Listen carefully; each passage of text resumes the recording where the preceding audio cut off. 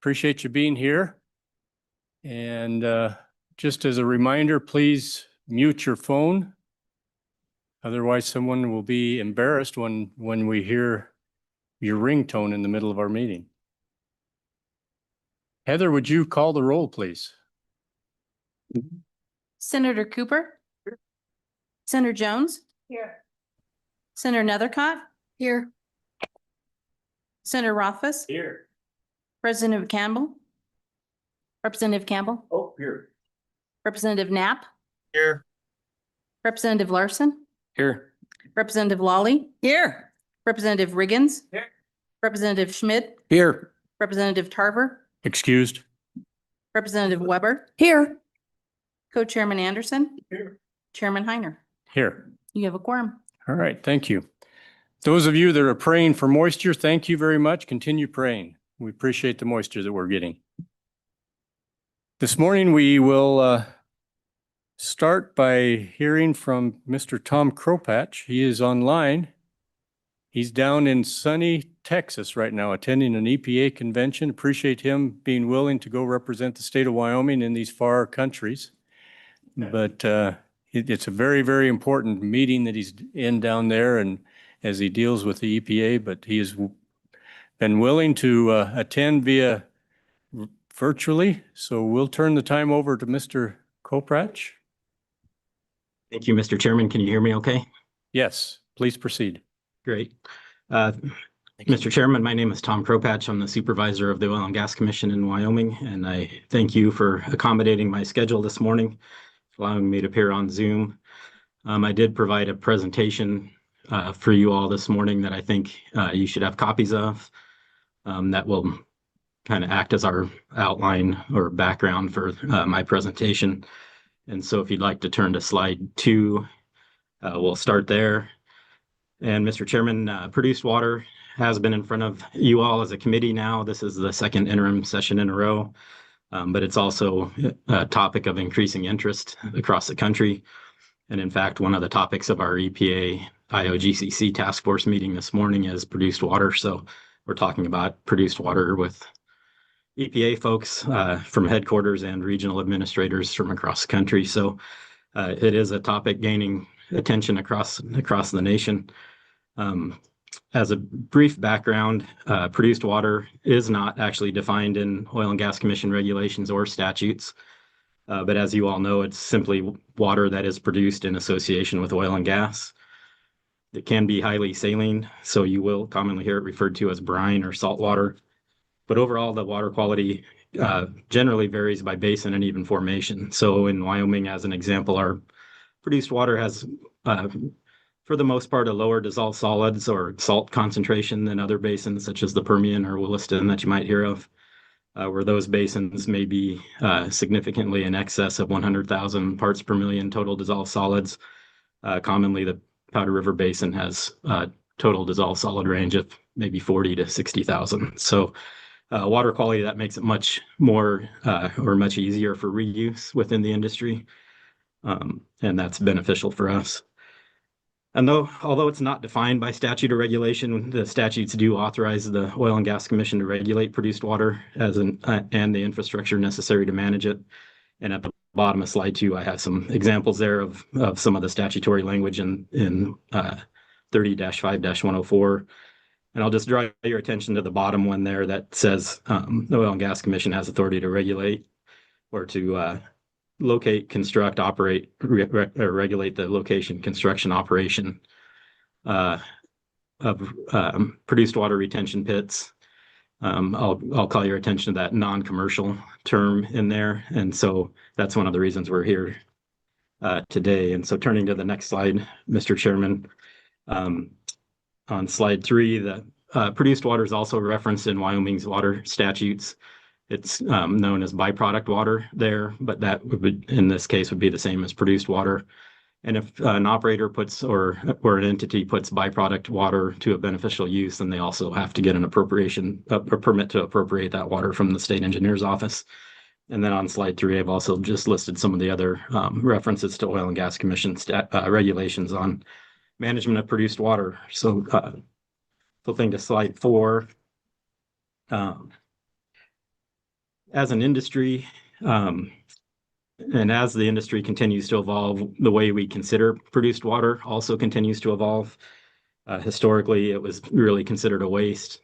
You could inject it for enhanced oil recovery purposes, but otherwise disposal was the option that you really had to manage produced water. But technology changes within the industry allows this water to now be reused, and not just for reinjection, but also for exploration and production activities like hydraulic fracturing or other well stimulations. And there's also increasing discussion, especially on a national front, about reuse of produced water for uses outside of the oil and gas industry. I'll call them uses such as agriculture or cooling water, water for construction and other activities. These uses actually add quite a bit of complexity for produced water reuse. You've got to match the treatment technology with the water quality that you have. You've got to also match that then with the requirements for whatever use you want to use it for.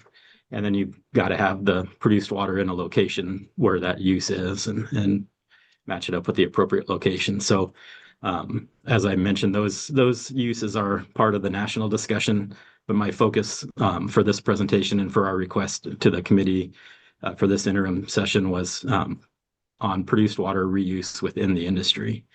And on the next slide 5, we'll start to get into why we have this request.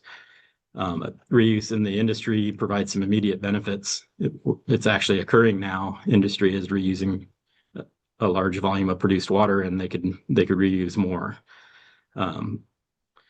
Benefits of reusing produced water include reducing the volume of fresh water that needs to be used for hydraulic fracturing and other activities. It saves that water for other uses. Reduces disposal volume, which allows the extension of that disposal capacity, and it can reduce cost of the exploration and production activities and makes Wyoming basins competitive with other areas. There are some risks associated with produced water reuse, but if we appropriately manage and regulate those activities, then the risks and the impacts can be reduced if they were to occur. On the next slide, slide 6, getting to why we requested this as an interim topic. As I mentioned, we are authorized to regulate produced water reuse, treatment, storage, all those activities and the infrastructure required for reuse and disposal, but potentially not if an operator wants to transfer that water or share water between operators. Water transfers can increase the reuse by allowing operators who need the water to take it from other operators who have excess produced water. It diverts that excess water from disposal and allows the operator to take that's taking the water to need less fresh water for makeup water in hydraulic fracturing and well stimulations. But these water transfers can be considered commercial, and the current statute may not allow Oil and Gas Commission to permit those the required infrastructure for commercial operations. There is a cost associated with these water transfers. The operators who are accepting the produced water have to manage and treat that water, so they're likely to pass those costs on to the operator who's providing their produced water. And then there's also third-party companies water midstream companies who may manage and build out infrastructure in an area, and they're separate entities from the operators. So on slide 7, just for a little background, we have a cartoon illustration of kind of the oil and gas industry produced water reuse water cycle. Starts on the left side with water produced from oil or gas wells. That water goes through separation and potentially some very simple treatment processes like filtration or clarification. May be stored for some time in produced water storage pond, used in a well stimulation or hydraulic fracturing operation. If they need it, fresh water may be added for additional makeup water, and then eventually some or all of that produced water may be disposed of in a Class 2 injection well or disposal well, depending on the future drilling and completion operations for an oil and gas operator in that area. And on the next slide, as I mentioned, the Oil and Gas Commission currently has authorization to regulate all of those, or most of those pieces of the infrastructure of that water reuse cycle. We currently regulate the producing oil and gas wells, the produced water retention ponds, the drilling, the hydraulic fracturing operations, and the disposal wells.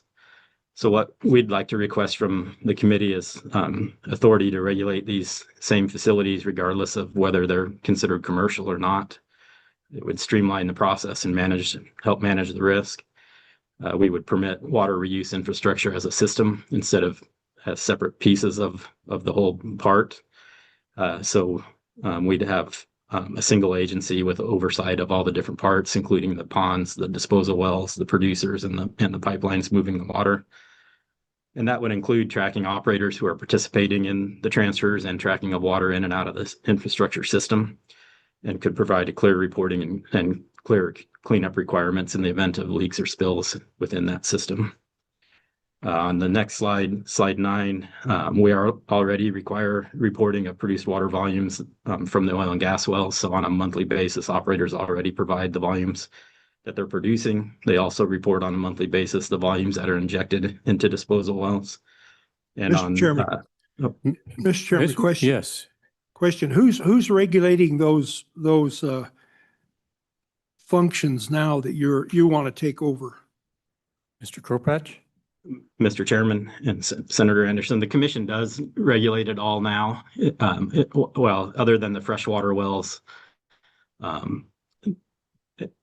in a non-commercial sense. So if an operator is reusing their own produced water that they generate from their operated oil and gas wells, and then store in their own retention ponds and reuse in their own hydraulic fracturing operations, or dispose of in a Class 2 well, then the commission does regulate all those activities right now.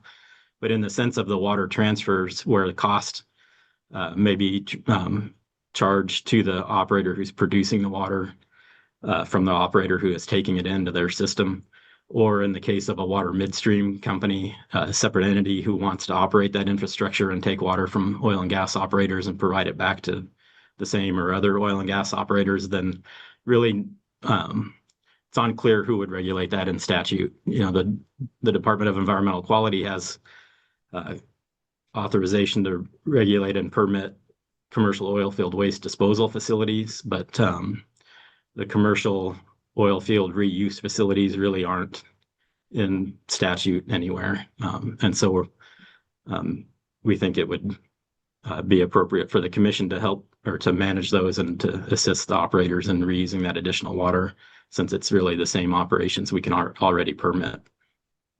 Thank you. Senator Ruffus has another question. Thank you, Mr. Chairman. Following up on Chairman Anderson's questions about kind of how it works now, as we contemplate a restructuring so that you would have oversight, there's a couple of things that I'm wondering about. Right now, I don't know if there's anything explicit in statute about liability associated with produced water outside of the fact that it's part of the traditional oil and gas operation. So the operator that's producing that water is going to have that liability associated with the production, I believe. If you were to separate it so that the water is now transferable for beneficial use, and maybe you have a midstream water producer, or excuse me, a water manager, I guess we'll call it, how would you anticipate managing liability associated with that water under statute? Is that something we would have to create in new statute? Is sort of a follow-on liability associated with that?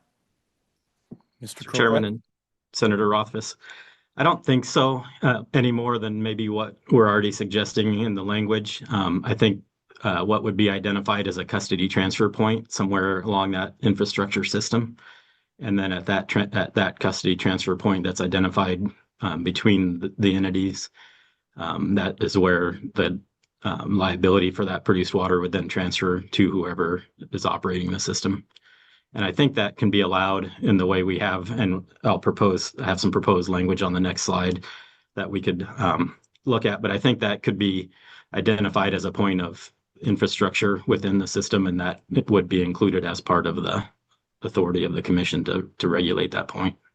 Question. Gotcha. You have follow-up, Senator? It's a different follow-up, so let's go to All right. the co-chairman. Co-Chair Anderson. Oh, yeah, thank you. So that transfer point, is that all processed water, or is that just just water out of the well? Mr. Kropatch? Mr. Chairman and Senator Anderson, that could be a mix of different types of water. It could be water that is coming out of various operators produced water from various production wells. Could be some water from a retention pond. If we're talking about just that custody transfer point, you could have one operator that is operating their own infrastructure, water reuse infrastructure system that then transfers it out of the entire system to a different one. So, I think there's a lot of potential there and a lot of different options, and it would just be a point that is identified in the permit for the system. Okay, thank you. Senator, I'll ask my next question on the next slide, so All right. I'll yield. Thank you. okay. Representative Lawley has a question. Thank you, Mr. Chairman. Thank you for being here, Mr. Kropatch. I know we're talking within the oil and gas space, but you mentioned on one slide outside the industry, and which I understand is a growing possibility. So I had two questions. One has to do with the idea of regulation of the space outside. So kind of for that outside of the oil and gas, how in your view would that be regulated? Or is there nothing really there for that right now, as other industries may see benefit in using produced water? Mr. Kropatch. Mr. Chairman and Representative Lawley. It depends on the use and who would regulate that. For example, agricultural uses right now, one common method of reuse outside the industry in Wyoming itself is discharge into waters of the U.S. through the Wyoming Department of Environmental Quality's pollution emissions discharge system, or pollution elimination discharge system. So they can discharge water with permits from the DEQ into waterways for agriculture and wildlife usage if they can show that it has a benefit there. So DEQ would regulate that.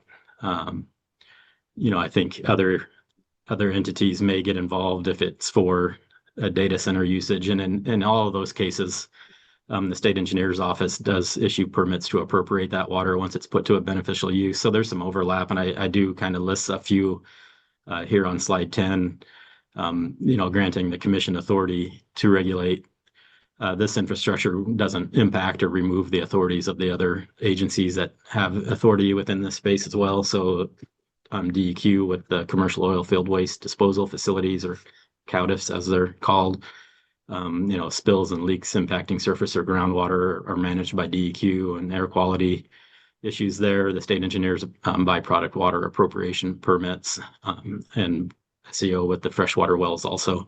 So I think there are potential uses, for example, if water was used for cooling water at a data center or something like that, I think that could be permitted through outside processes. But I would suggest that that is completely outside the commission's authority there as far as the downstream use, the outside use. We don't regulate those authorities. So, we'd be involved up to the point of some custody transfer of that produced water to whoever the outside industry would be. Follow up? Yes, thank you, Mr. Chairman. And this one is probably a difficult one, but could you in some way quantify for us, like at this point in time, about how much produced water kind of exists in Wyoming? And I know that's constantly changing, but can you give us an idea of the amount of water we're talking about that would fall in the category of produced or processed water? Mr. Chairman and Representative Lawley, off the top of my head, so this is going to be kind of a broad estimation, but generally about a little over 1 billion barrels of water per year is produced in Wyoming. So I think the largest produced water areas in the Bighorn Basin, and much of that water is recycled water through the EOR projects that they do there. So they produce it, re-inject it, For example, nearly half of that produced water comes from the Bighorn Basin. And then, all the other basins produce some. And in the Powder River Basin, there's, the unconventional wells don't produce as much water as our older conventional wells, so it's a significant volume of water that's produced in Wyoming. It's going down with the downturn of the coal bed methane industry. There is a large volume of water in that, but there is enough produced water in the unconventional wells in the Powder River Basin, for example, that operators could reuse a very large percentage of that total water. Thank you, Mr. All Mr. right. Chairman. No further. Yes. Mr. Chairman, Co-chair. Tom, this just seems like a natural for the DEQ. Why are we splitting this up between the DEQ and your office? Mr. Chairman and Senator Anderson, the way it would be done now, if it was commercial, and we would have to split it, what we're asking for is to have it all be at the Oil and Gas Commission because of, we believe it makes sense that, it starts with the oil and gas producing well, which we regulate. The produced water retention ponds, we already regulate if they're non-commercial. The disposal wells we regulate, and the hydraulic fracturing operations that they use this water in, we already regulate. So the only thing that we don't do is that we wouldn't do in that regard is a commercial retention pond. And so what we're really asking for is authority to regulate those commercial retention ponds. We'd also add in the pipeline system because I think those are a gap in the regulations right now or the statutes right now as far as pipelines that move that water around. And so really what we're doing is kind of consolidating all of that process at the commission, because it would make tracking, in my mind, it would make tracking the water easier. We know where it's produced from. We know who the operators are that are producing it, and we know where they're using it in the hydraulic fracturing operations. And then we know where they're disposing of it in the Class 2 wells. And so just adding the commercial part to it just simplifies that permitting and tracking process. We have a follow-up. Follow up. Tom, there's a water treatment plant up there by Lysite. Who regulates that now? Is that under you or the DEQ? No, Mr. Chairman, that is regulated by the DEQ because it feeds into their discharge system. So it's part of that discharge that they do there. It's my understanding that's not operational at this time. It hasn't been operational for quite some time. Thank you. Senator Ruffus. Thank you, Mr. Chairman.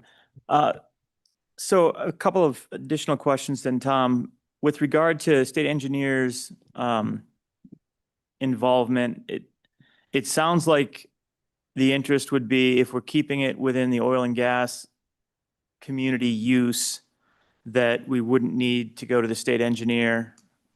But if it goes outside of your purview, at that point, we would end up using the state engineer and then work through other agencies. Is that kind of what you envision? So staying within the oil and gas operation, whether it's being held in a retention pond, going from one operator to another, it is basically within the system, so it does not require that state engineer use certificate, but would if it leaves your system? Mr. Chairman and Senator Rothfuss, no matter which use and who's using it, once that byproduct water is put to a beneficial use, it does require an appropriation from the state engineer. So even now, if an operator is using their own water, they do have to have a permit from SCO to appropriate that water. So that wouldn't change. They would still need to go get that approval from SCO and it wouldn't change no matter who's approving it, us or DEQ or anybody. The state engineer does have to issue that permit to appropriate the water for beneficial use. Okay. And Mr. Chairman, a quick follow-up on that. I guess I would just ask in this case, maybe a why. I understand it for most of the other operations, but for produced water staying in the oil and gas system, is there a particular reason why we require a state engineer to permit that reuse or reinjection or anything along those lines? Mr. Chairman, Senator Rothfuss, I think, again, for disposal or like reinjection for EOR, they don't require that appropriation, but They don't, okay. they consider the reuse for hydraulic fracturing operations or some of those as a beneficial use. And so then those and or the discharge to the surface water or something is considered a beneficial use. So those uses do have to have that appropriation from SCO. Mr. Chairman, I mean, that's what it says in statute right now, but I'm just trying to get at the philosophy and maybe someone else can provide a little color on that when we get to public testimony. I don't know why it would be okay without a permit to simply re-inject it or use it for a flood. That's just fine. But now if I decide I want to use it in literally the same field for fracking, now all of a sudden I need to get a permit for beneficial use of that water. I don't see why we would do that as a policy, but I could easily be missing something, so. Okay. Representative Campbell, do you have a question? And Yes, Tom, sir. Tom, what is your you got a hard deadline here for time. What is that? Mr. Chairman, we're starting in just a couple minutes, but I have a little extra time, so we can continue this. I think my testimony is almost over, so it's just questions that you all have, Okay. and I'm good with that still. All right. So recognizing he has a time constraint, Representative Campbell. Thank you, Mr. Chairman, and thank you, Director Crowpatch. I have a gentleman in my district that is looking at a process that I believe touches upon Senator Rothfuss's concern with liability and point of infrastructure, chain of custody, everything. Basically, the concept of this is they're looking at perhaps working in conjunction with the data center, taking production water, and through the heat transfer process that they're using, setting into system to where they can recover any hydrocarbons that are still recoverable out of that water, your light aromatics like benzene, toluene, xylene, perhaps oil potential. But they're also looking at using that heat exchange to purify that. I shouldn't say purify, to clear that water up to where it could be possibly potable. How would that fit in with the liability associated with the production, with midstream water management, chain of custody, and the point of infrastructure? Thank you. Mr. Chairman, Representative Campbell, that's a tough question. I'd probably have to have some conversation with some of the other agencies on how that works and where the custody transfer would take place. Ultimately, I think that is a point to be defined and a point also to between the two parties who, the producer and then the entity taking that water as to where that point would be. But I think the commission's role in that would end at that custody transfer point too, where, we regulate the oil and gas operators. And so wherever their transfer of custody occurs, I think our oversight of that would end at that point. Thank you very much, Mr. Crowpatch. No further questions. Okay. All right. Mr. Riggins, Representative Riggins. Thank you, Mr. Chairman. Mr. Crowpatch, it sounds to me like the reuse you're talking about, we're talking massive amounts of water. So enabled to move massive, our biggest cost to us is when we have produced water and we have to get a water discharge permit. If we want to dump it on the ground, we have to get analysis if we want to send to disposal. So it's more expensive for us to hang on to it, wait for that process to get it discharged locally than it is to put in a disposal well. So how can you retrieve? Well, there's no disposal wells that are close to where you want to use it. So where do you expect to find the largest source of water? Is it a transfer? I'll just use something like Atheon, where they make millions of gallons of water for disposal and transfer that product to another user that might benefit it from it in a flood if it's close enough to transport and have a method to transport. What do you think is the most profitable and efficient use of this produce water? Mr. Crowpatch.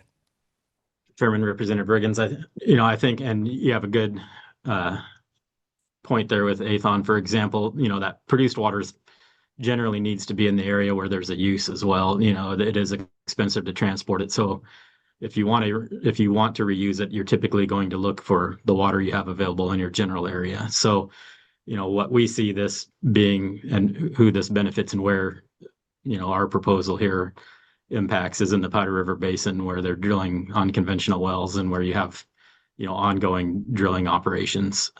So the operators in the Powder River Basin generally are the parties who are going to benefit from this. May have a little bit like in the Pinedale area, but there's only a few operators there. So the water transfers an example would be a larger company who has a rig or multiple rigs running throughout the year. They can use a lot of water. They're always needing it. Another operator who maybe only has a rig come in for a portion of the year, only drills a few wells.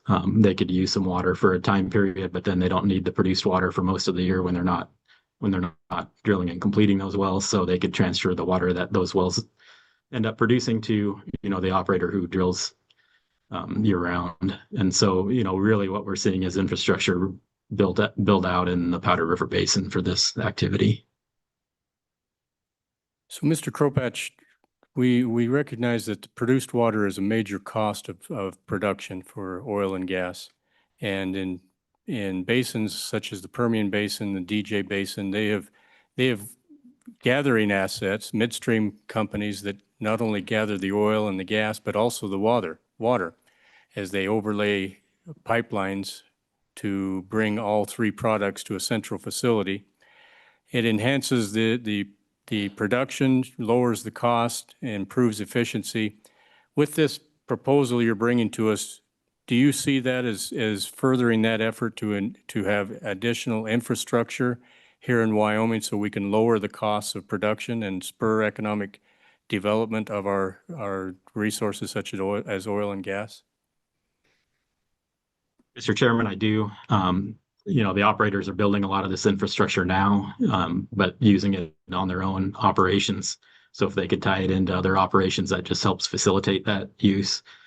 And, when an operator doesn't have enough produced water, they end up buying fresh water as makeup water. So there's a cost there. And then they end up turning around and just disposing of it. So, there's some benefits in that regard as well for not reusing all the produced water. But as these build out, it ends up reducing impacts, reduces surface disturbance because you can share that between operators instead of everybody, constructing on top of one another in their certain areas. So in the long run, I think the cost reduction and the efficiency gained and the fresh water saved is a benefit for the industry and keeps it competitive with other basins. Great. Please proceed with your presentation. I know you have a deadline. Yeah, Mr. Chairman, just one final thing there at the bottom of page 10. If the committee were to support this is some suggested language that could just be added into the current statute and in 30-5-104, Romanet 6. We could add Part C to that section of the statute that really is language that mirrors what's already in there for the non-commercial side, but it just would state location, construction, operation, and reclamation of all produced water retention pits, pipelines, and other infrastructure used solely for the storage, transport, and treatment of produced water, including the transfers of produced water for reuse related to oil and gas exploration and production. And we worded it that way just to make it clear that it's not a commercial disposal operation. They can't use those retention ponds as disposal ponds. It keeps some of that language clear from what DEQ does have authority for with the CAUDAs. But it really just, if they're using it solely for reuse within oil and gas exploration activities, then the commission would have the authority to regulate that infrastructure and permit that infrastructure. And that, Mr. Chairman, is my presentation. Okay. Any other questions for Mr. Kropatch? Representative Lawley has a question, Tom. Thank you, Mr. Chairman. Tom, just real quickly, again, a little bit out of the oil and gas space, but in the energy space. Are you aware of any work being done currently looking at taking certain produced water and extracting rare earth minerals out of it as part of a kind of cleanup operation, but to basically capture those and then have a sort of different product, a more cleaned up product, but with the financial incentive of collecting rare earth minerals? Are you aware about that? Can you share a little bit about that? Mr. Chairman, Representative Lawley, I am aware that Department of Energy is doing some studies in that regard. I'm not sure where, one of the areas of real produced water issues in the United States is the Permian Basin.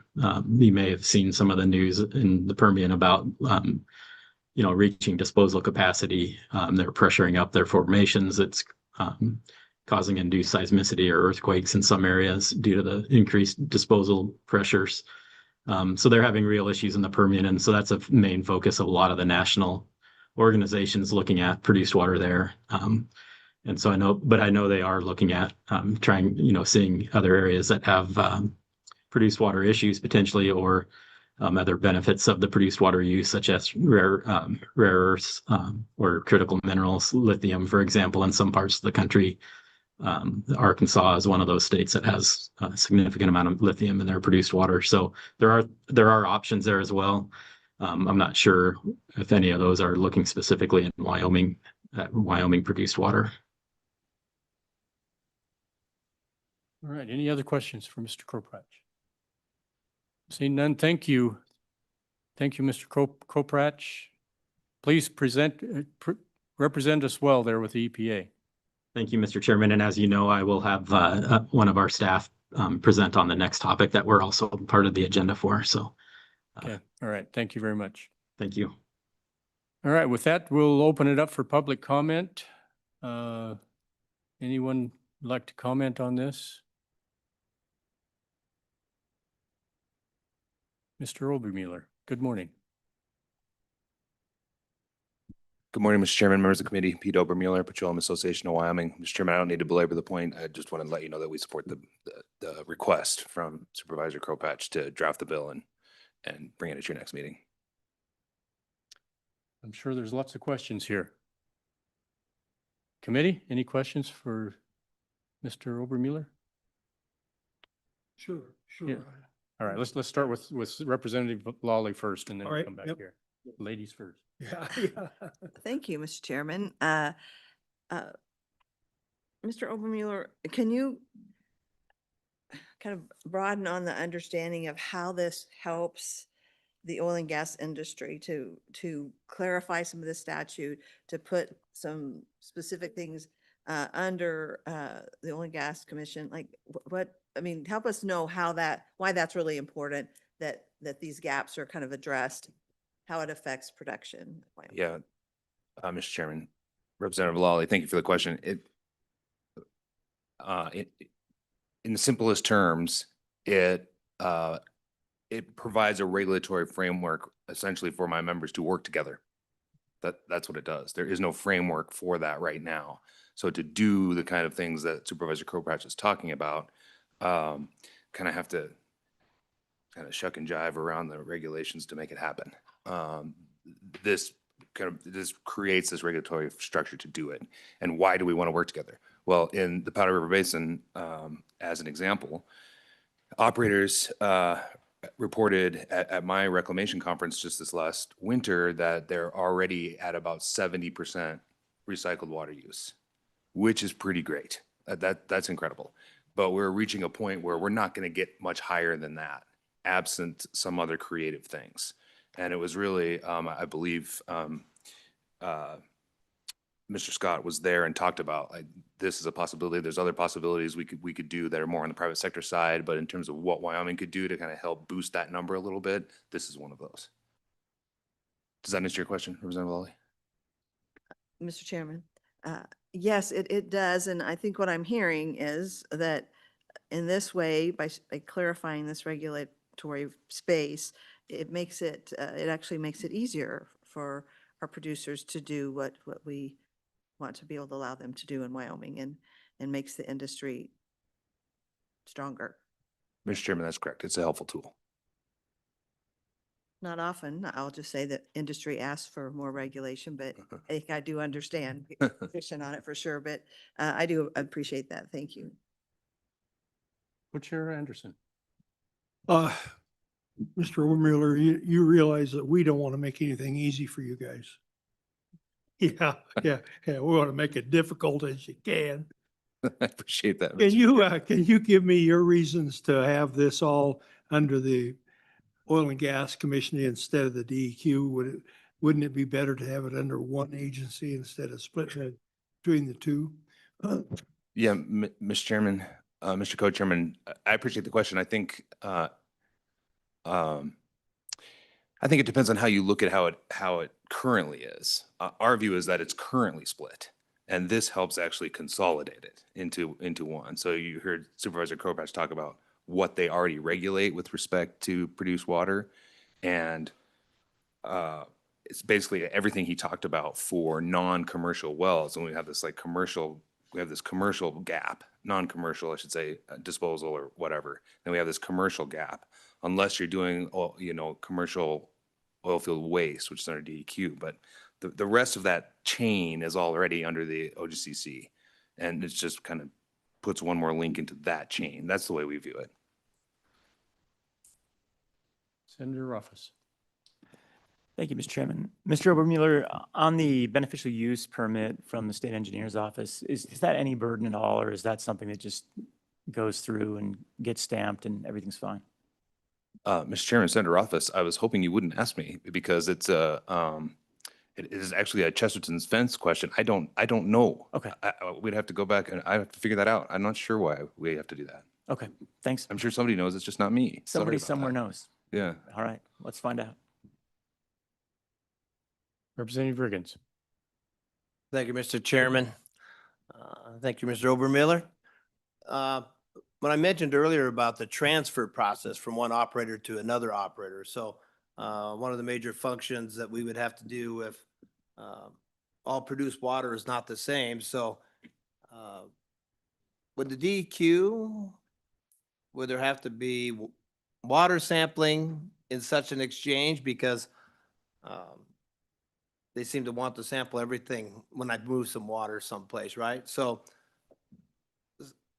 are we complicating? Is there a process right now where a producer, if I have produced water and I want to give it to another producer, is there a process now that that happens under, and are there any current rules if it does happen? I'm not even sure that it does happen because like I said, it's the storage is wasting my storage when I have to have produced water waiting around to get of enough quality to discharge. Or to transfer to somebody else, I would think you're probably going to have to go through a little bit of that same process. And who's going to be the person that determines, okay, yeah, you can transfer that? The Oil and Gas Commission, if we make some rules like this? Or will they be wanting to test the water before it goes from one operator to another operator? Thank you. Mr. Chairman, thank you, Representative Riggins. I don't think I can answer your question fully. I don't know about what sort of testing would be required, if any. We can certainly talk about that further. In terms of whether it happens now, there have been some, I guess you could call them kind of pilot projects, sort of exploring this, and that's kind of when we realized we didn't really have a regulatory structure to make it happen. So it is happening, but just on a very small basis. If this legislation, this suggestion were to pass, then yeah, OGCC would be in charge of figuring that out. Whether they're going to do testing on that, I can't answer that question right now. I'm sorry. Follow-up. Thank you, Mr. Chairman. I could probably see it if we're in a location where there's a lot of drilling activity going around already and you time it right. You could probably transfer product from, as long as you're not moving it 100 miles, you could probably some benefit to that. I suppose otherwise they're using fresh water that they're bringing in. So that part I could understand maybe being some benefit to this, but I don't want to have another regulatory agency overlooking this. It's just building up upon it, these produced water issues. So I don't know if that's what would happen, be conflicts between the DEQ, and then we're going to have federal, depending where you're at, some federal oversight maybe you'll be, I won't say conflicted with, but you'll have to address. So I would imagine that would be the case. Mr. Chairman, that is an evergreen statement for sure. All right. Representative Campbell. Thank you, Mr. Chairman, and thank you, Pete, for being here today. I have the same question for you pretty much that I had for Mr. Crowpatch. Is your clientele are they looking ahead to where we can view this produce water as a potential revenue source, as a potential commodity? And with that in mind, that is where I come back, and Senator Office had touched upon it, and Representative Lawley as well. But that's where it becomes a commercial product. What is the custody transfer point as far as Is this a midstream water management issue? Who assumes the liability associated with the production and the product? What's the chain of custody? I know you don't have any answers, sir, but I'm wondering if perhaps your clientele is looking forward, because while I understand that probably 70, 80% of that water is recycled, that other 20% has a high potential for marketability. So I would like you to have an answer moving forward with that, please, sir. Mr. Chairman, Representative Campbell, I appreciate it. You're right. I often have no answers. But on this one, I should say, let me just clarify on the 70%. What I was referring to there is in terms of the need for and use of water as a whole for operations, 70% of it is recycled. The rest of it is still fresh water. So that's what I was referring to in my answer to Representative Lawley, is trying to bump that number up as much as we can to use as little fresh water as possible. So that's what I was referring to there. To your question about do we view it as a commodity, I think the answer is yes already. That because the more that we can use it and the more we can bump up that number, the better it is for our own economics of producing a well, for sure. And I don't want to, I'm not going to speak on behalf of Acting Director Quillen, who I know is here, who, is at School of Energy Resources, who is overseeing a center of excellence about produced water. And they are, in fact, looking at pulling rare earths, how to pull rare earths out of produced water, among other really cool stuff. If you want to be wowed by that, then Acting Director Quillen can come up and do that for you. But that is absolutely. Okay. Seeing no further questions. Thank you, Mr. Thank you, Mr. Chairman. Appreciate it.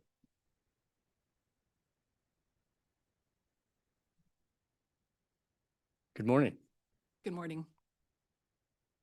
Mr. Chairman, Jennifer Zingman. I am the Water Quality Administrator for the Wyoming DEQ. And just to elaborate on a few points, first, this is a subject that Director Kropatch and I have discussed in terms of respective roles and responsibilities. We certainly support water reuse and agree that what Mr. Kropatch is proposing stays within what's anticipated with the statutory authority for oil and gas versus DEQ.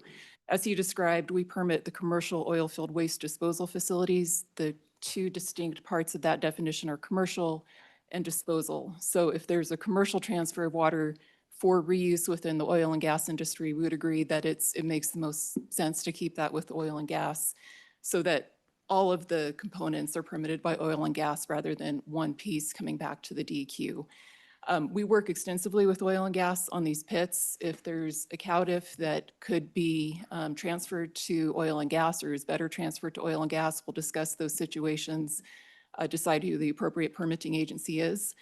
I'd also like to note that both of our permitting requirements are fairly similar in terms of the standards we require for design and construction.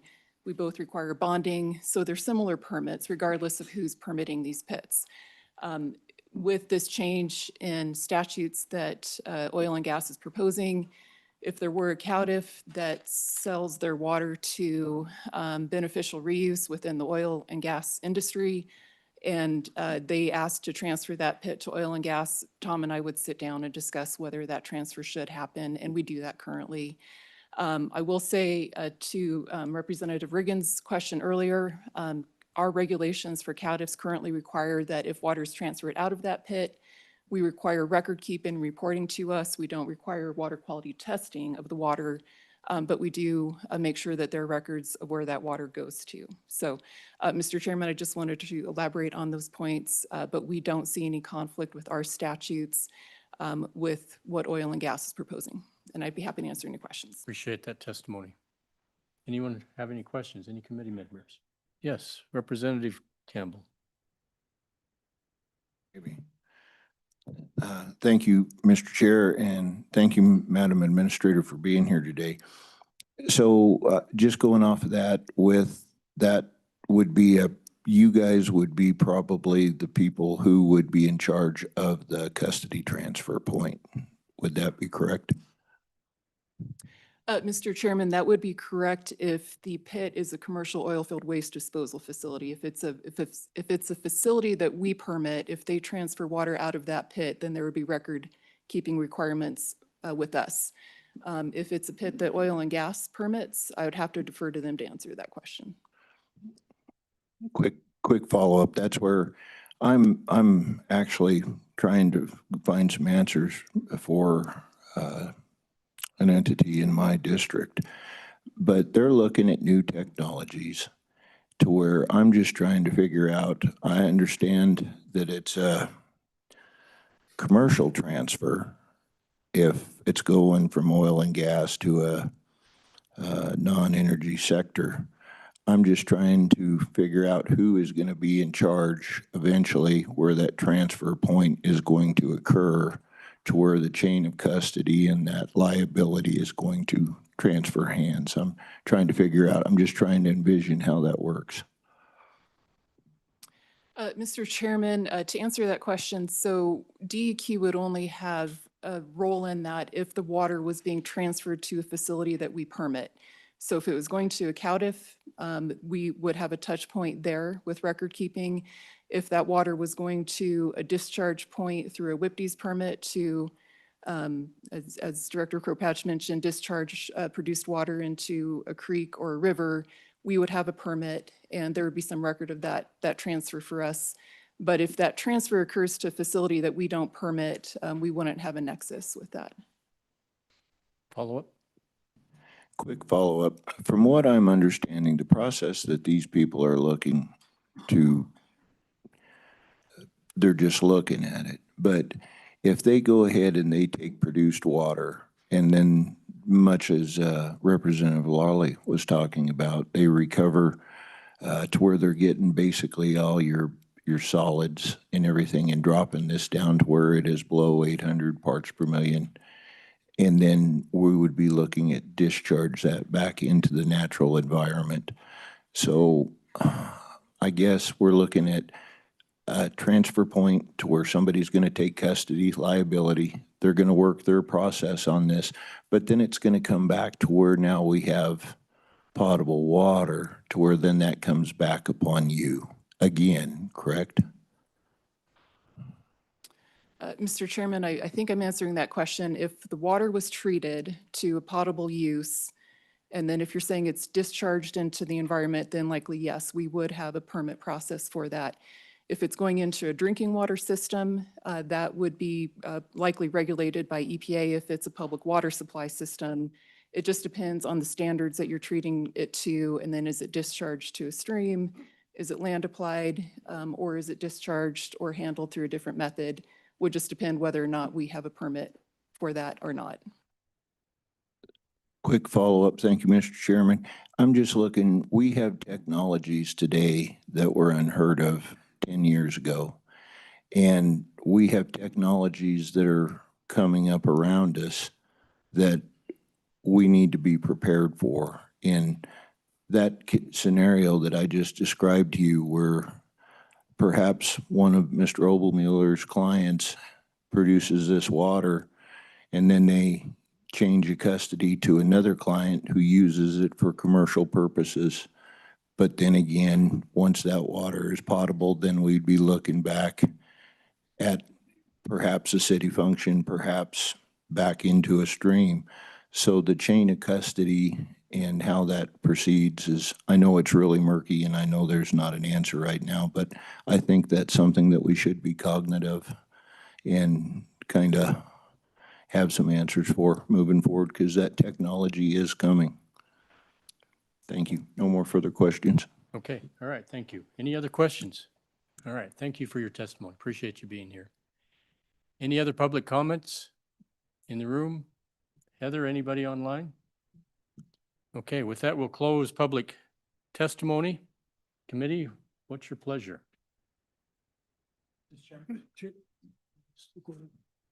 We've got three here. We'll start with Co-Chair Anderson. Mr. Chairman, I would move that we have the LSO make us a bill to take care of the OGCC's needs. All right, do we have a second? seconded by Representative Lawley. Discussion.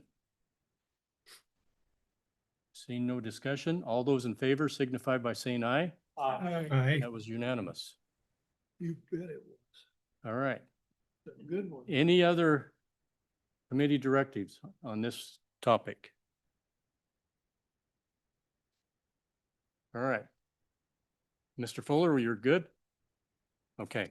We'll move on then to our next topic, energy dominance and expansion. And we'll start with LSO. Mr. Fuller. Yeah, Mr. Chairman, members of the committee, I'll just give a brief overview of the two bills that are relevant to this topic that were enacted in the 2026 budget session. First, 2026 House Bill 120. This is 9-02 in your online meeting materials, Energy Product Reclassification and Sovereignty Act. This bill creates the authority for the establishment of industrial sovereign zones that allows for certain tax exemptions and certifications for natural gas related products that are created at facilities in these zones. The bill defines various terms, including manufactured product, which is natural gas that undergoes a substantial molecular transformation in Wyoming to produce a new product. In this bill, 920-202 is created and provides that the Board of County Commissioners can nominate an area as an industrial sovereign zone, or counties can jointly nominate an area within multiple counties as an industrial sovereign zone. Each county must adopt a formal resolution that approves the nomination of an industrial sovereign zone. Nominations must include the area, evidence of access to natural gas, and information for the Wyoming Energy Authority to assess suitability. Then the Energy Authority is required to establish an industrial sovereign zone if there's an opportunity for the production and distribution of these value-added manufactured products involving natural gas. The Energy Authority can modify boundaries, but cannot enlarge a zone unless the county formally consents to the enlargement. Then the following would apply to the establishment of industrial sovereign zones. So any person seeking to establish a facility within one of these zones may apply to the Energy Authority for assistance in establishing that facility and is eligible for an expedited permit process for any permit that's required through the Department of Environmental Quality. Then, if a facility is established within an industrial sovereign zone, machinery that is sold or purchased for use in the facility is eligible for certain manufacturing sales tax exemptions. 92203, also in the bill, which is created, requires the Energy Authority to establish standards for certification of any value-added manufactured product. This certification would provide that the product is a gold standard Wyoming product if the producer of the manufactured product demonstrates that the product is produced with not more than 0.2% methane intensity. The use of any of these certification standards is strictly voluntary, and the Energy Authority may collect fees on an annual basis from participating producers in this certification program, but those costs or fees that are charged can exceed the cost of administering or providing that certification. And then the Energy Authority may suspend or revoke a certification if a recipient fails to meet all of the requirements that the Energy Authority establishes. In 3511-109, this is existing statute, a new paragraph is added to require the Director of the Department of Environmental Quality to establish an expedited process to issue all permits or licenses that are required for the establishment or operation of a facility within an industrial sovereign zone. This expedited process or permits shall be prioritized ahead of all permit applications and expedited to the extent that any primacy that the department has gained over regulation of certain federal items isn't adversely impacted, or there's a reduction in public health and environmental protections. The issuance of licenses under this expedited process shall not be unreasonably delayed. And the language also authorizes the director to establish a pre-permitting process for these projects. Then, and this was discussed, Mr. Chairman, yesterday a little bit, but this bill in 3512-119A provides exemptions from industrial siting. So these non-mineral processing facilities in the industrial sovereign zones are exempt from the payment of fees and certification procedures under the Industrial Siting Act. But certain information that's normally part of the application must still be provided to the Industrial Siting Division. The bill also provides that the Energy Authority must administer these statutes involving the industrial sovereign zones, and the Energy Authority may take any action necessary to encourage the production of these value-added manufactured products. There's also an amendment in the sales tax to provide that the sale or lease of machinery to be used in an industrial sovereign zone and used directly and predominantly in the production of manufactured products is exempt from sales taxation. Then the bill provides that if nominated, the Energy Authority shall first consider establishing an industrial sovereign zone in the area of the Opal natural gas hub if the Energy Authority determines that the price of natural gas there is reduced compared to other sales. There's an appropriation of $180,000 to the Energy Authority to implement this act. With that, Mr. Chairman, I'm happy to answer questions on this bill. All right, thank you, Mr. Fuller. Any questions for LSO committee? Seeing none? Okay. And then, Thank you very much. yep, and then, Mr. Chairman, the next bill, 2026 Senate File 123, the Wyoming Energy Dominance Fund. And this act creates the Energy Dominance Fund, an account that is to be used for grants and loans for energy-related applied research, demonstration and pilot projects, and commercial development projects. There's a couple of conforming amendments to the Energy Authority to provide that the Energy Authority could expend funds from this Energy Dominance Fund. The source of funding for the fund amends the distribution of certain severance taxes. So for fiscal year 2027, so this upcoming fiscal year, a certain amount of severance taxes that are in excess would first go to the Energy Dominance Fund in an amount up to $105 million. And then after that, it would be half to the Permanent Mineral Trust Fund and the Common School account. And then starting fiscal year 2028 instead of 29, that distribution, no more distributions to the Energy Dominance Fund. It would be 2/3 to the PMTF and then 1/3 to the Common School account. Section 2 of that bill has findings, and then Section 3 creates this Energy Dominance Fund. The funds in the account are continuously appropriated to the Energy Authority to provide grants for private or federal funding for projects related to Wyoming energy needs, although no grants can be issued for wind or solar projects. The grant funds must be in a 1-to-1 ratio match, at least 1-to-1 ratio, and matching funds must be secured before grants are awarded. In-kind contributions are not eligible, nor are prior capital contributions that are made before applying for funds from the Energy Dominance Fund. And then second, the Energy Authority can provide loans for projects related to energy needs, similar conditions to the grants, no wind or solar. The loans can't be longer for 10 years. Interest rates is 1% below the effective federal funds rate, but not below 0%. Energy Authority is required to create an application process with one application cycle at least every 4 months. Recipients of grants and loans from this fund have to meet various reporting requirements. The Attorney General has to provide an opinion that certifies the legality of each transaction from the Energy Dominance Fund. And then there are conditions for expending these funds, including the Energy Authority is required to notify Management Council, the Joint Appropriations Committee, and this committee of all proposed expenditures at least 30 days before the expenditure is made. And then Management Council shall review and make recommendations on these expenditures and do so by a majority vote. This section is repealed, so this Energy Dominance Fund will be in effect and in operation until December 31st, 2028. And any remaining funds from that $105 million would revert to the Permanent Mineral Trust Fund reserve account. With that, Mr. Chairman, happy to answer questions on that bill as well. Members, committee? Yes, co-chair. Mr. Chairman, I'm looking at that paragraph 7. What's different in that than is in paragraph 5 there with those funds deposited equally? Says the same thing, doesn't it? This is on Yep. Page 2. Page 2 of the bill. Yep. So Mr. Chairman, just for context, this is the distribution of certain severance tax funds. So paragraph 5, as amended, would be through fiscal year 2026. And those are equal distributions to the Permanent Wyoming Mineral Trust Fund and the Common School account.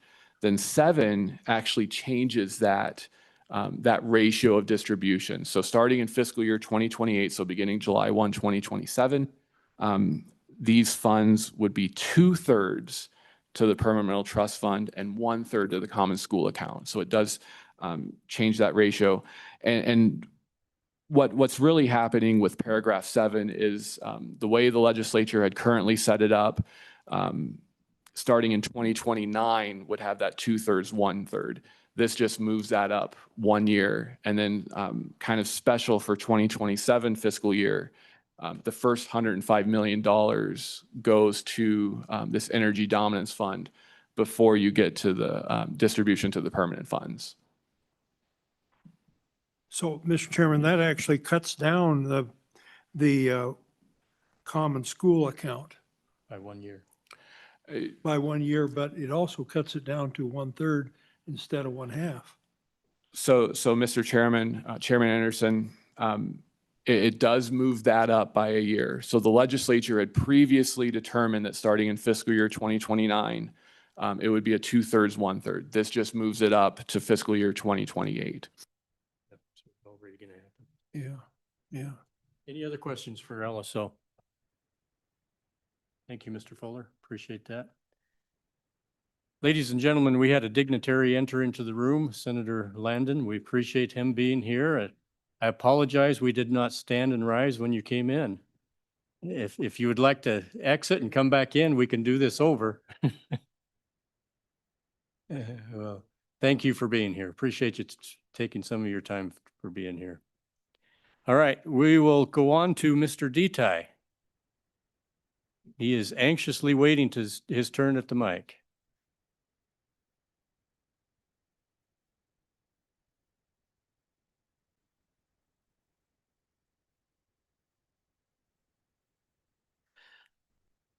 Good morning, Mr. Chairman, members of the committee. Hello, everybody. Good morning. I asked Jason to come up and join me. Jason represents one of my member companies that is mining gold and also copper, which is a critical mineral. And as we talk about the energy dominance concept and going forward, I think he's got some pretty good input going forward. So, when we talk about energy dominance, it's a pretty big term. And I think what the body did in the last session was really kind of lay some groundwork as to how we can start moving on some of this stuff. And we do have a time window, and I think there's a sense of urgency. And what I look at energy dominance, and I think, coming from out of the administration, it's energy, generating energy. And there are a lot of components to generating energy. We have a significant demand issue. I think data centers are a good thing because in order for us to get our stuff out of the ground, we can get it out of the ground, but it's got to go somewhere. And that is energy. That's where it goes. So those are customers. When you look at the projected demand, we do not generate enough power in this country, and that's got to change. So we've got this direction from the administration and now at the state level to kind of dovetail in and work on that. I think we've got a really good framework. And I think what I was going to start off with, Mr. Chairman, if you would indulge me, we're looking at some of the hurdles that we face right now and that we still need to clear out before we can start moving some things. At the state level, we have a pretty good regulatory agency that we work with. The Environmental Quality Act helps keep our quality of life here, and the agency, the Department of Environmental Quality, is charged with enforcing that. And we have a very good working relationship with the agency. Just as an example, when we talk about regulations or guidelines, we have a framework between the industry and Director Parfit's team to sit down at the table, and we meet on a fairly regular basis to address those issues and try to get things better to clear the regulatory hurdles for industry. Bonding is always an issue. We always have companies that are going to chirp about being over bonded.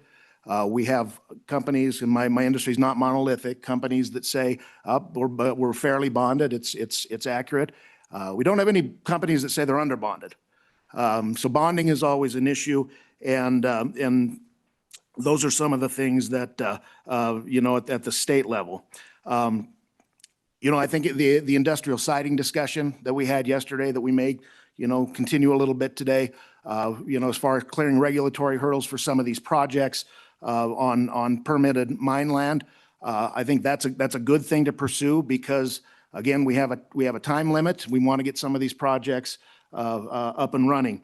And, when we talk about those projects, we have coal companies that are exploring options to do coal to rare earths and, perhaps a large facility to do that.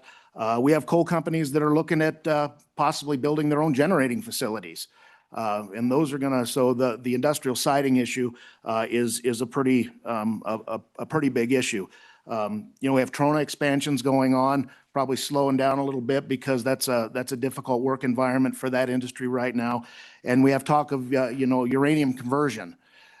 So the industrial siting thing idea is a good thing that needs to be pursued if we want to get some of these projects online in the time period that we've got. A lot of our problems and our hurdles are still at the federal level. And with coal in particular, the Wyoming Energy Authority did an excellent study. Kyle Wentland with their coal study. We're going to run out of coal. We're going to run out of coal the way we're using it today and the projected use in the future because we don't have enough coal leased.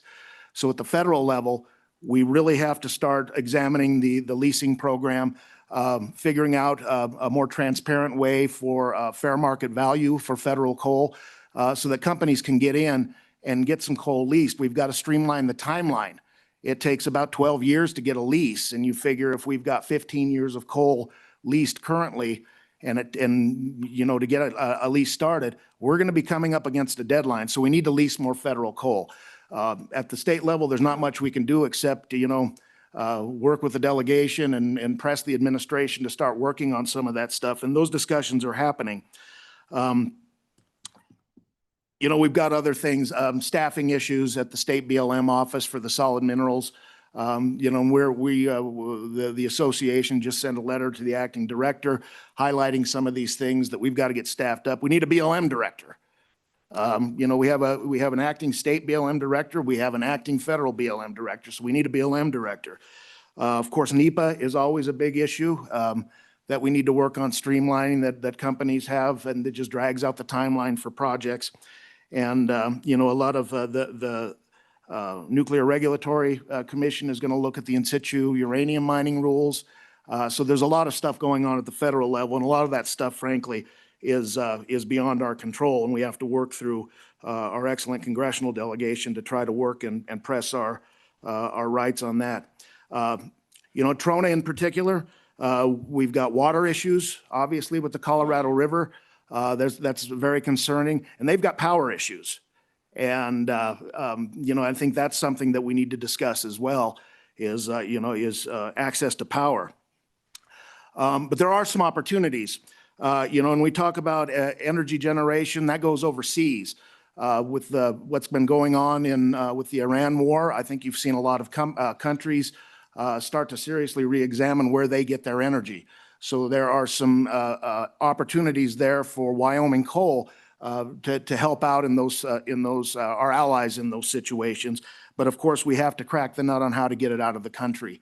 And the Trump administration has been very aggressive at looking at, trying to open up some avenues for our coal exports, in particular, the Port of Oakland, which there are some advantages there. And when we talk about how to allocate some of these energy dominance funds, there may be an opportunity at the Port of Oakland. The state of Utah has committed some money, and if we want to get some skin in the game, we have an opportunity to do that as well. And again, the activity from the administration, from the U.S. Department of Energy and Department of Commerce at actively trying to find options for that. They've been to Guaymas in Mexico. They've been to Oakland. They've been to Cherry Point, Longview, and exploring all these options to see how we can get some of those ports open so that we can get some of our coal out. And again, when you talk about energy dominance, I think exporting Wyoming coal falls under that purview. And I wanted one of the things that I wanted to hit on here, Mr. Chairman, if you would indulge me, there was some debate when the Senate File 123 was on the House floor. In the language, it hits obviously our energy minerals, oil and gas, coal, uranium, but we also included trona, bentonite, and rare earths and critical minerals. And there was some discussion on, well, trona, bentonite, they're more industrial minerals. Where do they fit in to the energy cycle? We heard a lot of buzzwords in testimony yesterday, and I'm going to drop one. It's a symbiotic relationship between our minerals when we're talking about energy.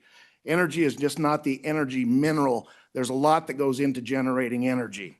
And our mineral sectors work together, and we provide the raw materials, and they have to go somewhere. So obviously, coal is generated for power. We burn it in power plants, and we provide reliable, affordable, and abundant energy. Uranium is used for fuel in nuclear power plants. And if we're going to meet our energy demands, we need Wyoming uranium in that fuel cycle. We need to build nuclear. Nuclear and coal do not compete. They will not compete. We need them both. And then for the others, our trona, which is mined underground, brought up, turned into natural soda ash, that's used in flue gas desulfurization and emissions controls. Regardless of the Trump administration, there's kind of a less of an emphasis on emissions nowadays. That's not going away, and we still need to work on emissions control. They're doing great work at the School of Energy Resources, and that is another asset that we need to keep getting the resources they need. But the emissions control is not going away, so we need Wyoming trona for that. Wyoming trona is used as a component in lithium batteries. In Wyoming, we not necessarily like to drive electric cars, but I guarantee you outside of our borders, I took a vacation to California so you guys wouldn't have to earlier. There are a lot of electric cars in California. So we've got to think about our markets as well.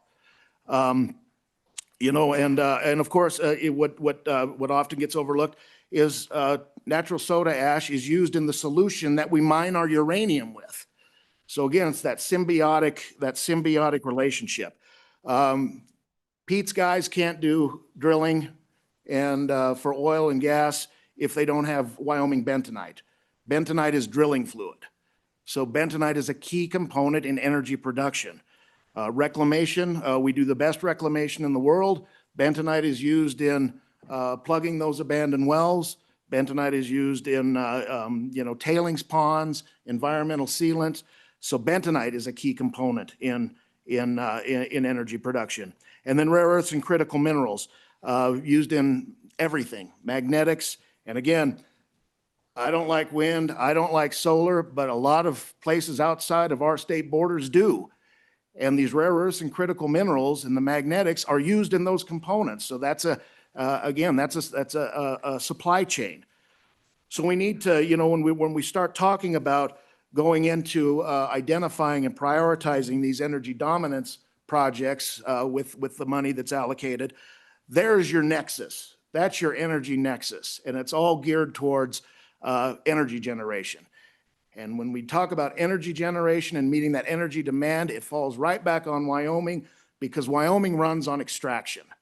If we want revenue, if we want jobs, we've got to keep pulling our stuff out of the ground, and it's got to go someplace. So I think that's kind of the big sphere when you think about energy dominance. When we talk about legislative action, again, I think from the discussion yesterday with industrial sidings exemptions, I think that should move forward. I think that's a good idea. Probably need to tweak it a little bit and work on it, but I think that's a concept that you can move forward with.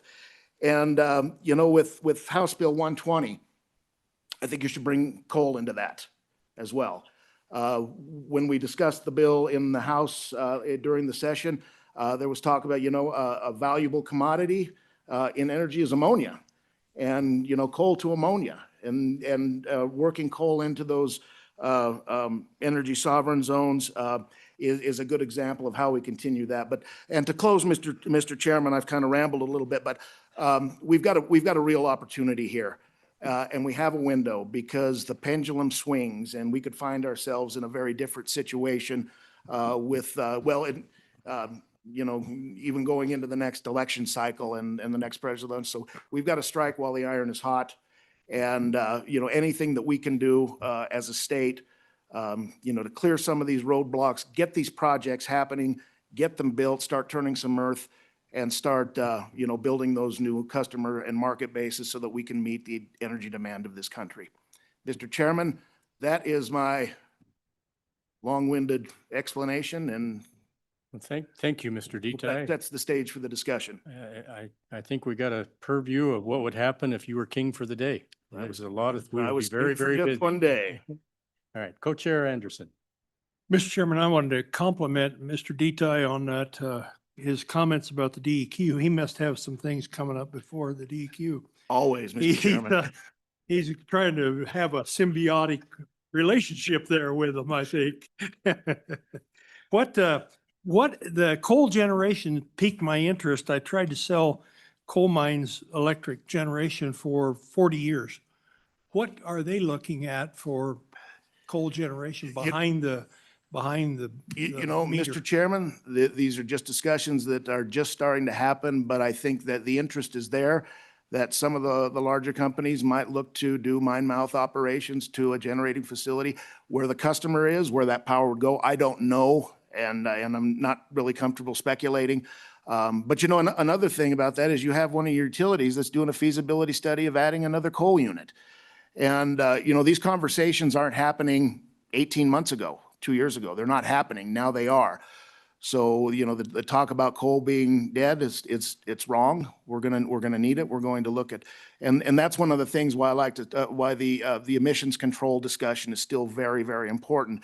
Because if we're gonna start building, a next generation of coal-fired plants, the emissions are going to be key. You're going to have to address the emissions problem. And, CO2 is a nasty word, but it's still going to be out there, and it could be back in the forefront here before long. So we have to keep the pedal on the gas on that sort of thing. Follow up? Yes. You mentioned the Guaymas, Mexico export facility. How's that looking? We've been looking at that for 30 years, I know of, and there is interest in it, and I think there's interest in it not only from the federal level, from the Department of Energy and Department of Commerce, but you have companies looking at it actively too and trying to figure out how to do it, because it's possible, but there are some hurdles. I don't think it's probably the best option, but then again, I'm not the operators that are looking at it. They're the ones that are going to make the decision to see if it can pencil out. I think Oakland is probably the fastest, the speed to market. But then you're also talking, when you're talking exports, you're not talking a lot of tonnage yet. But, 5 tons, 10 tons, 5 million tons, 10 million tons, that's more than we're doing right now. And, it adds up. And, but yes, there are companies, and the federal government is actively looking at Guaymas. Utah's looking at Guaymas. Wouldn't Guaymas be a bigger export facility than Oakland? Wouldn't it be maybe not 100 million tons? Mr. Chairman, they have to, Mr. Chairman, Co-Chairman Anderson, there's got to be some expansion, and there's got to be a lot of infrastructure work done. But yes, it would. Yes, it would. Symbiotic. Symbiotic. He's trying to figure out how to work that into his question. All right. Representative Lawley. Thank you, Mr. Chairman. Thank you for being here and for going to California so I didn't have to. I really appreciated that. So I'm going to ask this actually of Mr. Obermuller when he's up, but I'm focused on, I supported strongly, as you well know, this energy dominance bill for many different reasons. But one of the concerns I have right now is, how do we ensure that Wyoming has all the power they need? How do we do that? We know that we have our own, as a state, rising demand, and that's not a bad thing because we can meet the demand. But what would need to change in terms of how we structure things so that our needs are met first, and then we can help out the rest of the country? So that's just a theme I have about this issue of dominance, and that we make sure we're protecting the state of Wyoming. Mr. Chairman, if I could take a crack at that, Representative Lawley, I think Pete's going to visit with you about that a little bit, but if I could turn it over to Jason before we roll into Pete's presentation.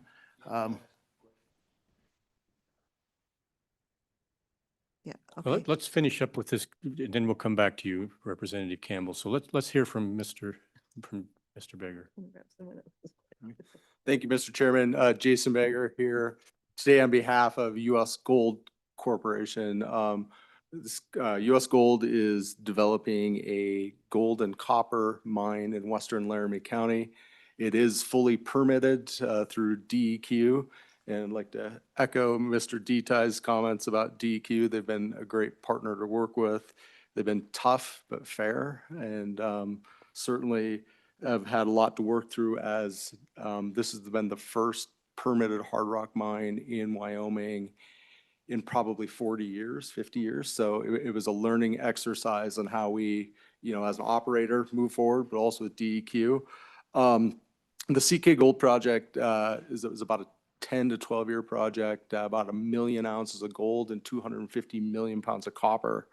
And kind of the copper aspect is really what kind of focusing on today. As we talk about energy dominance and a lot of these issues, we tend to focus on the core legacy industries, but there are definitely a lot of opportunities for the non-energy products to participate in things like, transmission lines, grid infrastructure, beyond just this project. I know there are a lot of other mineral deposits in the state, such as nickel and cobalt, that play kind of side roles in all of this. But what we found as U.S. Gold moving through, this 5-year process is a lot of the non-energy minerals simply don't qualify for the programs that the state has set up to try to advance some of these things. Over the course of the last 5 years, we've reached out on energy matching funds, told we didn't qualify. The WA industrial revenue bonds, told we don't qualify. The WBC loan programs, this doesn't really fit. Manufacturing's sales tax exemption doesn't really fit, whereas it does work for other mineral commodities. So, we've had great conversations with a lot of different offices and agencies, but have kind of been hit roadblocks as we've tried to find ways to, move the project forward. All of these metal projects in Wyoming, and U.S. Gold is probably the most advanced, they're small exploration companies that are trying to simply de-risk a project to the point where a larger company comes in and potentially takes it over or attracts, the big investment to move into an operations phase. And so, the big theme in all of this is they're trying to de-risk a project. Finding the resources, the easy part. De-risking comes in a lot of different forms. You've got technology, you've got the environmental, you've got financial risks. A lot of that stuff can be modeled, and frankly, a solution can be engineered. And in fact, U.S. Gold spent over $60 million de-risking to get through the permitting process. The other aspect in there that doesn't get talked a lot, and actually is frankly a little uncomfortable for engineers, is political risk. And that's a huge point of emphasis in the investment community, because we have seen in the past where countries have nationalized projects at the extreme end, but also in like Canada, for example, was they flipped between different, I guess, political parties up there that one day they have all the support and then the next day they don't. And it's a little lesser extent in the US, but certainly as people looking like, hey, US Gold, for example, is going to need $400 million to move into operations. And so, potential lenders and investors want to make sure that, hey, if somebody, a new governor or somebody comes in, that the ground game doesn't change. And so one of the things, as the company now is currently in the phase of securing that financing, is they're always asking, they're like, where's Wyoming at in your project? And so, a small financing stake or involvement in a program shows those investors that the state has skin in the game and is therefore committed to seeing this thing through. And it signals low political risk. Unlike other states like, North Dakota with the Bank of North Dakota or the Alaska Fund, those are state financing programs that often do participate, even sometimes just a very small aspect of financing. And oftentimes it's the money itself isn't what you need. It's the market signal that the state is behind you, your permits aren't in risk, and this project is going to move forward. So it's just a really powerful message that unfortunately our projects haven't been able to find that avenue to secure the state's involvement, even in just a little aspect. As I mentioned, it's fully permitted. We are beginning some initial infrastructure work, finishing up some compliance training and some issues with DEQ, but it's quite possible this summer we'll see the road being built, a lot of initial infrastructure as the company works to secure that full $400 million to order the long lead time equipment and move into production. But it's very plausible that in 2 years they'll be paying taxes. And so, one of the things that we want to point out is sometimes these big blue sky projects in Wyoming get all the attention, but don't overlook these short-term opportunities. They're definitely singles and doubles. As we went through our industrial siting process, the economic analysis was over $100 million in tax revenue to the state in form of severance taxes, ad valorem production, ad valorem property, the whole slate that every other mineral pays. And so it's a big revenue generator. And so definitely is opportunities there. So sort of the kind of our leave behinds for the committee is, we would ask that you leave language broad enough to capture the emerging industries or even the ones that may come up down the road that we don't even know exist. And also, maybe consider some funding mechanisms that can signal the market that there is low political risk and you do actually indeed have the support of the state. So, again, U.S. Gold has nothing but great things to say about the state of Wyoming and involvement in the people. We just think that there are some opportunities to kind of help projects like that move forward and get online sooner and secure better financing terms. So with that, I'd be happy to answer any questions. All right, thank you. Let's go down to Representative Campbell. Thank you, Mr. Chairman. I'm going to drop back from gold to House Bill 120 on, I would like to ask Mr. Detai, one of the problems that we had when we created House Bill 120 was statutorily we had limitations to allow us to include coal bed methane. One of the caveats for this energy sovereignty zone is a reduced price in natural gas gives the commissioners a reason to designate. Can you think of some reason to designate and a gather point to where that would be applicable for coal bed methane under this? Mr. Chairman, Representative, I deal with coal, not specifically the coal bed methane. I would probably have to kick that one to Pete.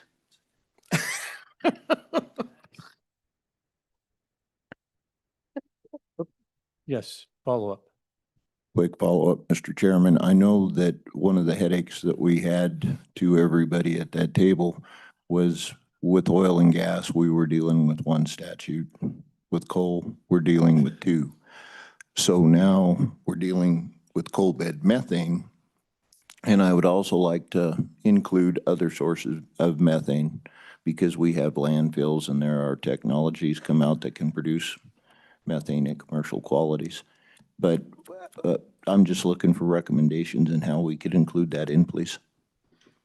Mr. Chairman, Representative Campbell, I'm happy to work with you on that to find some language. Happy to do that. Okay, Representative Lawley, did you get your question answered?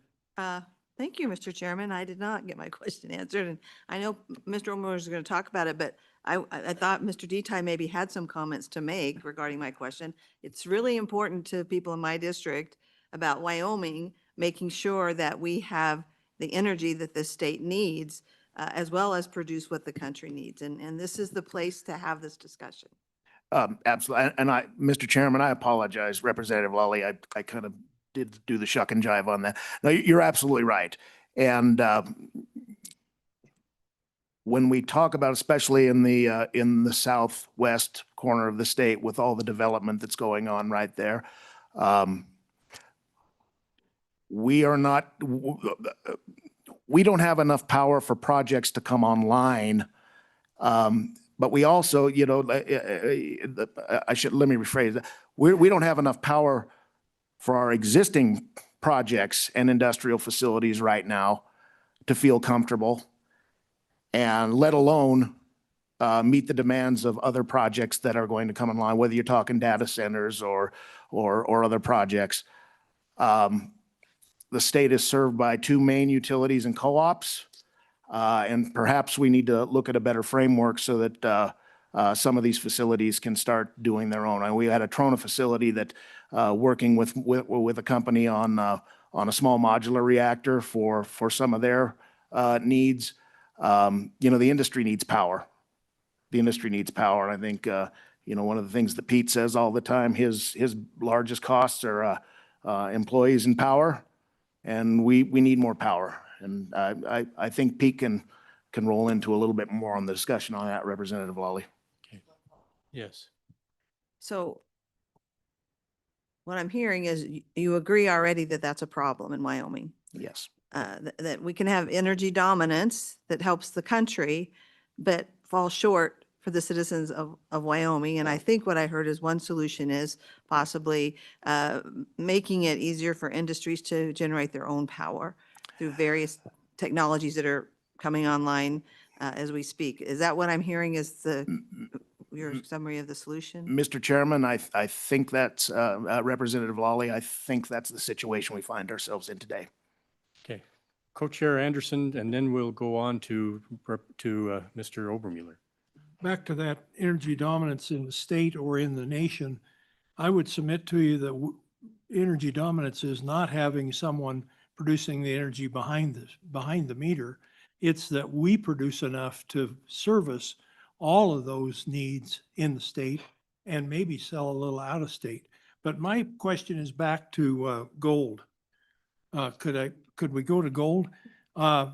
You stated that many minerals don't fit the current programs. And I would submit that maybe that's because we haven't had any gold or any of those kind of things on our radar screen for 100 years. And now all of a sudden we do. Is it that the legislation just hasn't kept up, or is it because we just don't like you? Mr. Chairman, Mr. Co-Chairman. Careful how you answer that. I would suggest the latter. No, actually, no. What we're finding is the legislature, I think, is incredibly supportive of advancing all sports. I think that the traditional focus has been on the core energy minerals. And as we're moving forward and trying to use the programs, frankly, a lot of the statutes are just so narrowly constructed where they're not allowing for some of this new stuff coming online. And so I think that probably is a real opportunity for the legislature, and certainly happy to point out specific areas within statute that have been stumbling blocks for us. But, I think there's broad support to moving forward, but just haven't been able to utilize those. Mr. Chairman? Yes. But you're saying don't make it so specific as just to gold or just to titanium or whatever, but make it for all minerals, huh?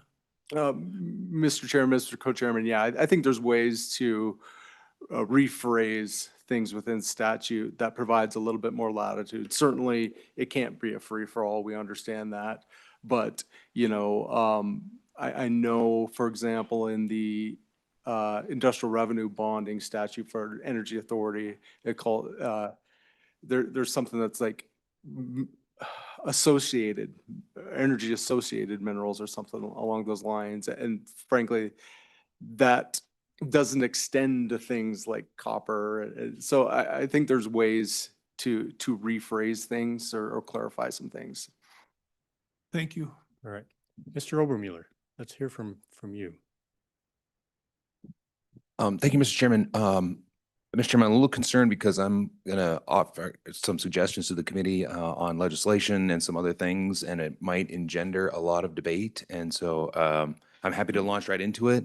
Also happy if you wanted to just take a break for a minute before I do that, because it's gonna probably be a minute. Let's do that. Let's take a 15-minute break. We'll meet back here at 10:30 for a long discussion. Thanks, Mr. Chairman.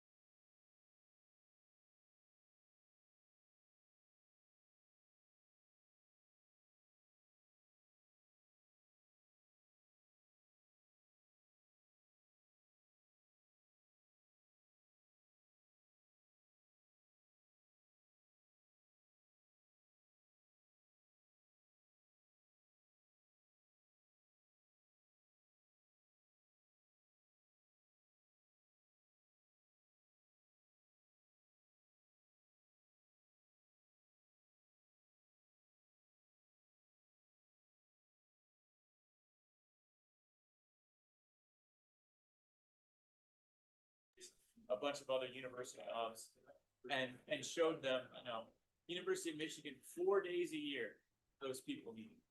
4 days. University of Washington had 6 days and 4 meetings. And Maybe we need somebody more charismatic to bring people back. Oh, it's just Pete. We don't need to come back for that. well,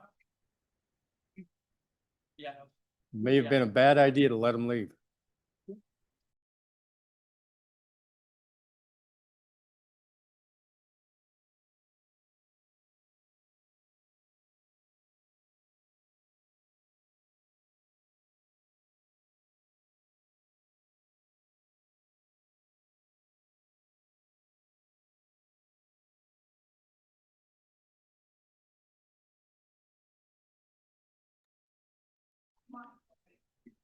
Can you whistle? Yeah. And we did nothing about it. Just read the report and we hit it someplace.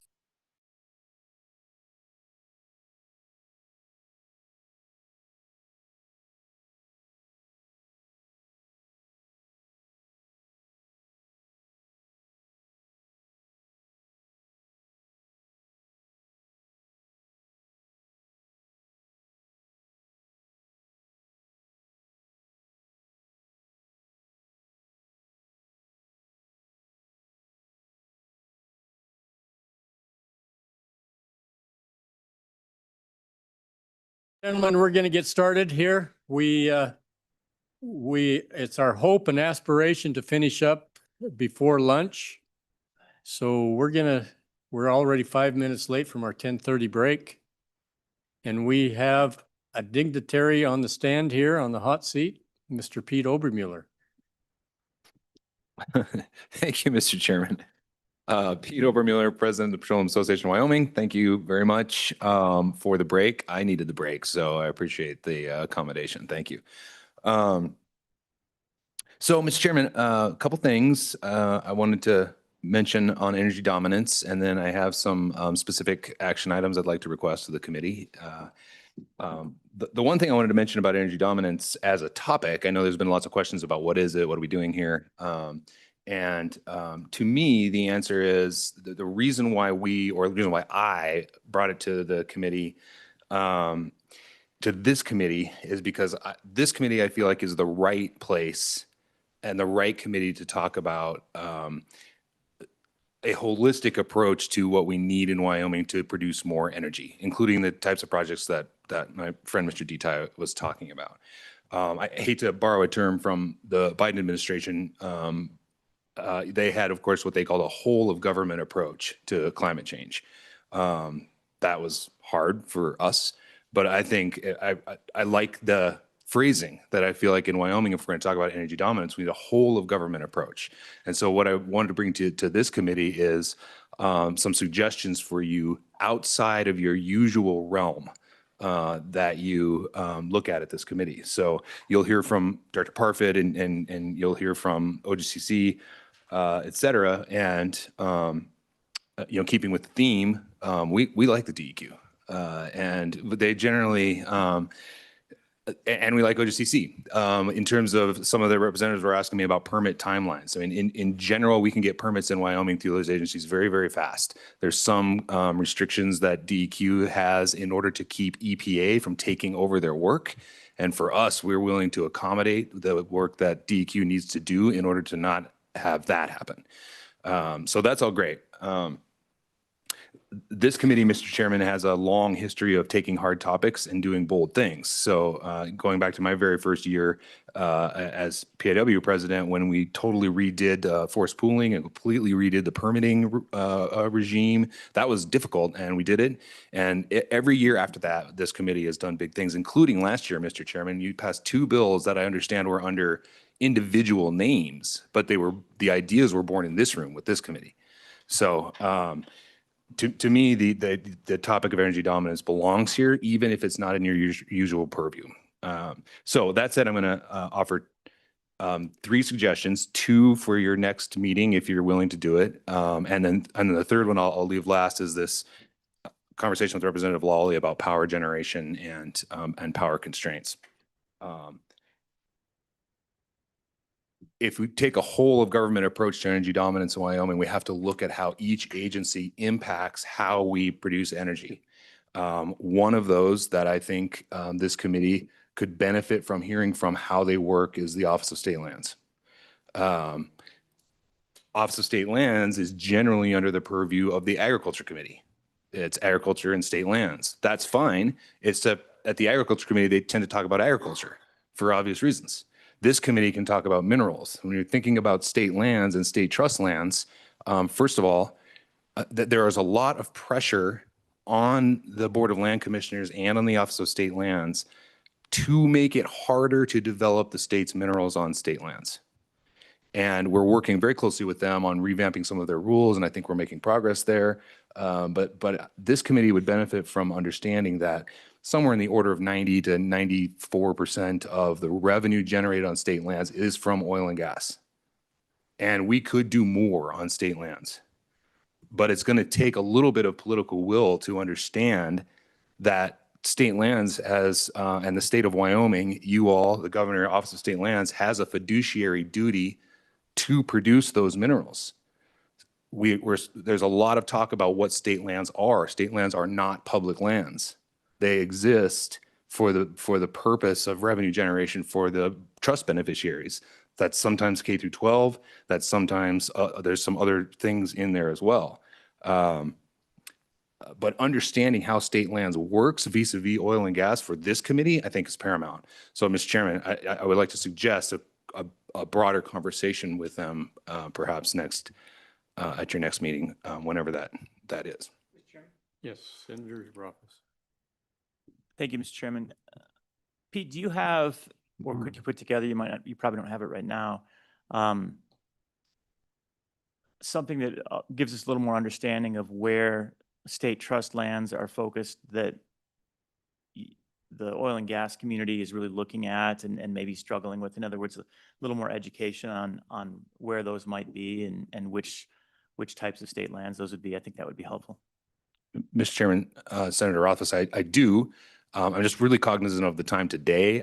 I could go through every agency and we could have this conversation. I'm trying to focus on the top ones. Let me just say, with respect to state lands, first of all, under Director Berry, they're very communicative. They want to move it in the right direction. And I think in this, you'll probably see some movement on a proposed revamp of oil and gas leasing on state lands. But we're working through the sort of what I mentioned before about these pressures to not produce on state lands. So we can certainly talk about that. For us, our sort of primary thing on state lands is it actually takes a long time to get approval on projects on state lands, wildly in some cases longer than the BLM. So Yes. I know you're trying to hurry through, but could you provide just a little more, one more layer of detail on? Yeah, Mr. Chairman, Senator Rothfuss, you mean in terms of why the timeline is what it is? Part of it is just structural. This Board of Land Commissioners only meets every other month. And so you start to walk back timelines for projects. And even if you hustle through the market appraisal and the back and forth of the permitting, and then you think you're all done, and then you missed the Board of Land Commissioners by a day, and then you're waiting for 2 more months, and so part of it is just kind of simple, silly stuff like that, and part of it is the oil and gas leasing rules for state lands were written when all of our production were vertical wells, and the horizontal well environment has changed how that needs to work. And so there was a lot of the delay was actually just born out of confusion of, well, do we fit under this do we need this special use lease, or do we need this thing? And who knows? And the office sometimes didn't know, or you'd get a different answer from different staff. And I'm not casting aspersions. There was just confusion because we didn't have the proper framework. And that's what we're working on this leasing rule. So I think they're heading in the right direction. I'm really not trying to be critical here of them. I think they really are. I just think this committee would benefit from understanding it a little further and to help improve our production on state lands. Okay. Mr. Obermueller, I've noted that down. Thank you. Thank you, Mr. Chairman. I'm gonna make one more suggestion on agencies generally outside of your purview, and then I'll leave it at just those two for now. The other one that I think would be a helpful conversation is for this committee is from YDOT, and specifically about the permitting requirements related to trucking, and even more specifically related to large, overweight, oversized trucks and the permitting regime around that. So think the rig moves. Rig moves are critical for us, of course, and the timing of those rig moves are really critical. And it is, in terms of our own energy dominance, it is a bit of an impediment to us in some cases. Again, not a topic this committee, usually that would go to transportation, and maybe that's the right place for it. I'm just suggesting, I guess I'm just suggesting that I think you all are a super committee as it relates to energy, and that you should have this Agree with whole, you, yeah, you should have this whole of government understanding of all these things. So, I wish we could be the umbrella that covers all the other committees, yes. yeah, right. Well, let's take that up with management council. So I'll just leave it at YDOT. There's other thoughts. I know, Mr. Chairman, what you're interested in is bold ideas, et cetera. And so that's what I'm trying to get at here with the whole of government look. So unless I can go further on YDOT, but I want to move on to the PSC, and that's really where the bulk of my conversation is. I will have that conversation with the Transportation Committee Okay. Chair. We may get accused of being out of our lane if we get into that, but I'll bring it up with them. Yeah. Yeah, good one. No See pun what you- intended. See what you did there, Mr. Chairman. Mr. Chairman, Yes. you know, the Transportation Committee is meeting right here on the 4th and 5th, and that subject is going to come up because we have some huge loads that we're moving across Wyoming that we weren't supposed to do 2 years ago, and now we're doing them. Mhm. So that might be a good one. Your rig moving though, you're writing all those permits yourself, just like we used to. I'm questioning why you're having trouble with your permits. Mr. Chairman, very recently, they've changed that process. And there's been some hiccups in how it's worked. Oh, okay, okay. And I mean, I should point out too, as an example, Converse County has had their own county permits for, truck traffic and rig moves for quite some time. Other counties are looking at that model to create their own county permitting process. Don't necessarily have trouble with that. I of course used to work for them. I understand their issues. We would be concerned with a 23 patchwork system of permitting. That would make it pretty tough. Okay.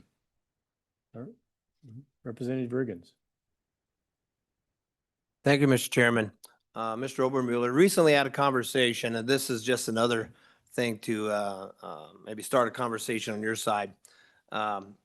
He's been 7 years of his location in Fremont County and water flood project, and I think it was 10 wells. And he's in his 7th year of the permitting process. I mean, they're right there. I don't know that much when you get to you've done as much as you can before you can really get going on the water flooding. And that's where they're at.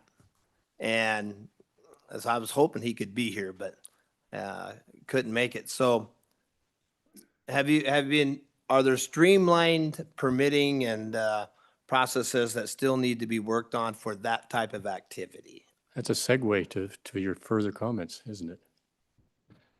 Yeah. Mr. Chairman, Representative Riggins, obviously I don't know the details, so I'm not sure what the hangup is precisely.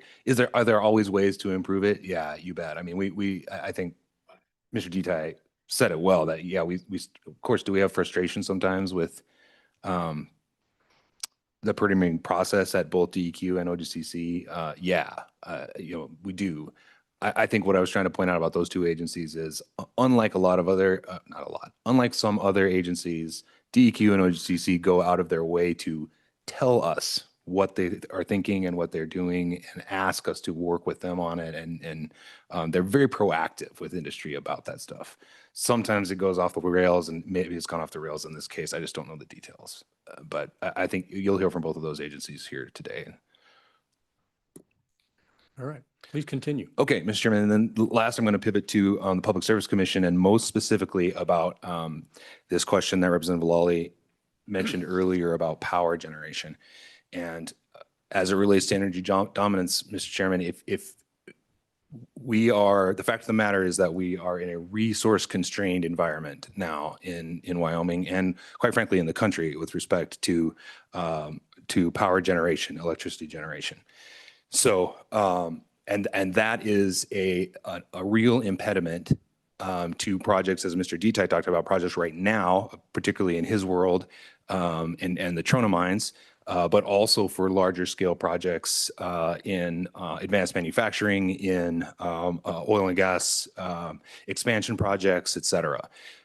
And what I've provided for you is just a map off of the Public Service Commission website. You can just take a look at it for your own visual reference about how it looks in Wyoming. All that is a map of the certificated territories of who provides power, and in some cases just delivery of power throughout. So, the largest area, of course, is Pacific Core, and then the patchwork of colors are a lot of the rural electrics, and then the little green box down there in the right in Laramie County is Black Hills Energy operating as Cheyenne Light Fuel and Power. Mr. Chairman, the generation of electricity, let me back up. We have the feedstock resource to produce power in spades in Wyoming: natural gas, coal, et cetera. We have all that. The next step, of course, is the power generation. And Wyoming is served by 4 large utilities, which is essentially Black Hills Energy, Rocky Mountain Power, and Basin and Tri-State. And the rural co-ops, of course, are the delivery method for the power from the last 2 that I mentioned. If you look at that map, only that little green box down in Laramie County is a territory where if a large project, mine or anybody else's, wants to come into that territory and needs significant power, that's the only territory where there's a viable path forward to do that. The rest of the state does not have a viable path to expand projects in a timely fashion and in a manner that is anywhere close to economical. And right now, if a large project comes into any area outside of that green box, essentially, and says, I want to do a 20, 30 megawatt power project, I want to do a 100 megawatt power project, the answer is basically no, and or sure in 30 years or whatever. And when that answer is received by someone trying to do a project, there is no path right now for that user to continue, because the first step in all of our constraints, whether it's supply chain or manpower or housing or any of that, it all falls away if we can't get power generation at the start. So what I have proposed for you on this page, the little red line thing, is one possible tool that could help. It is at the 30,000 foot level, it's pretty clean and easy. It goes into 37.1.101 in the definitions and adds to the list of exemptions of what is a public utility. It adds in these 2 things these 2 possibilities as exempt. An electric generator that serves a single customer with a demand of at least 25 megawatts. Why 25? It's kind of a placeholder. It's a policy decision that could be debated. We'll hear from lots of others about this. But essentially, 25 megawatts is essentially a level where a power generator, a utility, could not do that right now. They would have to take significant action in order to produce 25. So that's why the threshold is there. Around that number, below that, the utility can probably, at least theoretically, solve that. The second one is serves no more than 4 customers, essentially allows an aggregate if there is a, if there's like a conglomeration of large power users in a certain area, that they could do it together. But then you have to have a much bigger, at least in the placeholder that I've suggested here is 100 megawatts as that threshold. Again, that's open for debate. These are placeholder numbers for you. So what does this do in practice and why do it in statute? To answer the second question first, the reason why we propose doing it in statute is because of the certainty involved by having this particular path in statute. Right now at the PSC, they have a docket in front of them from one of my members. It's public. It has very interesting testimony about the lack of access to power generation, the inability, the just quite frankly, the complete silence from the utility and working with the generator or with the project, et cetera. And so that docket is moving through the PSC, but that is a one-off. It doesn't necessarily mean that the next one will have the same treatment or that there is any sort of consistency in that after the fact. I don't know how the PSC is going to come out on that. But even if they come out in the way that I would prefer, that's not a long-term solution, and this is. Ultimately what this does, and a lot of the pushback that you hear is, well, people can already do this. You can already do self-generation. The trouble is these, advanced manufacturing or my folks or whatever, they're not in the business of being a utility. They don't want to be a utility. What they want is power generation for their one project. And so what they want to be able to do is be able to do that however is economical for them and not be captured within the full context of all the regulatory requirements. So it is not full deregulation. The incumbent utility is still the first step. I mentioned that green box in Laramie County. It is so much easier and better for large projects to go to the incumbent utility and find a workable solution because the incumbent utility has the expertise and know how to do it. But if the answer is no, then this provides another path. Okay, we have a question over here, Representative Campbell. Thank you, Mr. Chairman, and thank you, Mr. Obermiller, for being here. Going off of the territory in there, I'm just trying to make sense of this. So what we're looking at is if one of these facilities wants to make their own power in order not to affect the grid and the power rates of other people. My question is, these utilities are very territorial amongst each other. How would they be compensated for having a behind the fence utility in their district? Does that make sense, sir? Mr. Chairman, Representative Campbell, the suggested legislation that I have would exempt those in these very specific cases at a specific load from being defined as a utility. So it'd be the generation just for themselves. Now, like you've said, basically behind the meter. So it is not part of, at that point, it is not part of the territory, wherever the territory they are. All right, please proceed. Mr. Chairman, I'm going to stop there and take questions and what I would like to, just to be direct about my ask, I would ask the committee to draft this for discussion in the next meeting, not to pass it today. I think there'll be a lot of conversation about this. I know that my friends in the utility and rural electric world are not going to love this idea. And so they'll want to talk to you about that and should have the opportunity to do so. So my ask is that it just get drafted and we talk about it at your next meeting. Co-Chair Anderson. Mr. Chairman, I don't like the idea. I like the idea of the organization being able to produce their own electricity, but not buy it from another person that is producing it on their property. And that's what I think you're asking for here. And then I don't like the idea of making it for customers because that is a utility and that's what our utilities are doing. So I am opposed to your idea. Thank you. Mr. Chairman, I would just say, fair enough. What I would ask in return then is if, and maybe the answer is we don't want large projects. But if we do want large projects, how do we do it? Because we don't have a system to do it now. And so I'm putting forth this as an idea. I'm happy if by June it becomes something better and greater and we mess with the numbers or whatever. But the fact of the matter is we are constrained in Wyoming and we have no path out of that constraint. Okay. Senator Jones, please.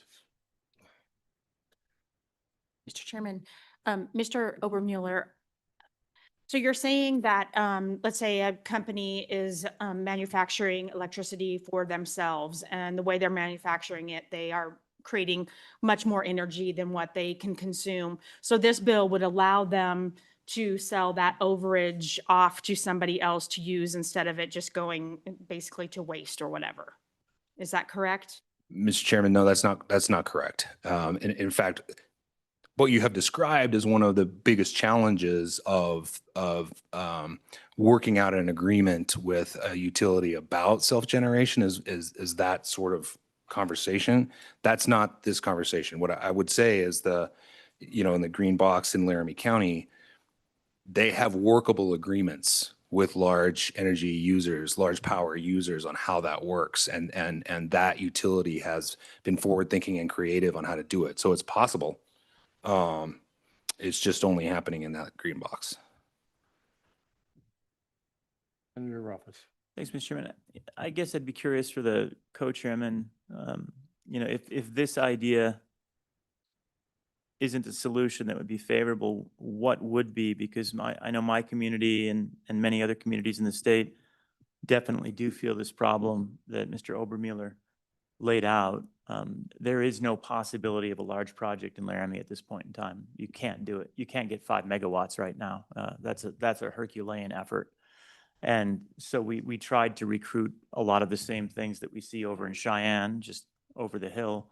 But at the end of the day, based on the circumstances of our provider and where we are on their lines, not necessarily where lines are, but where we are on their lines, we cannot have the development of a large project. Not going to happen. 20 years, 30 years, it's not on the horizon. We decided that. We, the legislature, decided that. We have enacted statute that provides for this opportunity. And so statutorily, Laramie, Wyoming does not get to have a large project. So my question is, if not this, which I don't think is perfect, but it definitely would allow for the possibility of Laramie to have a large project at some point. You can find a way through this. What is the solution? Mr. Chairman. Yes. One of the solutions is to take the public utilities and make it open instead of a monopoly. That's one thing you could do. That's a big movement, and I doubt we're going to do that. The other thing you can do is what the University of Wyoming has done. They have their own power plant. They produce power for themselves and use it themselves. And that's exactly what those data centers and those people need to do. They talk about that they can't get that done and they can't do this. They can't buy that power from somebody else. Every one of them can make a subsidiary that can do that power generation and sell it to them. It doesn't have to be somebody else that does that. They can produce that power for themselves. And I don't know about 5 megawatts. That's a lot of power for something. The state of Wyoming only uses 3 megawatts, but I've heard the 1.2 megawatts for data centers. But boy, I would like to use 5 megawatts, but they can build it for themselves and use it themselves right now. All right. Representative Riggins. Thank you, Mr. Chairman. is this as much of generating the power, or is it more about the whole transmission system? The uneconomical, the cost of giant transmission lines getting even scattered across the state. So is it the generation, or is it the transmission, or simply a combination? But I suppose if they had generation, if it was maybe easier to have transmission lines, maybe you'd have more access. Mr. Chairman, Representative Riggins, I'm not trying to solve the transmission problem here. This is purely a relatively small path to easing the constraints on generation. Representative Lawley.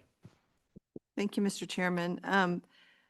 I do support the drafting of a bill that we can have further discussions, because this is at the threshold of a really important issue for Wyoming, which is how do we make sure the people of Wyoming have the power they need for what we want here in Wyoming? And so I agree, it's not, maybe not the perfect solution, but it's a step in the right direction, and it starts a very important discussion that we need to have an even better understanding of some of the things that have been brought up.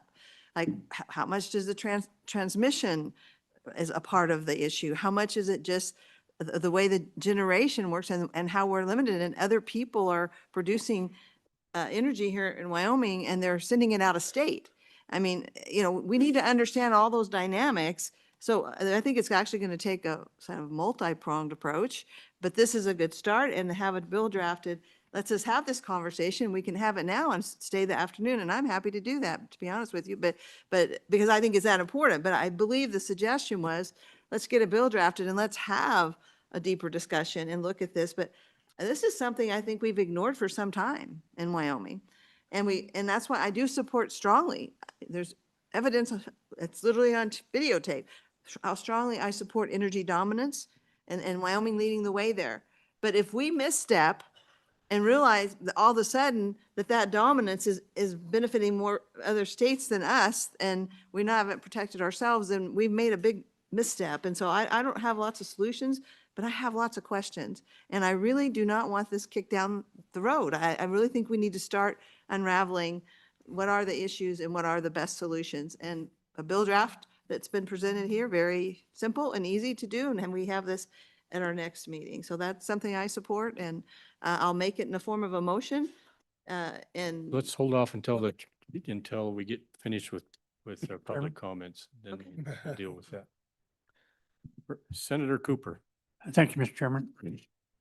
Mr. Obermuller, as the Economic Development Committee, besides minerals, we've looked at cluster development in the past, and to me, that's kind of what we're talking about here. If we have a core business in an area that's generating their own electricity behind the meter, and they have some ancillary businesses that go along with that to either support it or live off of it, if you will. Wouldn't those be the businesses we're talking about to utilize this power? Because that power is still not available for them. And to bring in 3 or 4 different generation systems in one small area for a cluster of businesses probably is not economic. That's how I see this working. Is that where you're at with this? Mr. Chairman, that is essentially where I'm at, but it's not just like a cluster of, like whatever, your normal commercial business, because they're not going to need that much power. So under this, what I've proposed here is it would be very large, a cluster of very large, over 100 megawatts, right? That's a level that cannot be served. Now you all can use your imagination about a current cluster of businesses in Southwest Wyoming that need it now.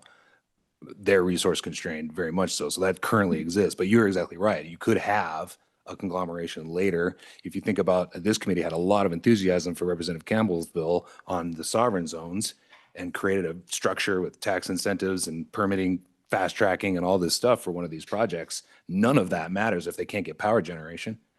At the end of the day, this bill does nothing unless we can power it. Yes, Senator. And I wanted to just follow up on that. One of the things that this committee's looked at for as long as I've been on the committee is the Heartland project up in Canada. And we look at that as a model of what we could do potentially as a chemical synthesis factory, basically, where we use Wyoming oil and gas and other resources to manufacture value-added hydrocarbons and other chemicals that we can export. So a great vision. But as we've looked at it time and again, thinking, all right, how can we implement that in Wyoming?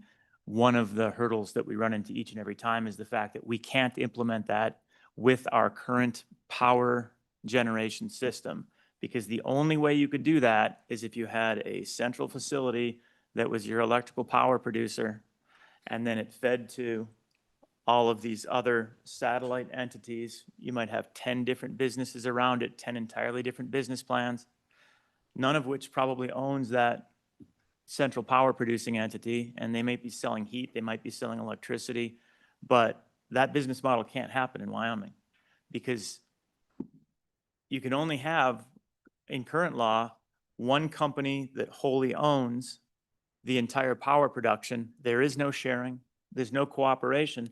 That puts Wyoming at a distinct disadvantage from other locations. And as a chemical engineer, I would just never locate in Wyoming if I were setting up anything like that. I would eliminate, step one, eliminate Wyoming, can't happen there. What state would allow this? Oh, look, Texas, right? Easy conversation. Doesn't take long. I don't need to do any calculations. And that's been a problem the entire time. So that's actually one of the concerns I have with this. It really comes down to the fact that 4 isn't enough, because I want whatever we end up with to allow for this vision that we've literally talked about for almost 2 decades with envy as we look north, and we've been unable to implement it. You know, at the same time, as we've looked at this, the agreement for a certificated territory, the concept of what we set up here, is based on a trade. It's not based on just establishing a monopoly. It's based on, we trade a right to a certificated territory for an obligation to serve that territory, right? That's the trade. So the power provider for that territory has to provide power when asked. That's a fair trade. And the challenge that we've run into recently, which didn't exist 20 years ago or more, but recently, is somebody coming along and saying, I need 250 megawatts. Can I have that? And the answer is no. It has to be no. And they can't come up with a way to make it yes. They don't have any of the resources. They don't have it in their plan. It's going to be 30 years. And I'm, you know, as we're looking at Laramie, this is a real example. We've been having good conversations with our power provider about what it would take. And we're talking a 20-year timeline for them to make this work. That's their yes. Their yes is, yeah, we could probably do that in 20 years if Laramie brings a bunch of money.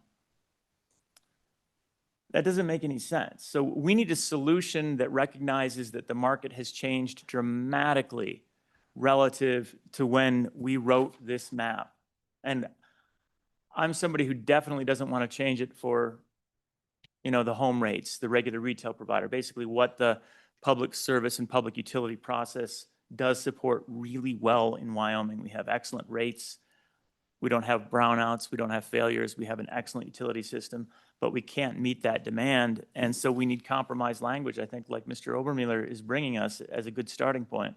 I think we kind of owe it to the state's industry to at least start a conversation on this. It might not end with this bill, but we should start with something to talk about. Mr. Chairman, I want to offer one bit of clarification. I think I may have misspoke a little bit in the conversation with Representative Campbell about we got this discussion about behind the meter. The bill doesn't actually limit to behind the meter. You can, so there's nothing to prevent you from continuing to do forward-thinking creative projects like in that green box in Laramie County with this in place. I just wanted to clarify that. I think I might have been confusing. Mr. Obermuller, I see what you're trying to do here with bringing in new customer loads and providing for that electricity demand. But with this, how do you protect the existing large loads that are out there? I can give you an example. We have a number of large trona mines that are very close in proximity. Mm-hmm. And if we were to do something like this without protecting those loads, they could aggregate together and create their own generation facility and all of a sudden the certificated provider loses these large loads, which would be a takings actually from that, from Rocky Mountain Power. So is there a way that we could do this and grandfather those so that we don't take loads away from our existing utilities? Mr. Chairman, I don't know. Yes, Senator. Thank you, Mr. Chairman. We have talked about this a lot on the blockchain select committee because this power requirement comes up a lot. And I think the answer to that is the obligation to serve concept, that if the local power provider can provide the power in a reasonable amount of time, you can decide what a reasonable amount of time is, but basically the local provider can provide it at their regular rate in a reasonable amount of time, they get to serve. They've met their statutory obligation. You don't necessarily need this at that point because somebody can do it. But if I come to them and say, I need 25 megawatts of power, and they say 2037, wouldn't it be nice to have this? And I think that's the answer, is just give a first right of refusal basically to the local power provider that's in the certificated territory. If they can serve, they get to serve. If not, we kick into a provision like this. So, but Senator, what about some of these large industrial loads that may decide, hey, we can generate power amongst us, the 4 trona mines that are right there to close, and saying, okay, Rocky Mountain Power, we're no longer going to take this 100 megawatts that we're right now consuming. And that's going to hurt the residential customers, because now that cost of providing power is going to have to be shed onto the other customers. Right. Mr. Chairman, if they can provide it, they get to provide it. So you don't get the get out of territory card unless you're not getting served. If service is available, then you go with the current system. If I need, and so the territories you're talking about, they already have service provided at the agreed upon PSC rate.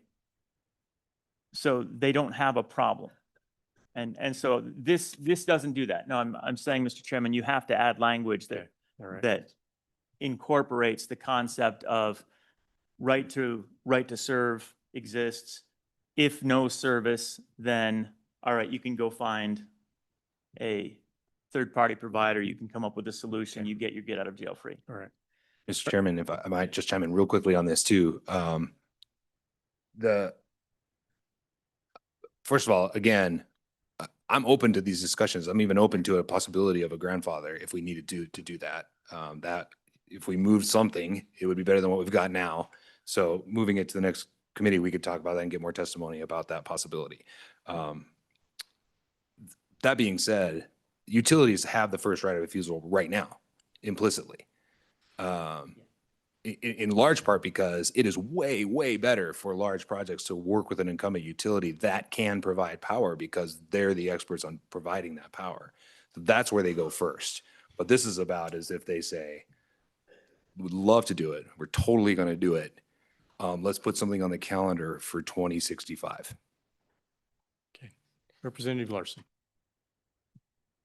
Thank you, Mr. Chairman. And my concerns kind of aligned with yours about the homeowners that would be impacted if we just had this specific language. And I think that I would support an idea of first right of refusal, but back that up with the utility can say, this is how much we're going to provide. This is what we can provide right now. And then the industry, then if that's not enough, they can fill the gap that they need. But I don't think we should rip out the rug from the current utilities, because that does hurt consumers, the homeowner consumers. And so that's kind of my opinion, and look forward to further discussion. Mr. Chairman, Representative Larson, I appreciate that. I would just say, since we've been talking about the trona mines in particular, I mean, better than anyone, than perhaps Senator Jones on this committee, about the economic impact and the livelihoods that the trona mines create in Rock Springs and in Southwest Wyoming. If what we're saying is the trona mines can't expand because it might increase rates, the trade-off there is a real trade-off as a benefit to the individuals who live in your community. That's the trade-off you have to ask yourself about. No possible expansion because we can't have power. But if we have power, rates may go up a little bit. I don't even know if that's true. I'm not certain that that's true. I'm not conceding that point. But it is an actual trade-off. Chair Anderson. Mr. Chairman, I heard that we haven't discussed this very much. In this committee, we've been discussing it for over a decade. One of the big areas that came to us first was the Bighorn Basin, the oil and gas producers, but mostly oil producers up there. Their highest cost was electricity, and they wanted to put in a power plant that would service all the users up there, which there's a multitude of them. And of course, they couldn't do that because the PSC said that's a protected area, a protected franchise. Then the Trona mines came to us, and I think I saw Rude here. Maybe that was yesterday. That He's still back Oh, there. he's still back there? Anyway, he came and with his group and proposed that they get together and produce their own power, but they didn't want to do it themselves. They wanted to hire somebody to do it, which that wasn't something we could do. So we have discussed this ad nauseum and have not come up with a solution. I'd like to come up with a solution. I agree with Senator Rothfuss that I don't want to limit it to 4 either. I want to make it, if we got 2 more Trona mines and there's 6 of them, let them all do it. But we can't do that the way we're set up right now with monopolistic power. So unless we plan on changing that, some way to change that, I don't think we can do it, but we can sure look at it again and again and again. Thank you. All right. Yes, Senator Cooper. Thank you, Mr. Chairman. Mr. Overmuller, I don't know if you remember or not, test your brain a little bit here, but we had this same discussion 3 or 4 years ago when we talked about basically sovereign zones for power within the state.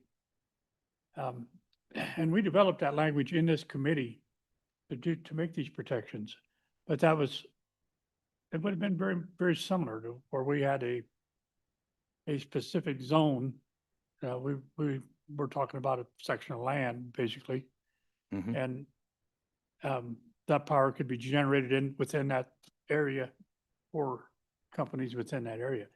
I think that's very similar to what we're talking about. And the language is there to protect the utilities that are out there now, because we couldn't, correct me if I'm wrong here, Senator Rothfuss, but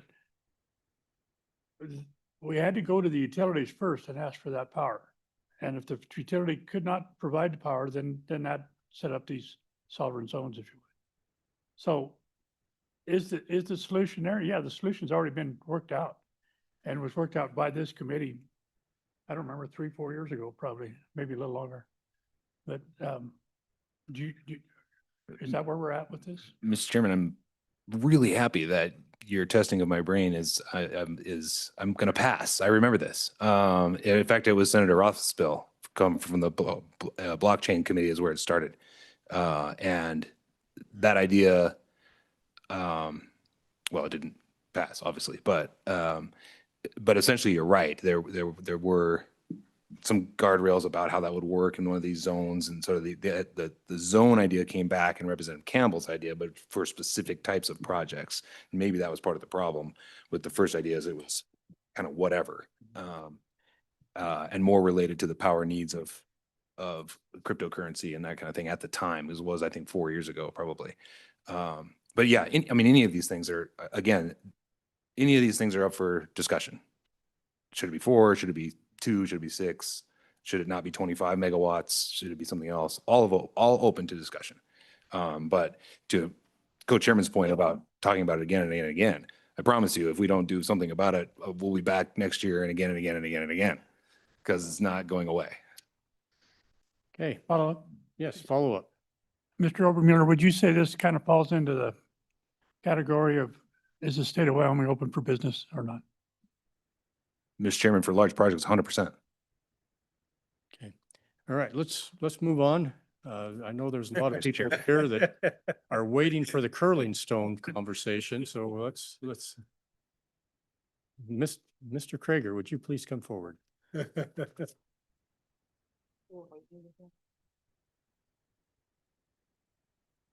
Thank you, Mr. Chairman. Members of the committee, Rob Krieger, Executive Director of the Energy Authority. I just always like to remind the committees I'm in front of that we're a little bit different than most state entities. That I answer to a board of directors that are comprised of oil and gas, coal, and utility members. One of my newest that you all confirmed just back when you were in session is Preston Farnsworth with Devin, who's behind me here. So he joined us today, and appreciate you all confirming him to join our board. I have a packet for you all. I know we're behind time, so I'm just going to skip forward on the economic data. You guys can read those as you wish. You all know them already, that energy and energy dominance correlates big time to tax revenues, employments, payroll, the whole thing that really makes this state run. So I'll skip through that. And not to belabor the last point, but I just would be remiss if I didn't mention two things. One, last year we were asked to lead the discussions around these power struggles for the Corporations Committee. So we had tens, if not hundreds of hours of work with stakeholder groups, consumers, the utilities, the co-ops, to try to figure out, when we're talking large load or third-party generation, is there any consensus that we can find and some sort of solution to move forward? I will tell you all, and as today's discussion showed, there was no consensus. So we didn't have anything come out during session, but I would just offer up, if you choose to take that up next committee meeting or the third meeting you all have, I'd be happy to have myself and my team member that works on that in-house to kind of do a quick overview of what we did last year to kind of catch folks up as quickly as possible. Second point on that, you all passed a bill last year that asked us to conduct a transmission and power study, which we are currently working on drafting that RFP that we hope to get out this summer. That will really look at what is our current transmission infrastructure, what are some power pinch points, as well as kind of lay out three scenarios. If there's a low growth scenario, a moderate growth scenario, or a high growth scenario, because I know you all hear, you mentioned these crazy, 1.2 gigawatt or higher projects that are coming here. How much of these are real? How much are not? And so instead of kind of deciding what's real and what's not, we're going to kind of forecast different scenarios to show if those are, here's where the state might be in trouble or need to expand our transmission infrastructure. I want to preface, though, I don't believe that will be done by the time you have your third meeting. So I make this commitment to you today that any information that we can share as we go through that study, that's while it's not complete, if we have that information, I'm happy to share that in June and at your third meeting as well. But just wanted to note that based on the last discussion. Jumping forward to the Energy Dominance Fund, I know it was talked about, and Mr. Baker brought up a really good point about political risk. I think when we talk about these projects that we're doing, I'll use our partnership with Basin Electric, for example, on building a second coal unit up at the Dry Fork Station. The money is one thing to help them, start down that path and work with us on that. But I think that for that project in particular, the big piece is showing the state is committed, putting our money where our mouth is on building new coal generation. You hear it a lot from a lot of elected officials across the country that they want more coal generation. If you look at what states are actually putting meaningful steps towards a new coal unit, it's only us. That's us right now.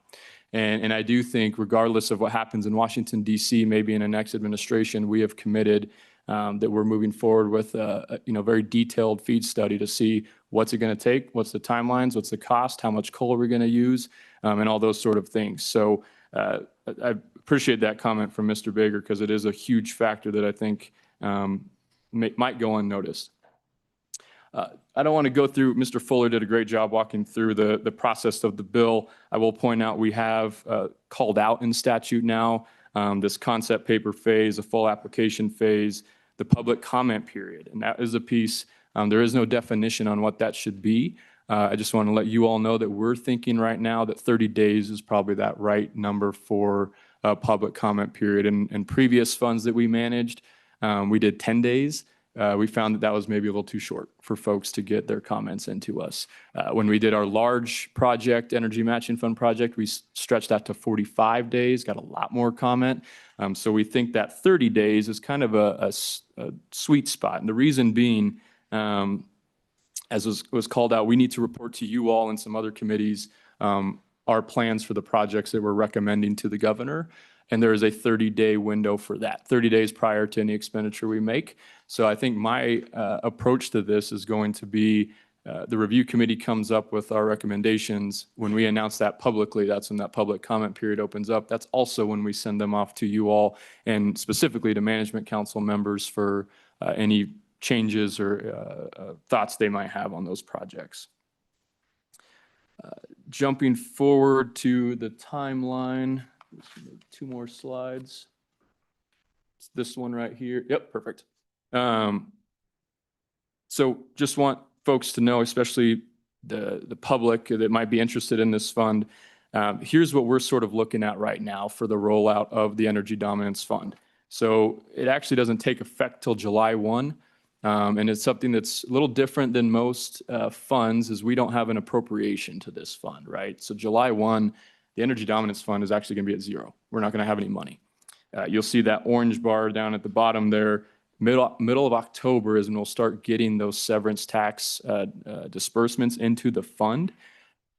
We've gone back and forth internally on, okay, should we hold tight and wait for our first round to be in November?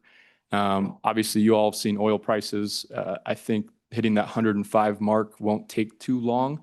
And we've worked with your guys' staff at the LSO just to kind of try to gauge that and see where it could be.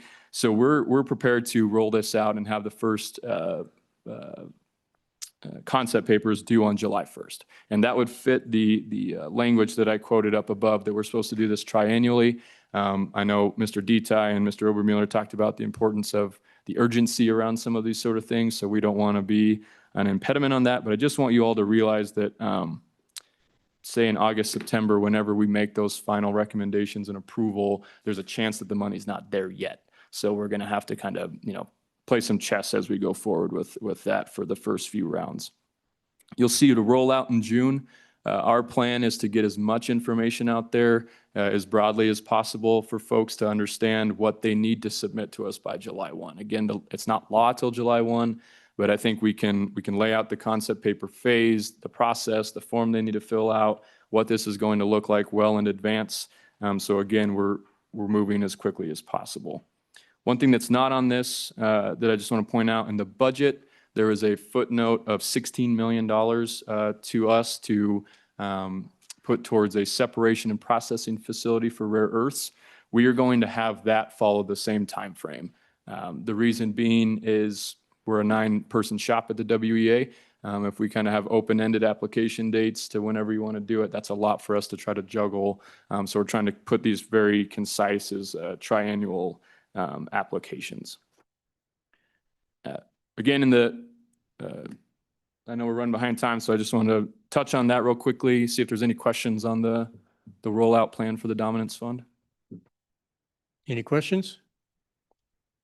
Mr. Krager, the $16 million, that comes out of the 105. That's not in excess to the 105, isn't it? Mr. Chairman, that actually is in excess. It's not in the Dominance Fund. Okay, great. And I would point out that that 16 million is strictly grant, not grant or loan. So is that from severance taxes as well? Mr. Chairman, I believe it's just a footnote in the budget. General funds. Yep. Okay. All right. Any questions? And then, Mr. Chairman, I just thought on that last slide, just to kind of paint the picture of what we're up against a little bit. I think this bill you all passed was a great iteration of what we can do. I know in the past, there's been certain members that aren't happy with processes or projects or some things like that. What I really appreciate about what you all did with the Dominance Fund is give us very clear priorities that you all wanted funded and us to look at. When we talk about 105 million, that can go quickly when you talk about energy projects, right? And some of these bigger, say a pipeline spur for an EOR project or a uranium conversion facility or whatever it may be. So I thought it'd be important to kind of point at the high level. That's Texas. Obviously, they're a powerhouse when it comes to energy. It's going to be tough you could combine us, North Dakota, Utah, a whole bunch of states, and we still don't reach them. But I thought it'd be important to look at North Dakota in particular. I know yesterday you all talked about sort of looking at our neighboring states as we talk about economic development. I tried to do this with North Dakota just to point out sort of what they've done. And they've created this legacy fund that has grown over the years. You can see the amount it's at right now. It ends with a B, not an M. But the way that sort of works is as they have these projects come around, the legislature decides how much of that fund can be used each biennium. So just throw that out there as, something to maybe look at as we head down this path, because I know personally, I've talked with folks about if we go through the 105 million and need to come back and come back and come back, is there some sort of mechanism that frankly puts it on us, right? That if we do believe in these projects and they are a good ROI to the state, and we slap say a royalty on the production or something, that comes back into the fund to grow it, not at a high enough amount to where it gets in the way of the growth or the project itself, but that so we wouldn't have to come back to you all every couple of years and say, hey, we need another appropriation or something like that, that it kind of falls on us to show the ROI that comes back to that fund. So just thought that might be helpful for you all to see what some of the other big energy players are doing. Good. I think that dovetails with the testimony we've heard this morning. Is 105 is not enough. We need to do more. Mr. Chairman, Yes. Representative Knapp has raised his hand. Oh, good. Representative Knapp, let's hear from you. So thank you, Mr. Chairman. So just out of curiosity, that legacy fund from North Dakota, is that a ongoing appropriation, or does that come out of their savings portfolio to feed that? Mr. Chairman, Representative Knapp, that's a great question. It's my understanding that corpus was started with 30% of their severance tax from oil and gas.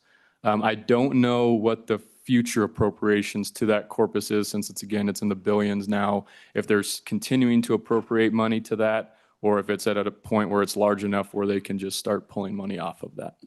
Okay, thank you. Good concept. Mr. Chairman. Let them invest in themselves. Some of the oil and gas money gets reinvested in oil and gas. Yes. So Mr. Chairman, first I'll answer your prior question about the rare earth, that 16 million. That was funds from the LSRA. Okay. In the budget. And then Mr. Chairman, Representative Knapp, to your question for the North Dakota Legacy Fund, they require 30% of their total revenue from severance taxes is transferred to the corpus of that fund. And then unlike Wyoming's permanent funds, that legacy fund, the legislature can expend a portion of the principal, not more than 15% of the principal, in any fiscal biennium upon a 2/3 vote of the legislature. And then the earnings from that legacy fund are required to go to the general fund. Okay, good. Thank you, Mr. Fuller. Good information. Thank you, Mr. Krager. Thank you. Go forward and succeed. All right, Director Parfit.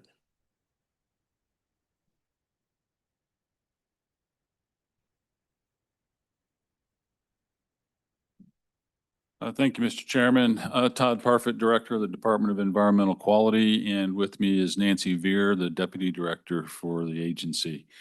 Thought we would talk a little bit about what we do on a normal basis to maintain efficiencies within the division or within the department, and then talk a little bit about some things that we're looking at right now to be prepared if large projects move forward, and making sure that we can keep up with those and then meet the intent of the Industrial Sovereign Zones Bill. So first, just to give you a little bit of flavor in terms of our staffing levels, we have 275 authorized positions. I do want to point out that, our vacancy rate currently is 4%. Not too long ago, it was up around 15%. In air quality, it was at 26%. And part of that was due to the previous administration had a lot of new bills coming out, new rules coming out that really increased the demand for certain skill sets. And for example, the state of Colorado has 400 FTE just in air quality. Our air quality division is 80 FTE. And there are reasons for that, but just thought I'd give you a flavor of that. We're pretty lean. We're about the same size agency as North Dakota. So we do a lot of work to ensure that we have permit efficiencies, and it starts with dashboards. So we have our dashboards. So monthly, we know how we're doing compared to what our target timeframes are for each of the programs. Sometimes our targets are based on statute and rule. Sometimes it's based on what we know it's going to take with regard to public notice and or hearings that might come about because of a permitting action. So we have many primacy programs, and the reason we have primacy programs is because the state can issue permits faster and cheaper than the federal agencies can. And we're closer to where the actions are occurring. Since 2018, we've had 4 new primacy programs been approved. In fact, in this year alone, we had the coal combustion residuals. In February, we received primacy for that from the EPA. And then here just recently received the agreement state with the Nuclear Regulatory Commission for critical mineral mining source materials. And so we did that. Also, $1.5 million under budget and 1.5 years ahead of schedule. So a lot of good work going on there.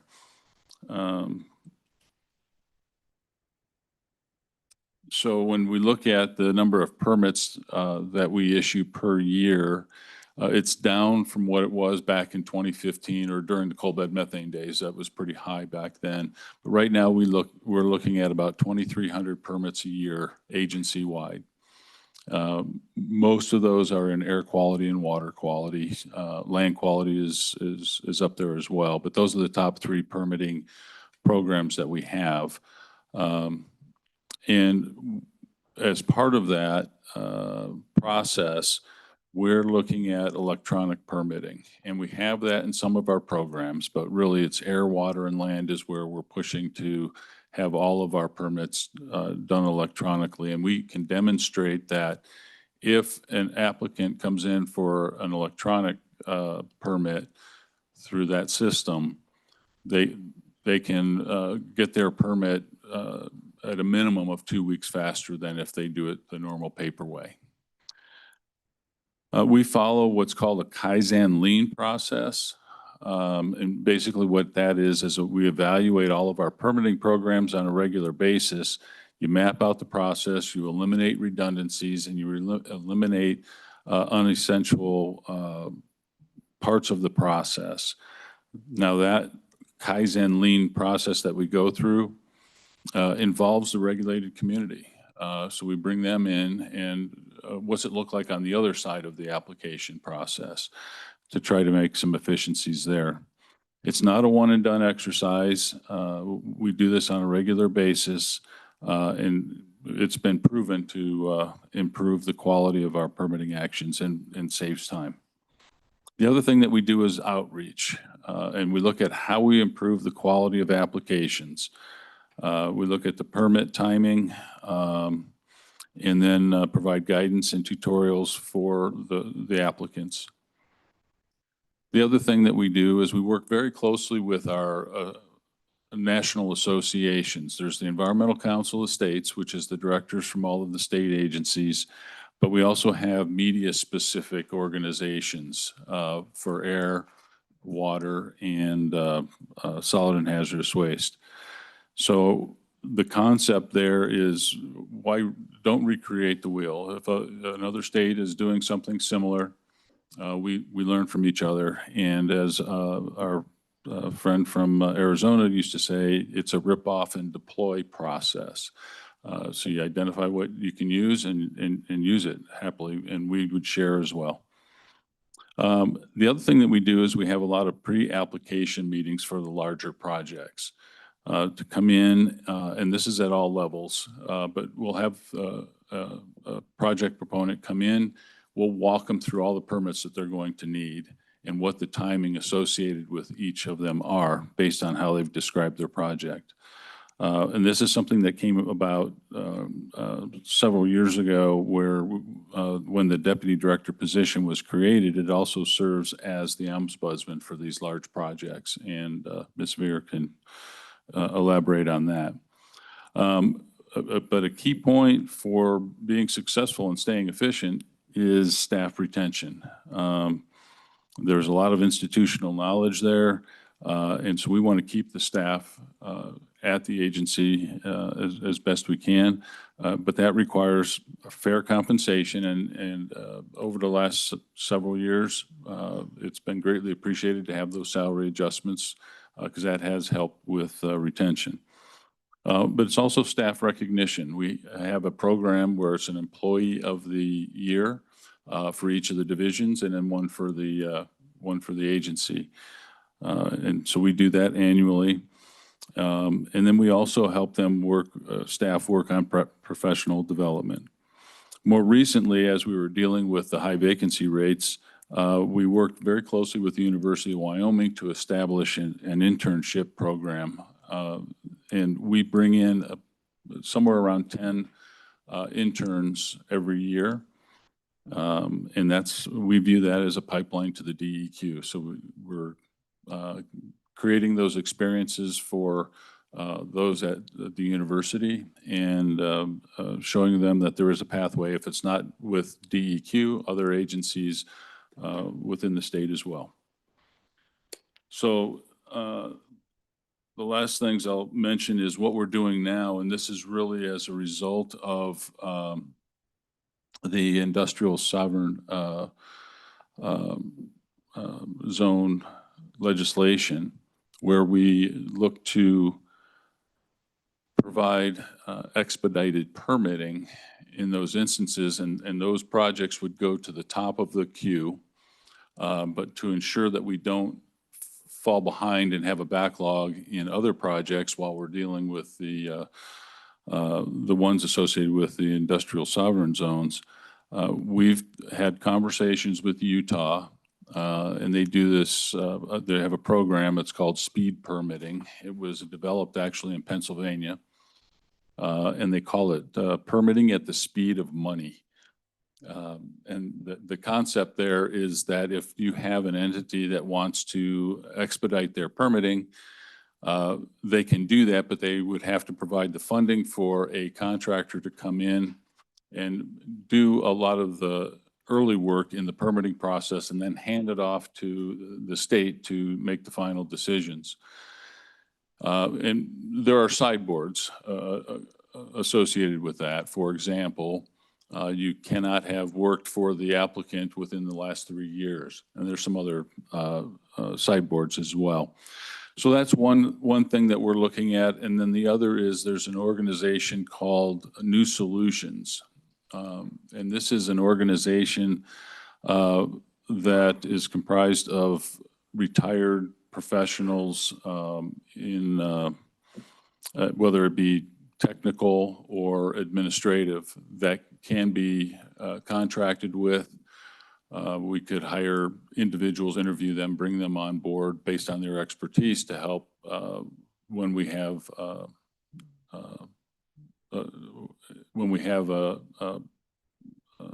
influx of applications that we can't handle with our current staffing levels. So those are some of the things that we're doing. And then there are a few other things that we're working on that I think are relevant to the discussion here today that Ms. Veer is going to cover. Ms. Veer, would you introduce yourself? I'm gonna turn, oh, there, okay. Nancy Veer, and I'm the Deputy Director for the Wyoming Department of Environmental Quality, and glad to be here today. As part of what Director Parfit said, my role is as a permit ombudsman. And in that role, anybody, most of them are large projects, but anybody that has a project that wants to find out what they need to do to get permitting, what areas, if it's air, water, land, solid hazardous waste, et cetera, can come in. We get all of the divisions together. We hear about the project.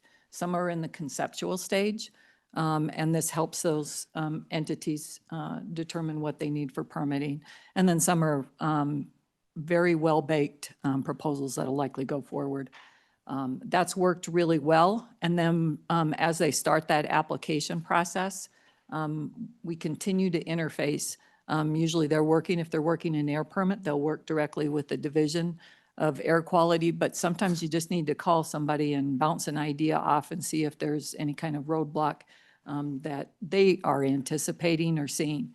We're starting to implement some of this through what I call more of a construction project framework. So we have a timetable and can understand where their next hurdle and their next critical path might be. Instead of doing sequential permitting, we're now seeing companies come forward and this parallel processing of permits concept where they're handling multiple permitting actions at the same time, not just at the state level, but at the federal level. That concept at the federal level is being deployed for NEPA projects through a concept called Fast 41. And they have a dashboard up there and you can see the federal timelines. There's been some announcements at the federal level of some projects in Wyoming that are under this Fast 41 concept. And we're going to take our first foray into that under this Bear Lodge project to take a look. We'll have our dashboards up there to follow our permitting as that process moves forward. So we're trying to work with companies individually on what their needs are and how best to meet them. And so far it's worked. We've gotten some good feedback on those. Other things that, in addition, I wanted to point out in terms of the energy development discussion that had just occurred when Director Parfit was going through on the budget process, mentioned that there were 8 over the biennium, what we call PSD projects, which are large projects we needed some modeling funding for. The Air Quality Division currently has 8 in-house projects. So that's the pace that things are moving very, very quickly. We are seeing the behind the meter projects associated with some of our large industrial projects that are coming in for applications. So, thank you, Ms. Veers. Question from Co-Chair Anderson. Question, yes, yes. Ms. Veers, did you say the Bear Lodge project, is that the REE project? correct. And it's still not permitted? We're still working on that? There's been permits for a stage of it. This has to do with the federal NEPA and expansion of that. So it's a different phase of the project. Okay. And then, Todd, the FTEs you said was 175? 275. 275? 275. 275. Thank you. Thank you. Okay. Representative Campbell. Thank you, Mr. Chairman, and thank you guys both for being here. I guess my question is, can the contractors, let's say if they're coming in, we were talking about, what did you guys call them, to where they could, one of the sideboards was to bring in third-party contractors when there's overloads. Have you looked into the possibility of the contractor being able to do that and then with the DEQ to come in and make sure that everything is correct to expedite things? And then as far as NEPA goes, I know that there's been a lot of discussion with that in the Wyoming. From what I understand, Wyoming Department of Workforce Services, we have our own OSHA, so to speak, in state. How does that apply with where our in-state overview can help with this? Thank you. Thank you, Mr. Chairman. I'll answer the first one. With the programs that we're looking at, the Utah speed permitting, that's something where they have the sideboards, and we would apply those, something similar to that, but you would hire a contractor or a consultant to do some of the early work in the process and leave the final decision-making to the agency or and the programs within the agency.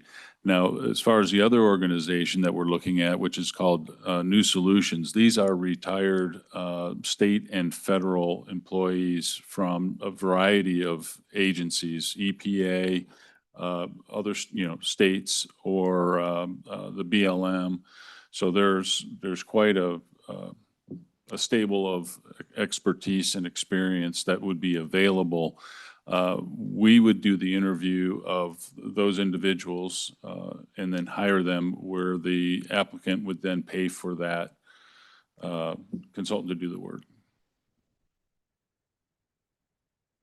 And Mr. Chairman, Representative Campbell, in regards to the NEPA process, we participate as a cooperator.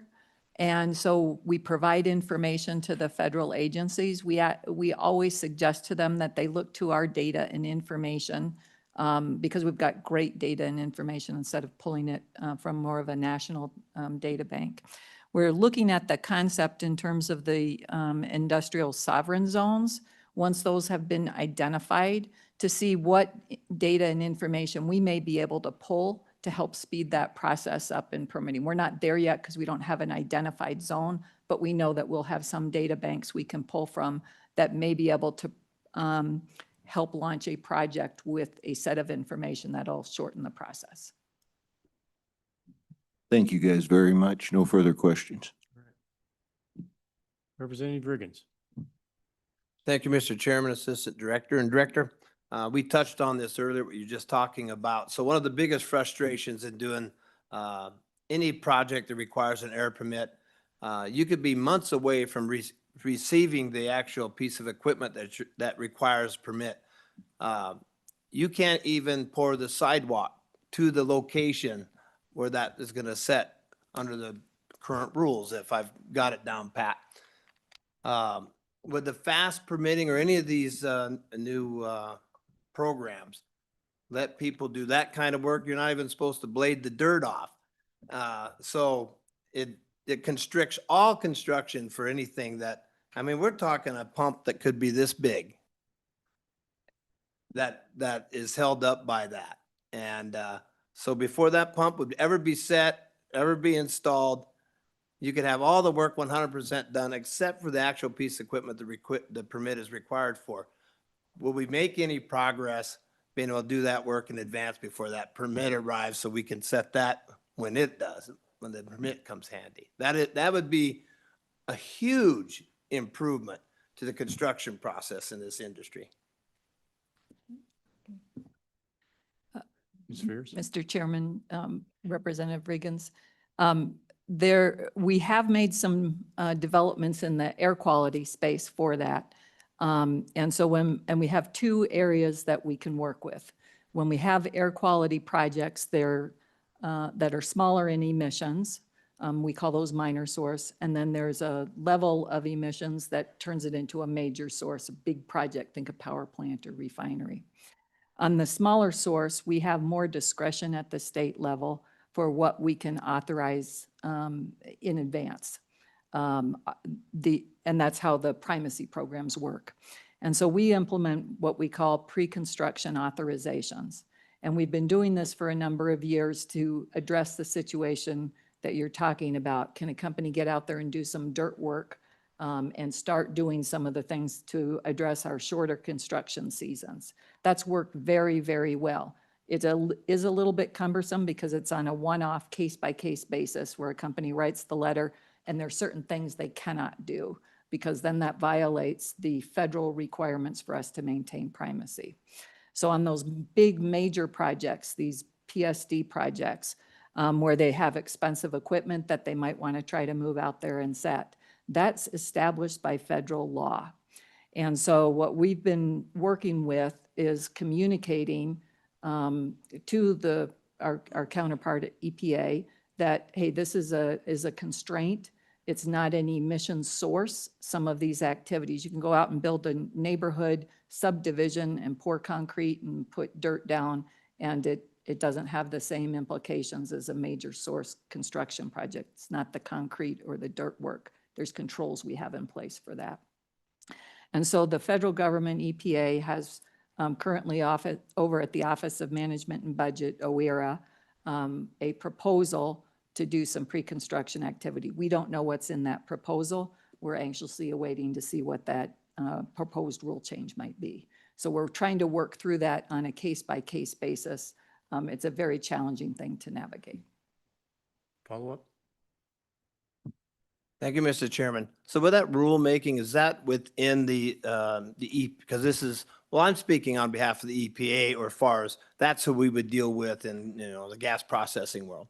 So are those in-house rules that they're arguing about, or if you're trying to have something done like that, it's a small window of opportunity while you have a favorable administration for rule changes within that world. They've done it before in the very first administration. They had a major, I think it was a major rule, got a letter about saying you don't have to do another 55 surveys. So I know it's capable of doing that. So is it in that area that they're trying to streamline that?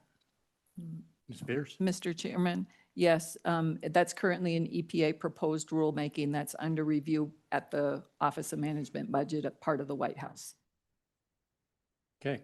All right. Let's thank you very much. We have the OGCC now, and then we will go into public comment.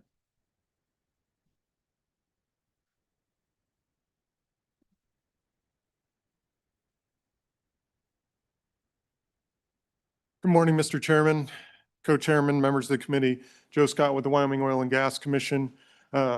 We have a short slide deck that I'll brush through as I realize we're behind time. Feel free to interrupt me at any point if you have any questions. I'll start by going through some quick efforts we have on the state side that we've been taking in order to streamline.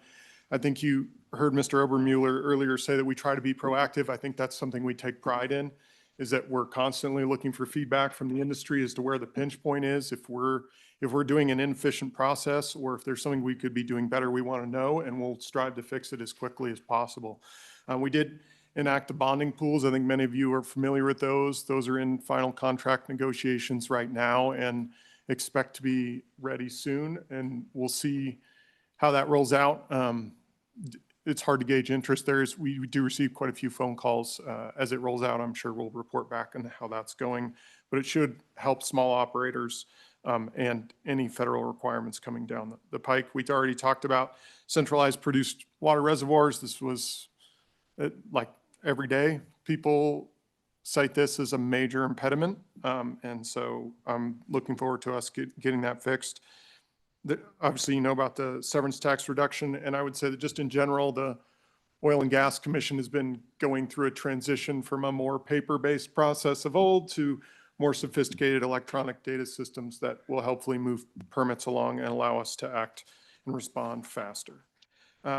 We do participate. There's been a lot of federal efforts going on, and we participate in those rulemakings. I think one of the notable ones recently is commingling. That's a huge win for really every stakeholder, whether you want less surface disturbance for wildlife or more production for Wyoming or less emissions. This is one of the few win-win-win-wins that were out there, and it's that draft rules and comments are done. And I think probably fall before we get final rulemaking. They're also working on leasing rule, waste minimization rule, and still rolling out some of the Big Beautiful Bill Act provisions. One of the things that I note on that is that we do work as much as we can with BLM staff. We participate in NEPA processes, we participate in RMP processes, and in general day-to-day interaction to try to reduce any duplication of effort between our agencies. Staffing levels currently, we're authorized for 40 staff and have 32 of those positions filled. Four of the other positions are AWAC positions that we aren't using, and some of the other vacancies are due to, as we bring on new database systems, and through our cheering of the fight for operatorship, in a lot of ways, our administrative staff burdens have been lessened and those positions have become open as retirements have gone through. We will likely need 1 to 2 more petroleum engineers in the relatively near future. And the reason for that, and really the biggest need currently, is our ability to service the UIC system.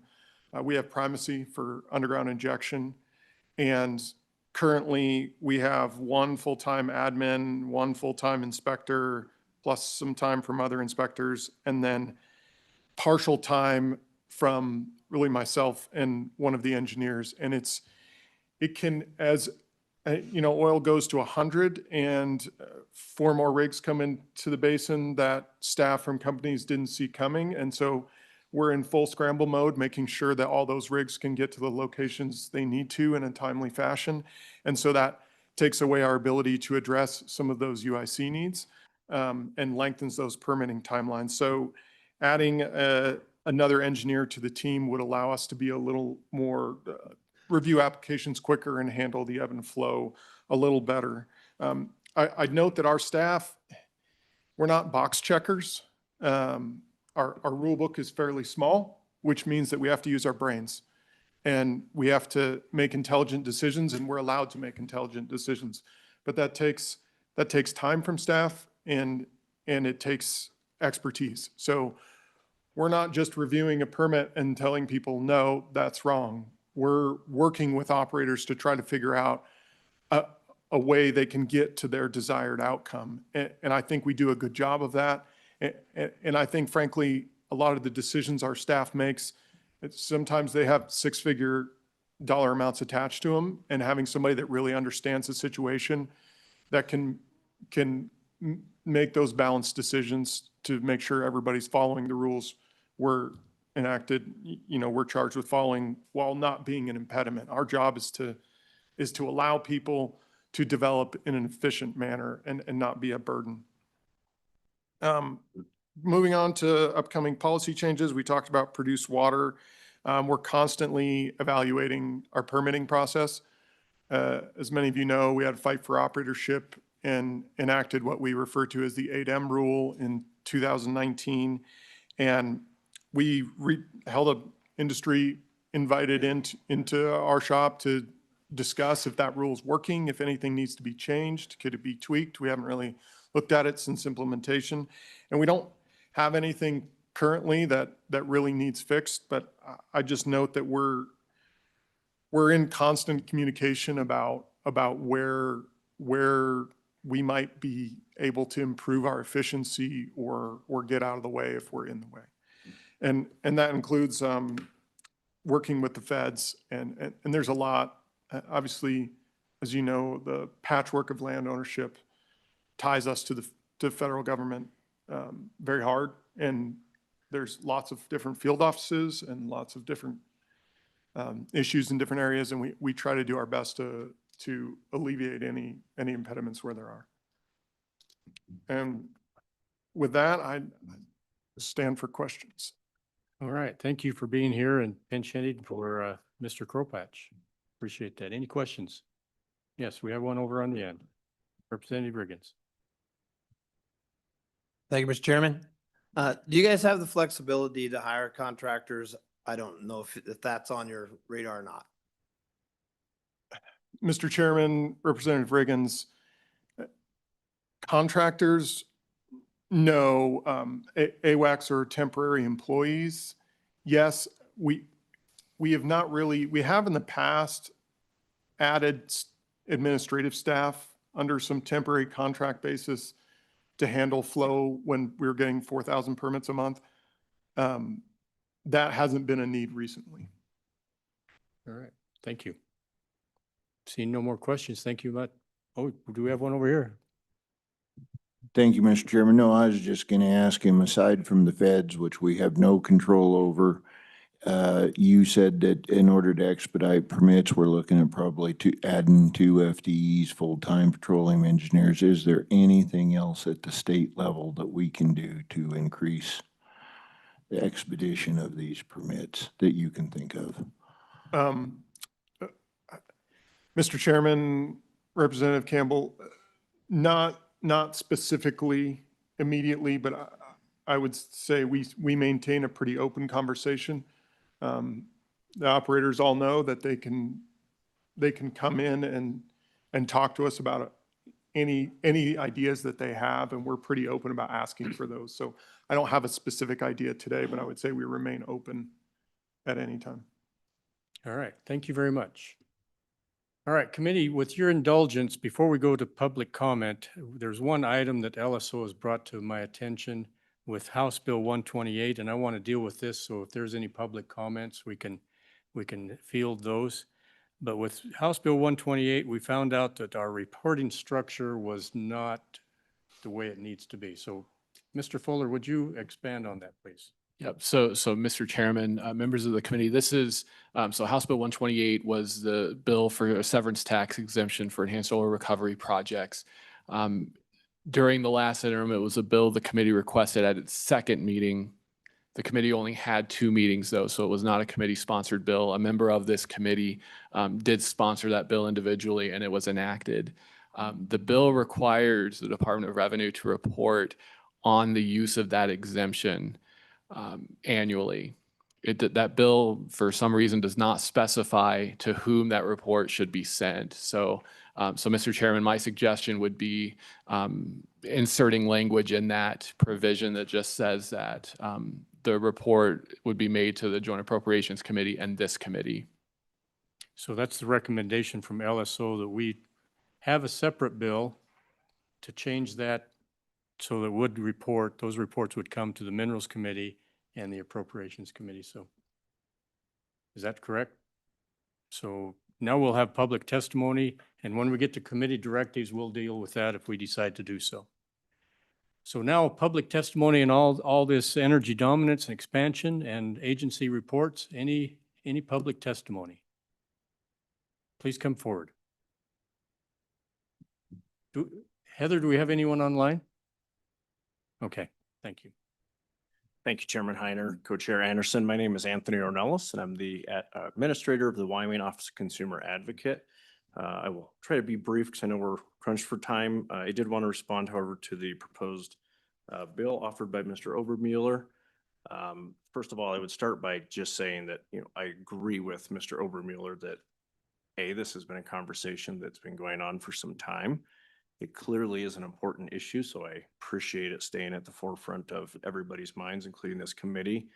And if this legislative body does believe that a restructuring of our regulated electric utility industry is needed, I do believe it should be done through a statutory change, whether that is an amendment or some other approach. As you also heard, there is a current docket before the Public Service Commission addressing this.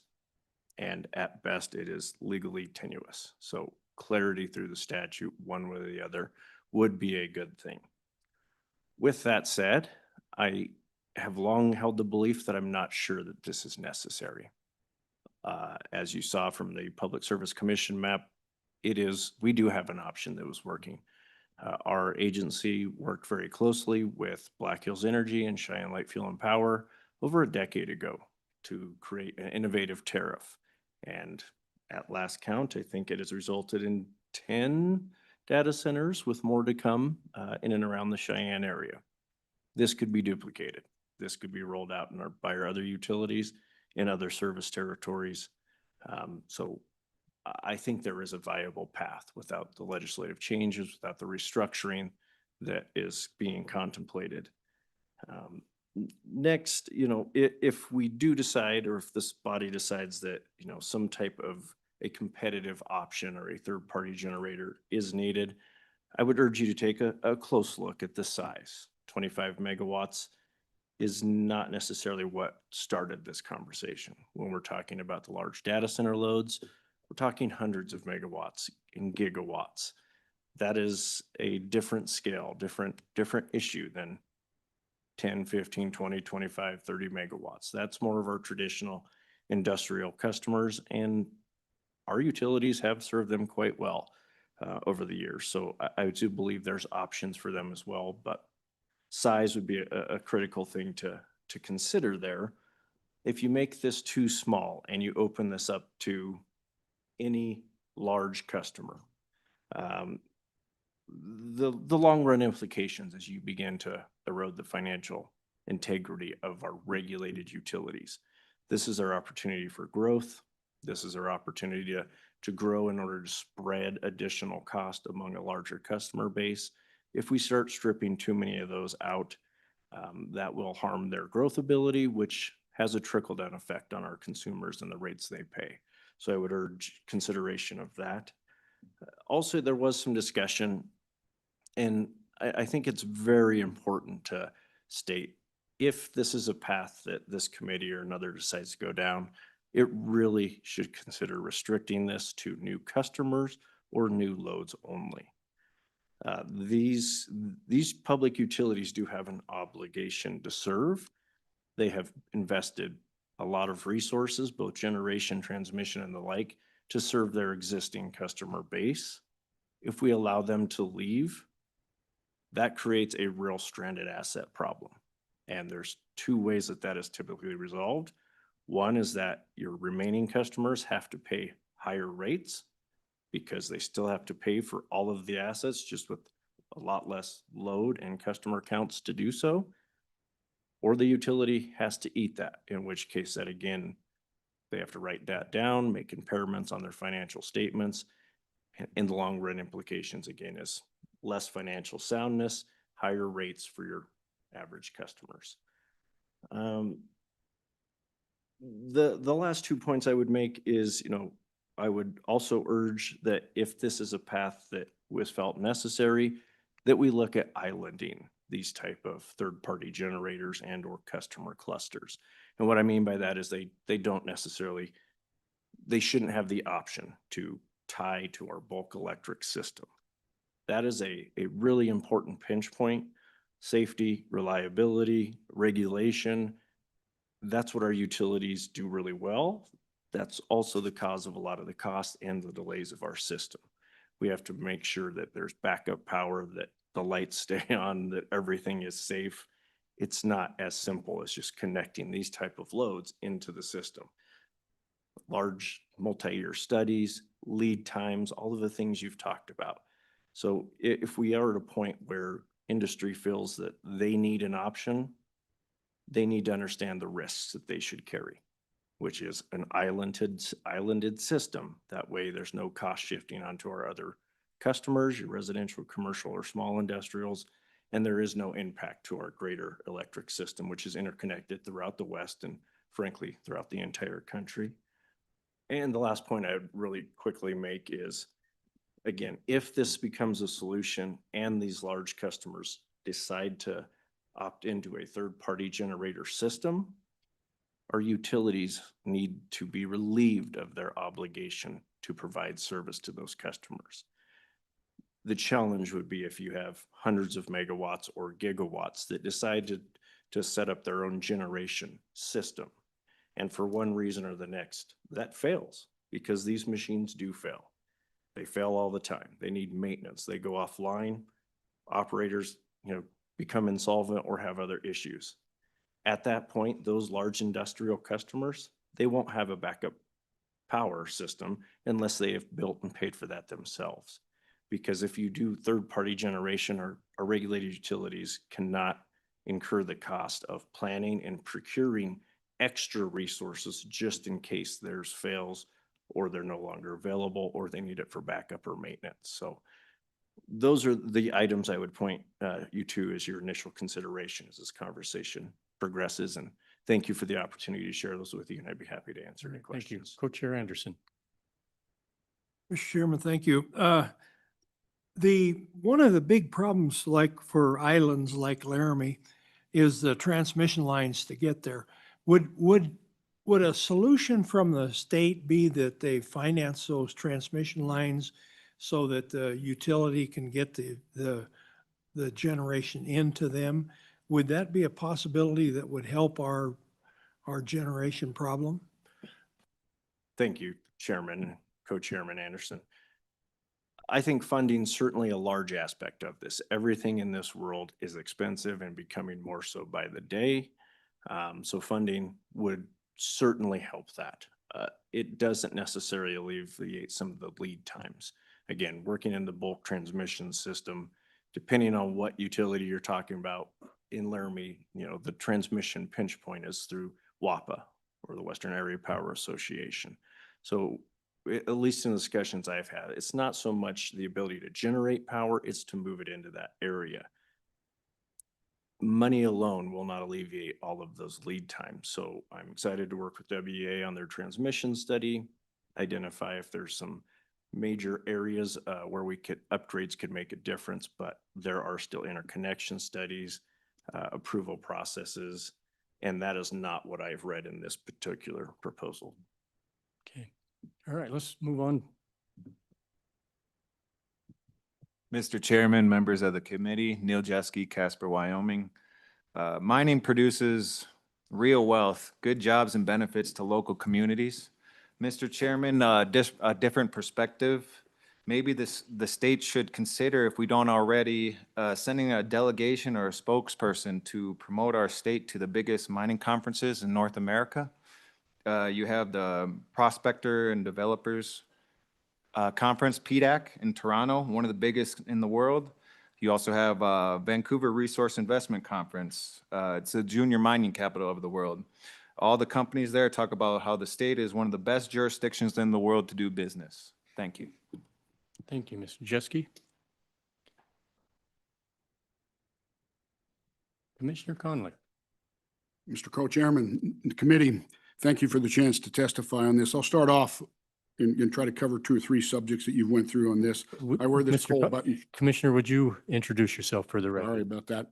Ken Conley, Lincoln County Commissioner Chairman. But I'll also touch on my background. 27 years in the coal mining and processing industries.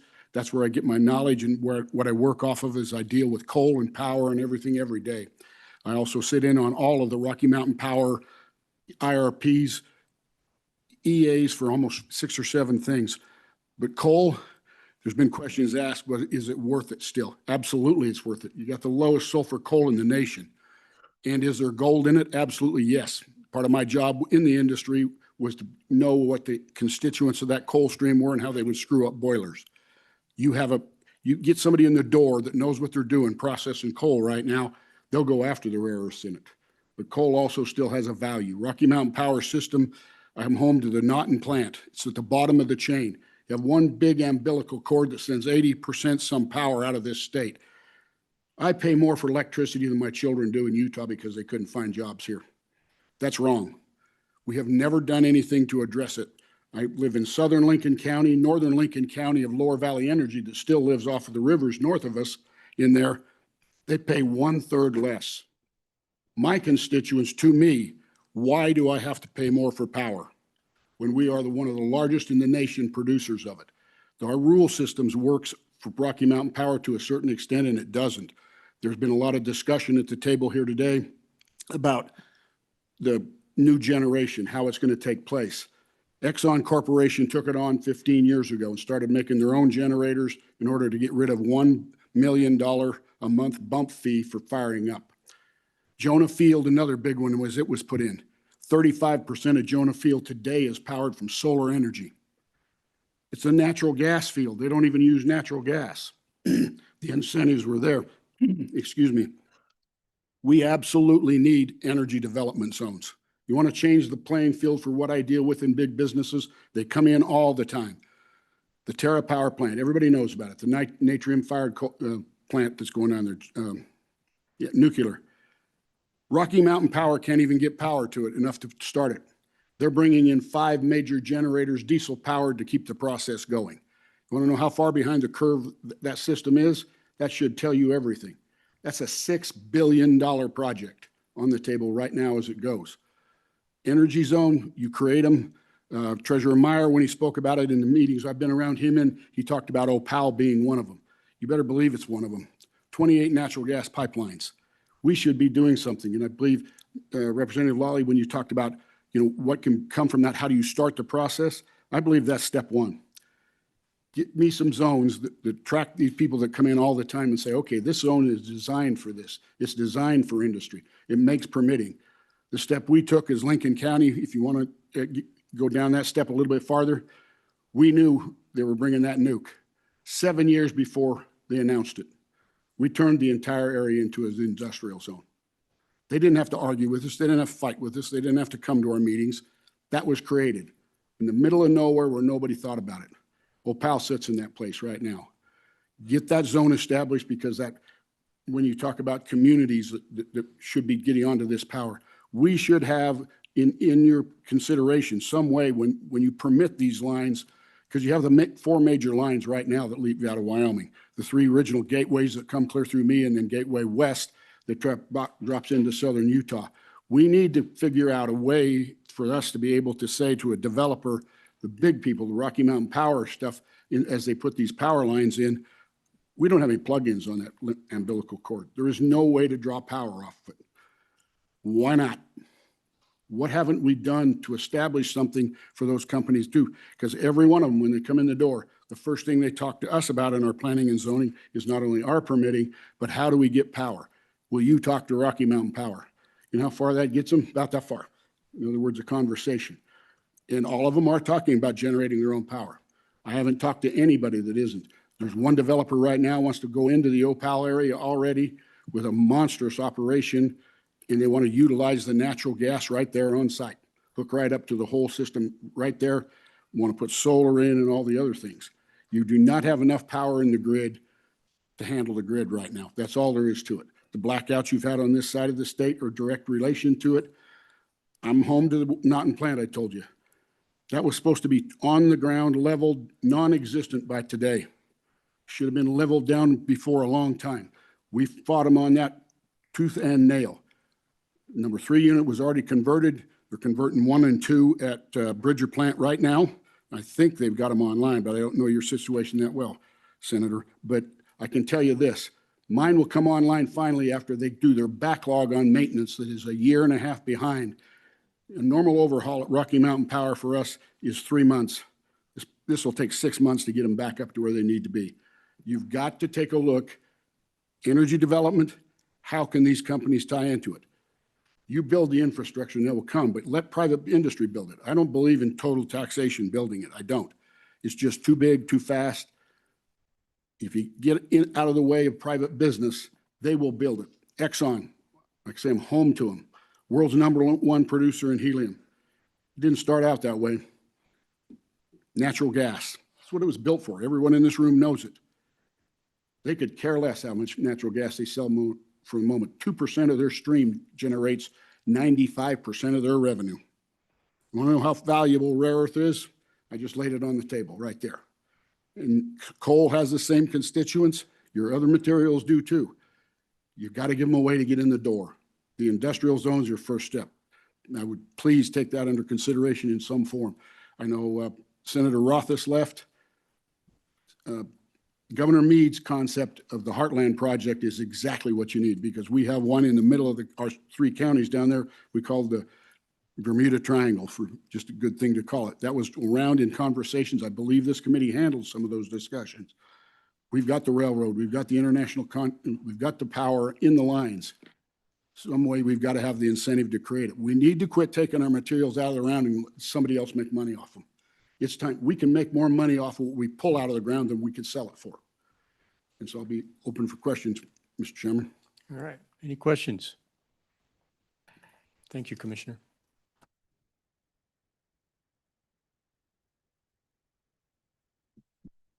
Thank you, Mr. Chairman, members of the committee. Good to see everybody. My name is Sean Taylor. I'm the Executive Director of the Wyoming Rural Electric Association. Just some things bear repeating. We serve across the state of Wyoming. We have service territory in all counties across the state. Granted, some territories are smaller than others. We are owned by our customers. We call them member owners, and we are not for profit. And I start off with that pretty much every committee meeting, just to draw a distinction between the co-ops and others. I would say, don't throw the baby out with the bathwater. And you can probably figure out in that who the baby is and who the bathwater is. And I would just urge caution. I'm not going to spend too much time on certificated service territory because I want to get to some other things. But service territory is an asset, and Mr. Ornelas talked about that. It is an asset for our members where we have invested their money in poles, wires, transformers, substations, what have you. And if that gets eroded, that affects our assets. There's a lot of talk yesterday about rural Wyoming and our communities and helping them with economic development. Reliable, affordable power is a big part of that. And we've been doing that for close to 100 years out in rural Wyoming. We've been serving large loads as well. One of our co-ops serves all the coal mines up in the Powder River Basin. We serve a number of pumping plants on the eastern side of the state. We have our co-op that said 25 megawatts, and I think to Mr. Ornelas' point, that's doable right now for most, if not all, of our co-ops. Their current largest mine up in the Powder is 45 megawatts. They've been serving that for a long time, and they're currently working with a 90 megawatt oil pipeline. So we can do this, and we have been doing it. But we want to continue to work with large loads and partner with them, and we're confident we can. And I'm happy to say that we have a path forward, and it started last year. Mr. Krieger talked about the work that the WEA did with not just the co-ops, but all the utilities. And we have been working diligently since that time to come up with several pathways forward for large loads. And if you give us an opportunity and the time at your next meeting, we will have the right people in the room to talk about what those programs are and what those pathways are. And we're confident that we can meet these needs in our service territory. Like I said, we want to continue to partner with the large loads, help our rural communities, protect our members, your constituents, from upward rate pressure. And we feel that these programs that we have in place that are already being put to the test, and our folks at your next meeting can talk about that. I will end with, I will agree with Senator Anderson's point that you made earlier. If you build generation and sell generation, that's a utility, all right? Non-utility generators, I don't understand the concept of how they can't be considered a utility if they're building generation and they're selling electricity to customers. But therefore not subject to everything else that we are. Wildfire mitigation plans, would they be taxed on those sales? All right, would there be a sales tax on that generation? A number of other questions. This is a big thing, but the main point I want to get across is we are confident we have a pathway forward for large loads in our certificated service territories for the co-ops, and I'll leave it at that. Thank you, Mr. Taylor. Co-Chair Anderson. Mr. Taylor, this discussion we've had for years about these islands and generating electricity for them and everything, and we never have explored going to a non-regulated state. What would that look like? What do we have to do? Do we have to buy out every utility in the state to become non-regulated, or how does that work? We can't just all of a sudden say we're not regulated. What does the state have to go through to change that? Do you have a good perception of that? Mr. Chairman and Mr. Co-Chair, you would just have to wait for the utilities to go bankrupt. Yeah. I mean, unless so that's kind of a smart ass response. I apologize, but I don't know that the direct answer to your question of what the state would have to do. I mean, you'd have to pass legislation, but addressing the impacts that would have, particularly on, I would say, on our co-ops, right? We have one co-op that if we were deregulated and either a third party or an existing utility said, all right, we're going to serve this one large load up there, that co-op would go bankrupt. no doubt about it. And who would serve those communities, right? And those rural ranchers and farmers. So what the state would have to do in order to make the other utilities whole under a deregulated system, I don't know. There are experts out there. I hope you all go to Mr. Krieger's Energy Summit. There's a speaker, Mr. Nassy, who I know some people in the room are familiar with. He's had a lot of experience with this down in Texas, and he can tell you that it's not all what it's cracked up to be. So I would urge a lot of caution going down that road, but I would, if you want me to get you an answer, I can try, but I just don't know what the state would have to do other than pass legislation that says we're deregulated. And then it's a free-for-all. I don't know. Mr. Just Chairman. follow up. Mr. Chairman, I agree with you that it would be a disaster. And everybody thinks that if they're deregulated, then they can just buy power from anybody. That's not true. We still have transmission problems. We still have all the problems that we have now. So going to that deregulated is a solution in some of those areas, maybe. But like you say, in the small areas that we're trying to service, they're just not going to get serviced. So I don't know that I need you to look into that. I thought maybe you guys knew that right off the top of your head, what we'd have to go through. I'm thinking that that would just be huge. You're saying Texas, did they do that? Yes, they did. They did? Sorry, Mr. Chairman.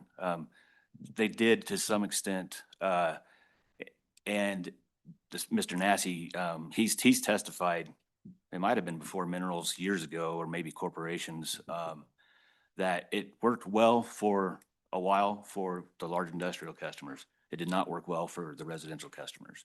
And he's got plenty of data to back that up. And if I could just say one more thing, Mr. Chairman, we don't want to fight with our friends anymore, right? We've been working with coal, oil, gas. We're starting to do a lot of work with crypto and data centers. We don't want to do that anymore. And that's why we worked so hard over the past year to come up with our processes and our plans to put in place to address this. Mr. All Chairman. right. Thank you, Mr. Taylor. What was Mr. Chairman. question down here? Thank you, Mr. Chairman, and thank you guys for being here. Just real quick, Mr. Scott had testified that 25 megawatt is pretty much an industrial, that's just an industrial job. At what point, where does the challenge begin? Is it 75 megawatts, 100 megawatts, 1,000 megawatts? At what point does it convert to where the utility provider cannot do that to where it becomes a burden upon you? Are you following what I'm saying? Yes, Mr. Chairman, Representative Campbell. That would be a question probably for our G&Ts, because it would vary from, at the distribution level, it would vary from distribution co-op to distribution co-op, given the size and what the infrastructure is that they have, which generation and transmission cooperative. When I say G&Ts, I'm talking about Basin and Tri-State, who are here today. And I think we could probably pin down a ballpark figure for you at the next meeting to say this is where maybe would become more of a challenge. But I still think what we have in place right now, we can still overcome those challenges. Okay, Senator Cooper. Thank you, Mr. Chairman. Mr. Taylor, last year we sat down as a group and built a really good bill by bringing all the stakeholders into one room. And you guys brought the right product back. Is there, excuse me, is there a possibility we can take this concept, sit down with the WREA, your clients, with Mr. Obermuller, with Mr. Detaille and the others that are stakeholders in this, and come up, with the same process where the people that are involved come up with a win-win all the way across? And I think that's the right way to build a bill. And my ask of you is that something we can work together and get you folks to go out there and sit down in one room and come back to us and a meeting or two and present us with something that's usable? Mr. Chairman, Senator Cooper, I appreciate that. We've kind of done that on a couple different things with the easement bill and the wildfire mitigation bill the year before, kind of the stakeholder approach. And I will say that was the effort that was undertaken by the Energy Authority last year. We kind of said, they reported to the Corporations Committee throughout the interim, but we had a number of meetings where the Corporations Committee wasn't involved, right? So we could spend a day, day and a half even, talking about the issues. And we had, we started off just having the utilities in the room, talking to WA, and then WA would bring in the industrial customers, the oil and gas folks, even the data center folks, kind of get their problem or hear their side of the story, brought us together. And as Mr. Krieger said earlier, we didn't come to a consensus on any type of legislation, but I think it did give us all an opportunity, and particularly from the cooperative side, to shed some light on the fact that we aren't just a bunch of country bumpkins. We're very sophisticated utilities. Our business model, I think, allows us to be fairly nimble. I know others in the room would disagree with that, but I think just the differences in problems that utilities face, we weren't able to come to any type of consensus. However, that process kind of lit a fire under our butts, and that's why at your next meeting, if we're allowed to, we'll show you the result of that. And it's not anything legislative. It's all contained within what the generation and transmission co-ops do and the distribution co-ops do in order to address this. And we'd be happy at the next meeting too. We're going to give the same presentation to corporations here in a couple weeks. Let them know what we've come up with from the cooperative side, and we'd be happy to do that at your next meeting as well. Follow up? Thank you, Mr. Chairman. You know, I think all of us understand that we're probably looking at massive amount of demand in the next few years, you know, 100, 150, some people are saying as much as 400%. How do we get there if we don't do something like this? And I guess my question to you then is, how can we help you get there? And that should be our purpose, is to be here to help with the legislation necessary to find a solution. But we're going to have to ask you folks to get together and go out and tell us what that solution is. You're the experts, we're not. You know, I'm a poor old sheepherder from the Bighorn Basin, you know. So my ask to you is, would you get with your group and the other interested parties and sit down and bring us something constructive? Thank you. Yeah, Mr. Chairman, I think that's a great idea. And in my mind, I'm thinking right now, what I would propose is after the next meeting, minerals meeting, and that way our friends will have an idea, get an idea of what we're talking about and our pathways to fixing this or addressing this issue. And then prior to that, prior to your third meeting, we have maybe a stakeholder meeting, and so they can ask the questions of the experts about, and maybe try and poke some holes in it. And if we do get to a consensus of legislation that's needed to both support our efforts from the cooperative perspective, and that meets the needs of our friends, then perhaps we bring something back to you at the third meeting. Yeah, Representative Lawley. Thank you, Mr. Chairman. I too appreciate the idea of stakeholders working together. We've had some great success with that in this committee with you guys. Wildfire Bill, you mentioned one of them, but I think it's important that we do address a fundamental issue. If there's inability to provide power, what are some options? So I think you've raised some great points about, you know, what you can do, what you want to try to do. And I don't think, in my mind certainly, and want to disrupt anything that's already available. But I think we can't really effectively talk about this issue if we don't have a fallback, something that says if there's not ability to provide the power within some reasonable amount of time, then there is this possibility for another option. And I don't even know how to structure that. But I know there's been concerns about whether this language does or doesn't do that, make it clear. And I agree, that is definitely something we would need to work on.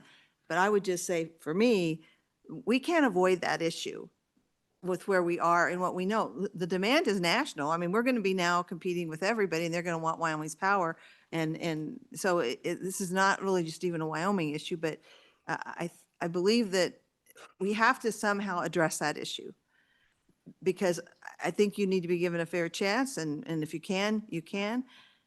But if the answer is no, or not within any sort of reasonable time frame of, based on the need, there does need to be some kind of option that opens up. So that's just my input about that, that I'd like to see a serious discussion about that. Why I was willing to put this up for, vote, do we get a draft done, just so we start coalescing around at least that basic idea. There's got to be some kind of, for industries, an alternative, so they are not really held hostage really in situations if that can't be provided. I actually do have confidence that maybe we can do better at the providing it. You guys deal mostly with transmission, obviously. But on the generation side, if there's nothing to transmit, that's a problem. So how do we look at that holistically? So that, but I do really appreciate my senator's suggestion, Senator Cooper, that maybe if you guys could get together and build something that takes into account all these things. Mr. Chairman, Representative Lawley, I appreciate that. We realize we're under the gun, right? However, I would push back. I don't believe that any of our co-ops have ever said no. We maybe haven't given the answer that whoever's coming in to talk to us in terms of timeline or even cost, but we've never said no. All right. But we realize that maybe we need to move faster. But our bottom line is protecting our members and their investments. All right. And as Mr. Ornelas said, if we can get a large load, that helps everybody, right? That rising tide, or what is it? Rising tide rises all boats, or something like that. So that's why we want to get to the answer of, not the answer of yes, because we've never said no, but the right answer for everybody, and win for everybody. And that's why I propose maybe after we come back to your next meeting, put it all out there for you and everybody else to see. Maybe that's when we kind of start that process of, all right, let's get together and see how this works. To follow up. Yes. And then we Thank need you. to move on. Yeah. Thank you, Mr. Chairman. And I appreciate that. But the issue doesn't just involve co-ops. And so because co-ops may not have said no yet, there's others that we heard have said no, or no until a really long time, which doesn't really work in getting financing and getting something off the ground. So its issue is broader than the co-ops, although I do understand and appreciate the work of the co-ops, particularly in rural Wyoming. And so, and you have that perspective, but the issue is broader than that. It's also the generation issue.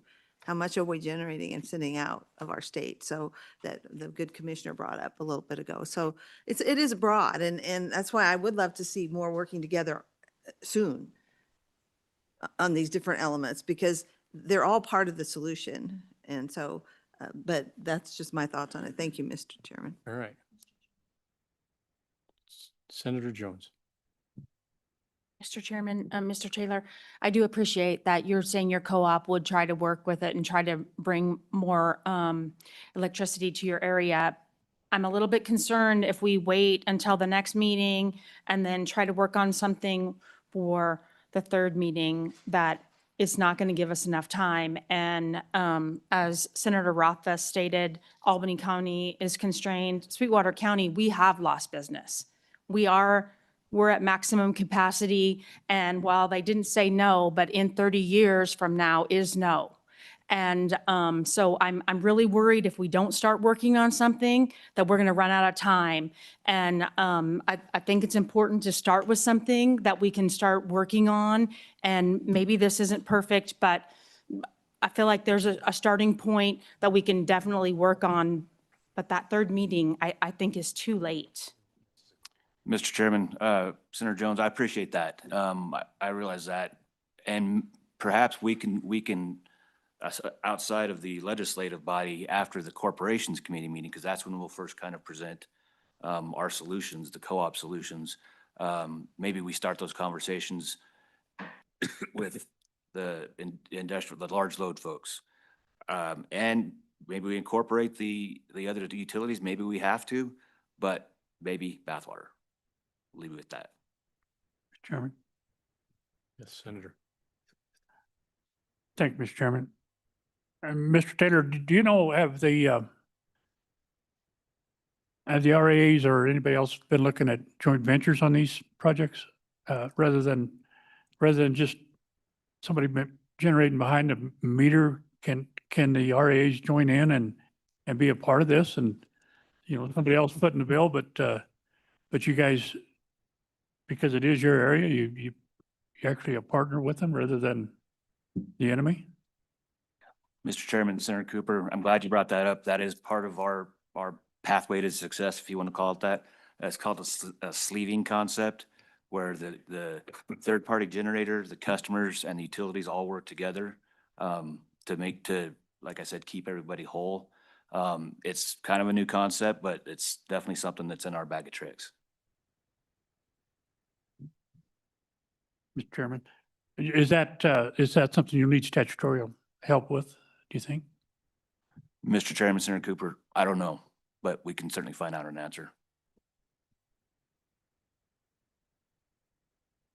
Are we done? Yeah. Mr. McNiven? Thank you, Mr. Chairman. Travis McNevin here on behalf of Basin Electric.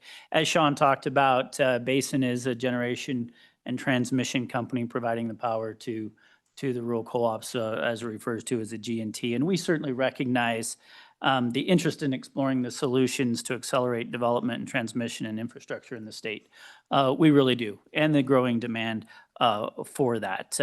There may be viable pathways, as the Officer of Consumer Advocate, Mr. Ornelas, mentioned earlier, within the existing frameworks of the state to meet that need, and we recognize there's could be improvement there. That said, safe, reliable, affordable services, which are core principles we take seriously and are proud to provide to our members and the public. And so any proposed legislation or amendments that may undermine these principles raises concerns and warrants, as you obviously are starting to, obviously recognizing rigorous scrutiny. And we look at, of course, all rate classes as what we're looking at, not just large load or not just industrial. We're looking at all the rate classes as we look at these things. Should the committee entertain the idea or the amendment going forward, Basin is certainly committed to engaging constructively in these conversations to ensure Wyoming remains open for business while meeting the electricity demands of today and the future. Some of these things, that we've talked about today that will need to be flushed out to a much larger extent on this or any of these other ideas, or the idea of stranded assets, speculative load and capital investments, sales tax on produced energy, grid connectivity versus islanding, existing versus new customers, wildfire liability, construction plans, mitigation plans, large load sizes.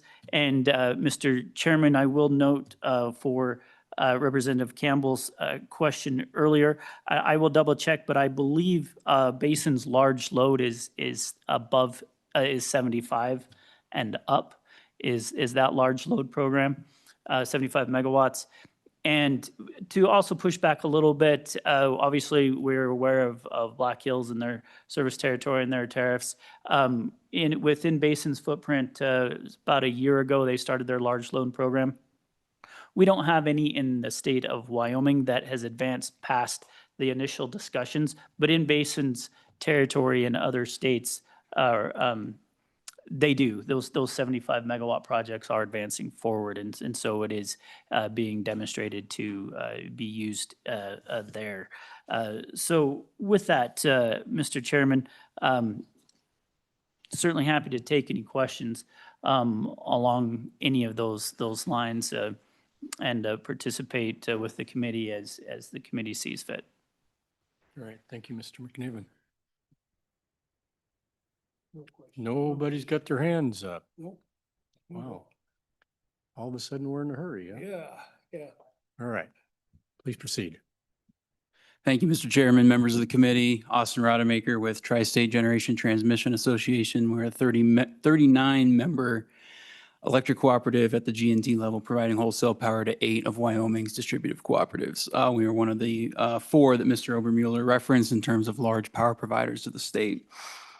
I'll try to keep it brief, as Mr. Taylor and Mr. McNiven have said a lot of the same things that I was saying as well. For us, reliable, affordable, responsible is how we will always proceed. Now, some of these things take time, as we've noted before. They require studies if there's grid interconnections, and these are not set at the state level. Anytime you're going to touch the grid, NERC gets involved, FERC gets involved. These are all things that have to be considered when moving forward. If you remove the state regulation, that doesn't remove the federal regulations, which I think is important to note. In reference to Representative Campbell's question, we have filed at FERC our high impact load tariff, which is our path forward for bringing large loads onto our bulk system. We have set that at 45 megawatts as what we define a large load. Anything under 45 megawatts would go through our normal load acquisition process, where they get put into a request queue, and then they go through a normal onboarding process with us. We are expecting to hear back from FERC on our high impact load tariff in exactly a month, I believe. It will be at the end of May that we will hear back if that's been approved. We submitted it once to FERC.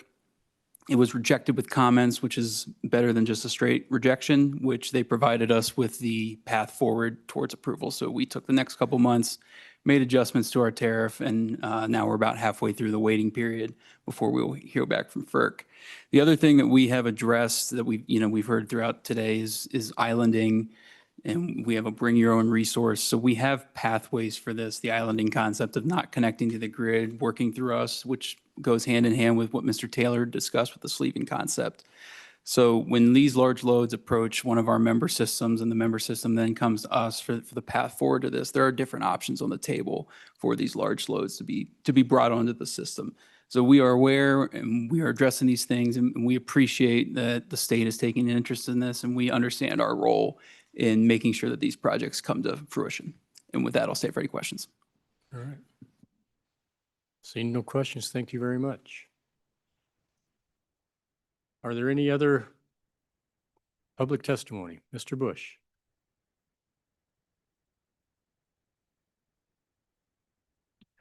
And we do have another topic yet today. Yep, I understand, Mr. Chairman. I'll be quick. David Bush with Black Hills Energy. Same comments as my colleagues from before. We're happy to continue to work with the committee and the legislature and our other users to try to figure this out. We are, as Mr. Obermueller pointed out, in a unique situation in the state. Our service territory is fairly small. We've got, as many of you have heard, a lot of data centers in our territory, but we don't have any oil and gas. So it's a little different situation. However, we do have a unique opportunity that we've worked with Tallgrass. It was kind of alluded to earlier. That is a project where Tallgrass is bringing in their own gas and providing their own generation for a data center.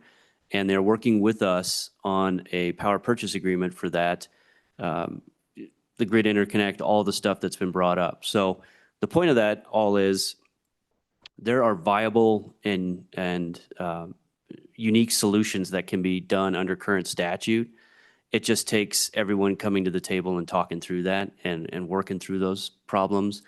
And I think that's, to Mr. Taylor's point, where we as an industry have gotten pretty quickly, understanding that there is a need for power.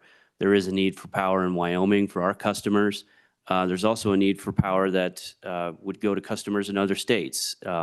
Independent power producers, IPPs, can do that now. A lot of the wind projects that we see in the state are IPPs. They're generating power, connecting to the grid, and selling that to other customers outside of Wyoming. So there's a lot of this that's already going on. I think, as you've seen today, there's a lot here to unpack. It's a very complicated issue. It's not one that I think there's an easy solution to, but I think there's also a lot of viable, workable solutions out there already, as long as we're all willing to sit down and talk through it and come up with reasonable expectations. Global supply chain is something that really hasn't been brought up either right now. We're still years backlogged trying to get transformers, all the stuff that's needed to build generation and to really start those projects. So it's a unique time in our history, but there are solutions there, and I think it's already workable under the current system. So with that, I'll try to keep it real short. All right, thank you, Mr. Bush. All right. Thank you, Mr. Chairman. My name is Nathan Nicholas from the Cook Law Firm here on behalf of Rocky Mountain Power. I just want to take a brief moment and echo everything that Anthony Ornelas from the OCA and the other utilities have said. Want to echo in particular islanding and all of the issues that would be created if the utility is required to take someone else's power generation onto the grid. That drives up costs for the residential users, because now Rocky Mountain Power has to make accommodations for safe and reliable power. The other one that hasn't been touched as much, but I'd like to expand on, is an obligation to serve. Right now, Rocky Mountain Power has a statutory obligation to serve customers in its territory. If these new developers come in and build generation in that territory behind the meter, is Rocky Mountain Power then obligated to provide grid access to back up that, to provide reliability to that industrial user? If they are, then once again, we're hit with costs driving up residential costs, rather than if you're going to be bring your own power, then you bring your own power, and you shouldn't have to then demand backup service from the incumbent utility. This also kind of rolls into what the Energy Authority is doing with their transmission study. So I think that there's going to be some interesting things that come out of the transmission study that will help inform this committee's decisions in the future. So I just want to point to that. And ultimately, if this committee decides to advance a bill, we'd just like to be involved so that we can bring to light these issues and potential snags that will ultimately, or could ultimately, drive up existing customer rates unintentionally. And with that, I'll stand for any questions. All right. Thank you, Mr. Nicholas. We have a question here from Co-Chair Anderson. Mr. Nicholas, did Rocky Mountain sell out their assets in Washington and Oregon? Chairman Heiner, Co-Chair Anderson, not Oregon. Washington is currently going through the process of being sold off, is my understanding. What would that look like if you decide to do that in Wyoming? Is that just buy out all the assets? Somebody wants to buy your assets and you're willing? Is that all there is to it? Chairman Heiner, Co-Chair Anderson, honestly, I couldn't answer that on behalf of the company, but I would say right now, as we sit here today, that's a very, very, very remote possibility. Senator Jones. Mr. Chairman, can you tell us what you're doing to increase your capacity for some of these new businesses, Archona Mines over in Sweetwater County?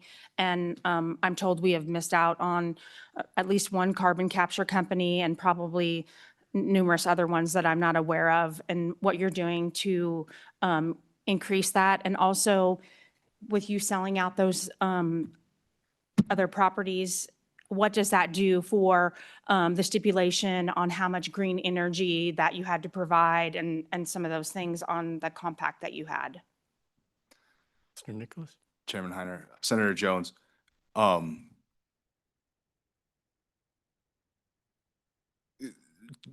be clear, Rocky Mountain Power in Wyoming does not have a generation issue. There is capacity being generated.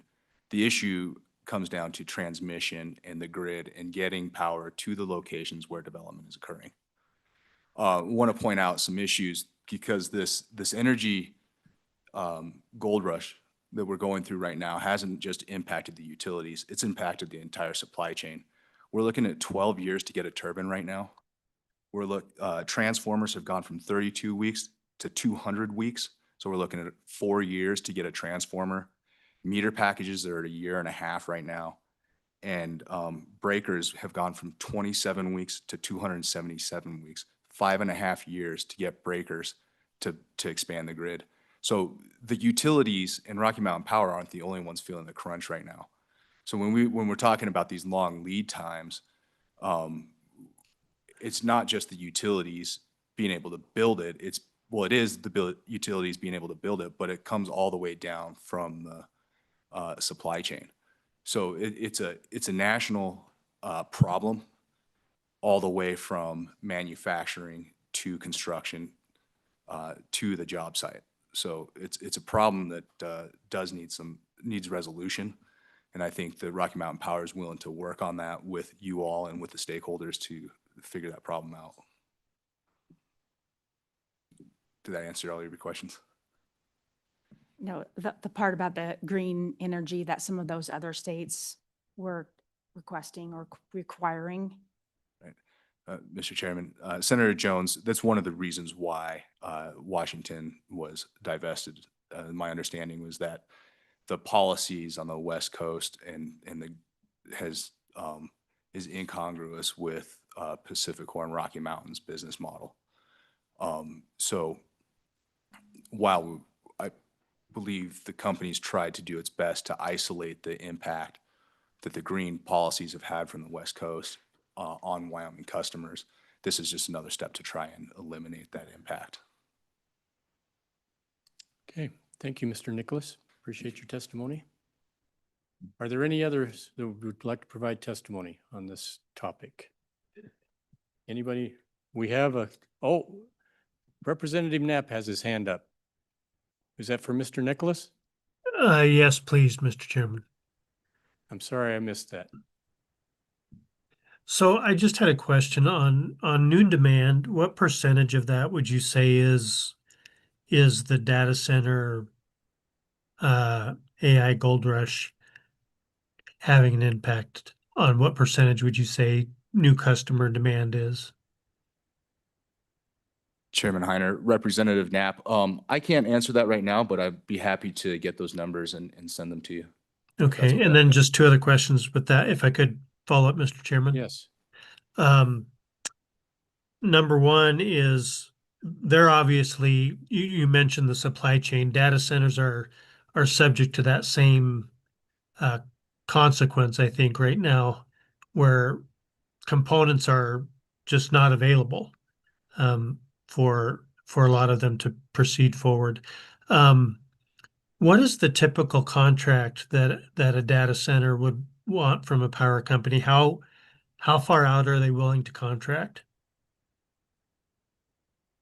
Chairman Heiner and Representative Knapp, I have to apologize. I don't have that answer off the top of my head either. The only answer I can give you is that our large load tariff under Schedule 400 is 200 megawatts. So if you want to come in under a special tariff for a large load with Rocky Mountain Power, the base is 200 megawatts. Okay, thank you. All right.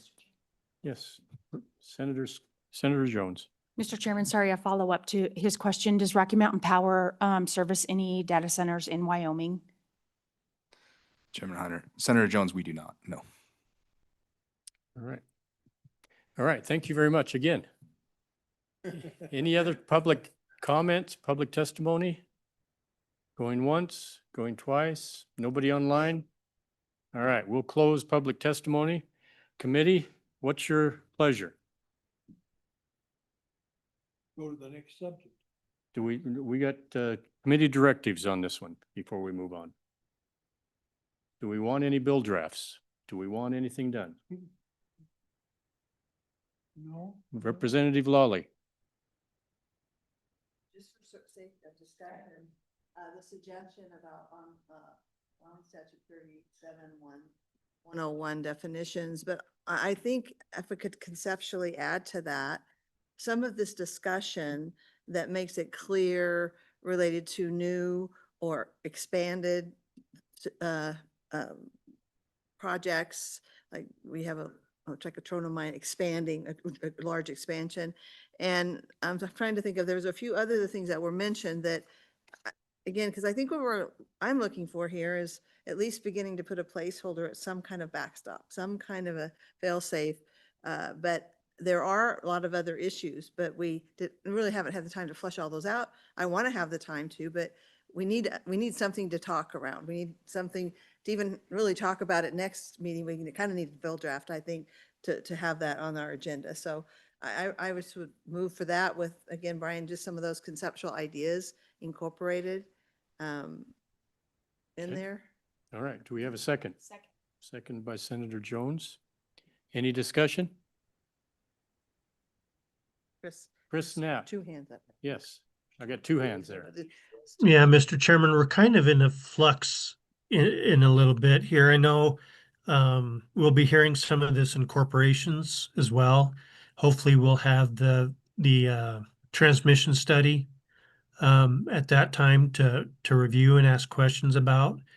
And so while I do feel this placeholder might be appropriate, I do feel like there's information that will be forthcoming that will be provided probably before our next meeting in corporations, and that will help us to kind of review and process the information that we get in. Okay. Representative Riggins, discussion. Thank you, Mr. Chairman. I concur with Representative Knapp in getting some extra information that they'll be providing. I'll have to listen to the corporation's meeting to hear that in advance. But if I remember, when Mr. Obermuller brought this forward, I didn't feel like he was demanding that we get right after that, this idea. I introduced it, has a brief concept of it, and some urgency, but I didn't think it was the enormous urgency on it. So that's where I'm leaning with, not an enormous urgency on the matter. Thank you, Mr. Chairman. Okay. Representative Campbell first. I just wanted to chime in that I agree with Representative Lawley. We need some sort of placeholder because we cannot kick this down the road. I don't necessarily know that we need to draft a bill, but we need to have some sort of placeholder in place that we address this and don't just kick it down the road. Okay, Representative Lawley. Thank you, Mr. Chairman. And yes, the sense of urgency, so to speak, has to do with the way the committee process works in interim and the amount of time to have some of these discussions. And without a bill, there's no reason for some of these folks to come back next time and talk about something that we do need to be talking about, whether in the end we have a bill that we sponsor or not. But this is a placeholder that will help us do that on the agenda for the next meeting. So that would be my response in terms of where the urgency lies, is the way we work the interim process with the just 3 meetings. So. Okay, Senator Jones, and then we'll go back. Mr. Chairman, I agree with Representative Lawley. If we don't start the discussion and let the stakeholders know to start getting us their information and for us compiling all together, this could go on for years and years. Representative Riggins. Thank you, Mr. Chairman. The company I used to work for, we have this very situation out at Frenchy Draw. We we generate about 1.5 megawatts to run an operation plan out there because there's no purchase power available. So I don't know if there's already a limitation on what you can generate as a user directly. I don't know if there is a limitation on it. So that was 1/2 of that, of his proposal. I don't know right now if there's any limit what I could generate and use for my own facility if there's no purchase power anywhere around. Any other comments, conversation? Seeing the question coming up, all those in favor of Representative Lawley's motion to draft a bill, was there a number on top of that? Okay. As proposed by Mr. Pete Obermuller, signify by saying aye. All those Aye. opposed? Aye. No. All No. those opposed, no. Oh, no. All right. That motion carries. Any other directives? Representative Larson. Thank you, Mr. Chairman. And I think through the discussion, we've heard that, transmission is a major problem, getting it to certain areas. And Wyoming is kind of in a unique space because we don't have the population to pass that cost on.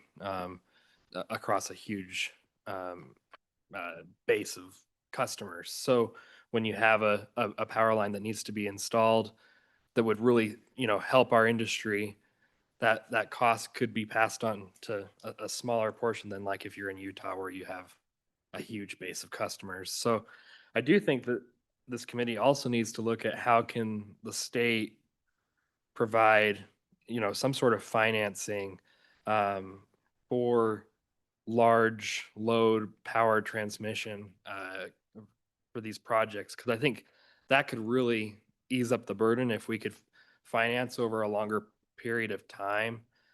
So the power companies don't have to pass as big of a cost on to their customers up front. That's just an idea, a thought. I think we should definitely continue that conversation.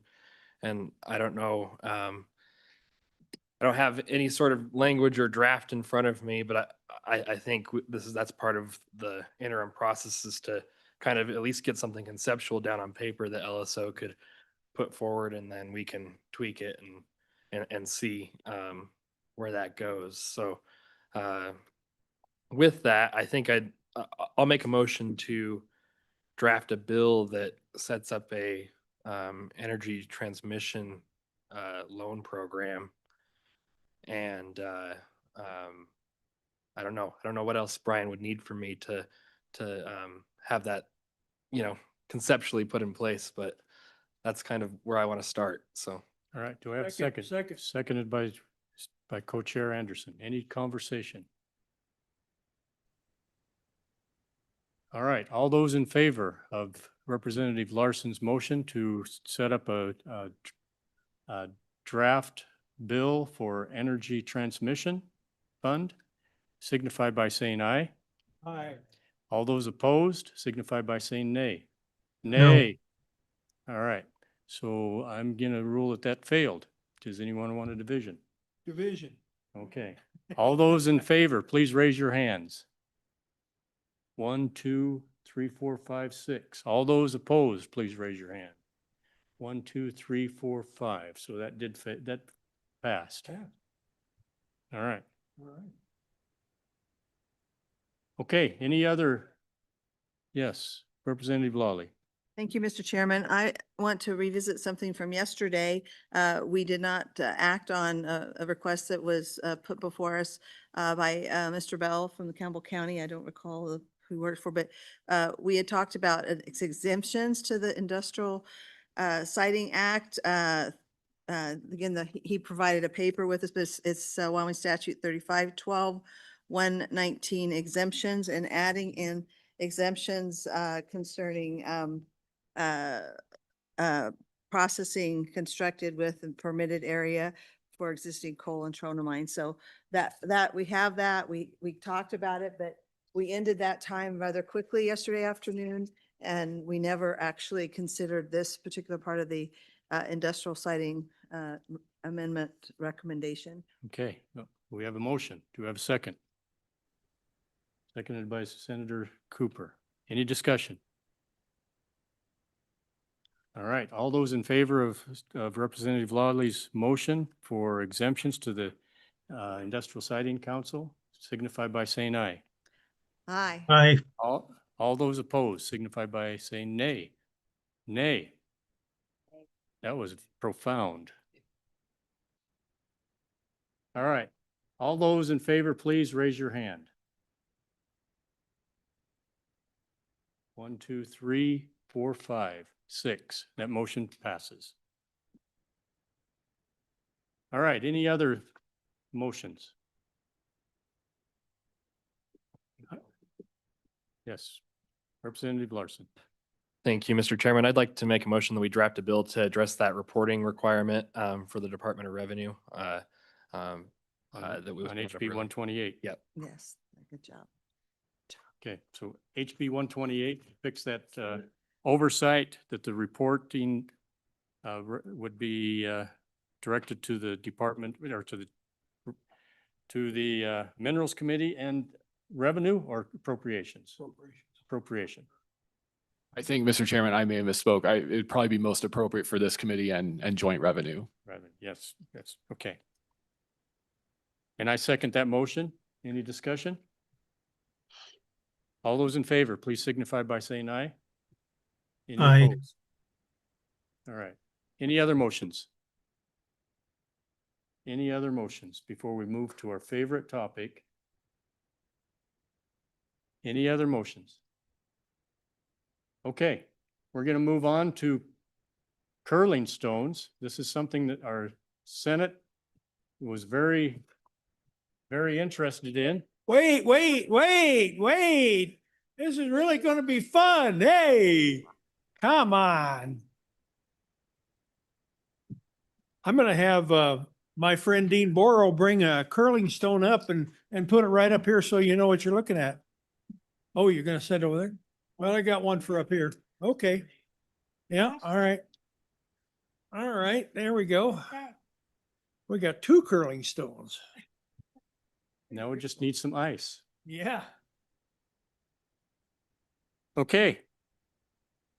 So welcome.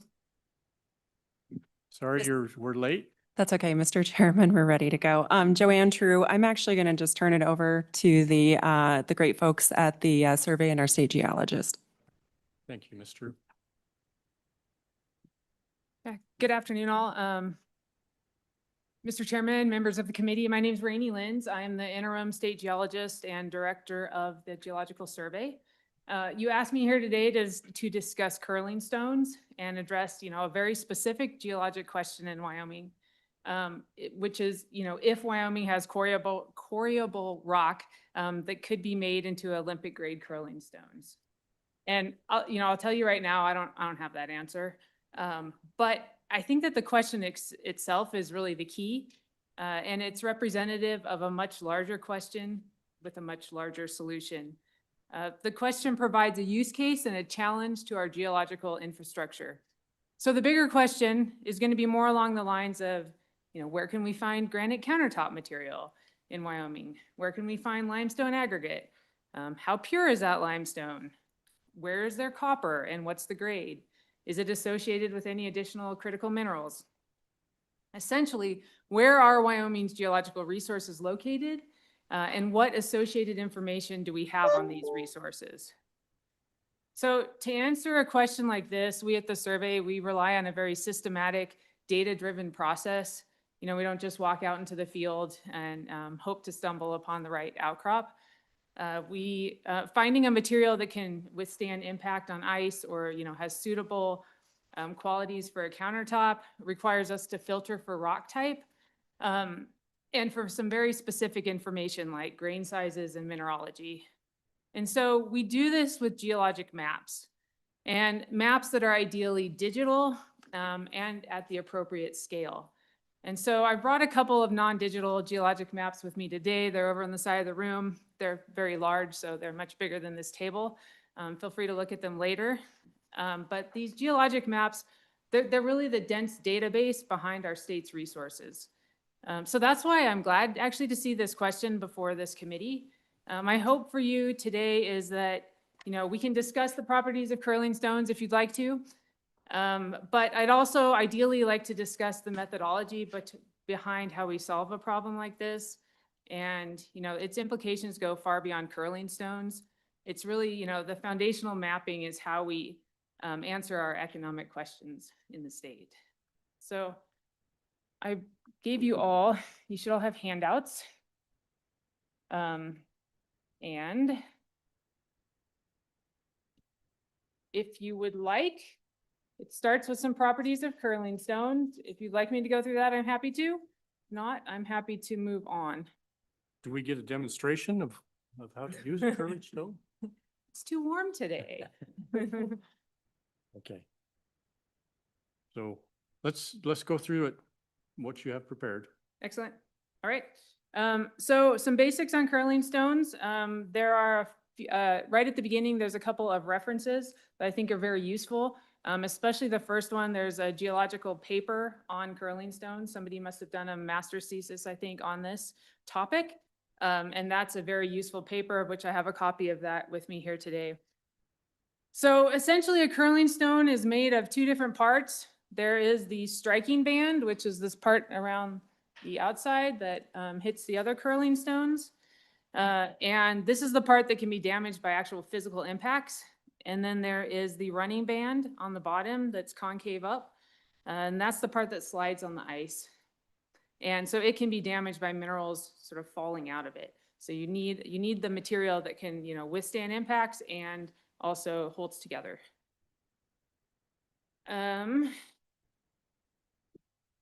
It's generally, I've learned all about curling stones in the last couple of weeks. It's generally mined off the coast of Scotland. There's a couple main quarries for this, where the primary one is in the north, Ailsa Craig, and that provides the common green and the blue hone, which are the main rocks that are used for that.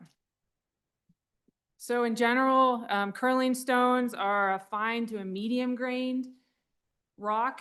They're not usually very altered. They have a little bit of quartz in them, generally 15 to 25%. And they're technically cyanites, monzogabbros, granodiorites, and some granites. And one of the things I think is key in them is that they generally have unstrained quartz. Wyoming has a very old and cold and crust that has seen a lot of activity in its life, and so we have a lot of strained quartz in Wyoming, which could be key. So we have done over the years a fair amount of decorative stone, cut stone work. I brought some examples of them here today. I've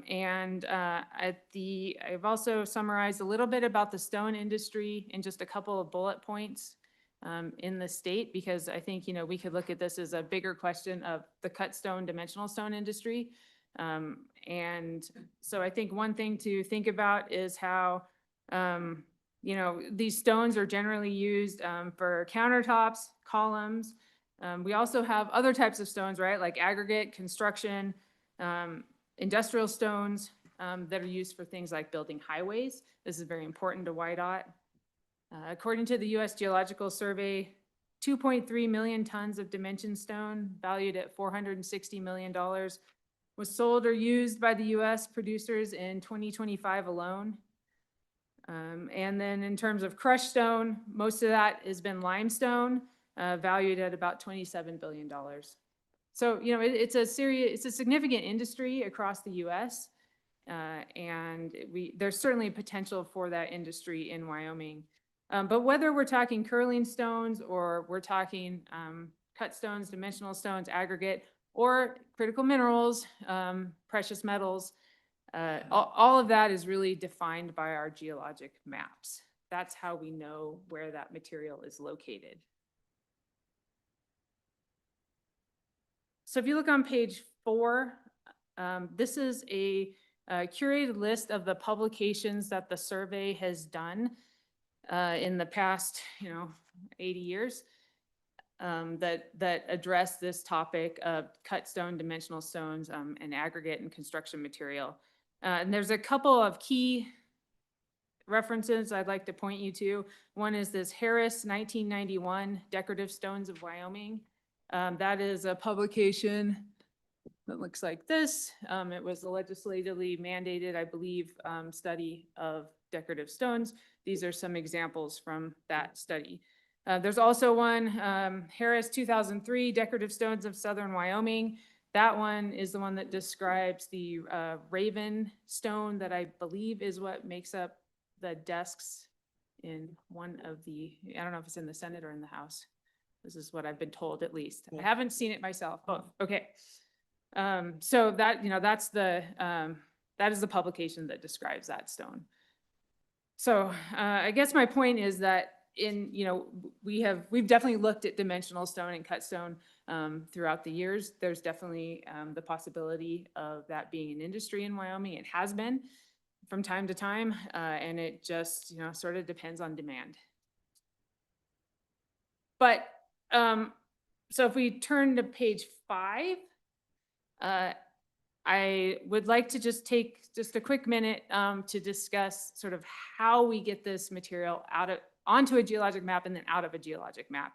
And that, I think, is what is really the key here. So geologic maps, of which I gave you an image of one. They're really the foundation. They are the backbone of the work that we do, and they are our database, right? So if you look at this one that I showed you an image of, you'll see that there is a red box in the lower left part of that map, the southwest corner of it. That is highlighting a sort of a more brown area. That area is actually something called the Horse Creek Anorthosite. Have an example of it right here. So using a geologic map like this, we're able to get at a description of what the Horse Creek Anorthosite is. So that's at the top of page 6. That is the description of this rock. And you can see it's very technical, and it has a bunch of information in it. It tells us the mineralogy, it tells us the grain size, it tells us the age of the rock, it tells us how variable it is. This type of information is what we need to understand, if it's a rock that can be mined or quarried or is useful for some other purpose. Again, that would be rock number 14 in this Decorative Stones publication. Another example is from the Poe Mountain Quadrangle, so page 7. This is, I've put a box in the northeast corner in the upper right, generally highlighting the areas in red, which is the Red Mountain Pluton. The Red Mountain Pluton is known for its Red Mountain red granite, which is shown here. And then on page 8, you can see the description of it. What's interesting about this one is that, of course, the Red Mountain red granite is a potential dimension or quarryable stone. It's also the host for the Hallett Creek deposit that is looking for rare earths. So it's sort of an example of a rock that has more than one use. So that, again, that description I think is very helpful for us. If we go to page 9, this is showing you the status of mapping within the state of Wyoming. Everywhere it's pink, essentially orangish yellow or blue. We have some maps at the right scale for exploration, and we have the information we need from these maps to be able to answer a question like, is there curling stone material? Everywhere there's not color, it means we don't have that answer. Like we can't query the database. So I think that this is a very helpful figure for me, at least when I'm planning out, where we need to map in the future of the state and where we need to do projects. And, one thing that when CK Gold was presenting here just, a couple hours ago, I looked up the publications that we had done in that area. That's called the Silver Plume Mining District. We have 7 publications on that area. The earliest one is from 1902. So this is, the survey has been doing this type of work for 120 years, really, mapping, producing reports, and providing that foundational data for the state. The last page, page 10, is quite a deviation from the question of curling stones. But because this is the Minerals Committee, I want to make you aware of the status of geophysical surveys across Wyoming. The state has funded some of these, and so I think it's worth seeing this picture. Again, in this map of Wyoming, everywhere there's bright colors. Those are surveys that have been completed and are public and published. The colors indicate how magnetic rocks are. So the more red and pink, they're more magnetic. The blues are less magnetic.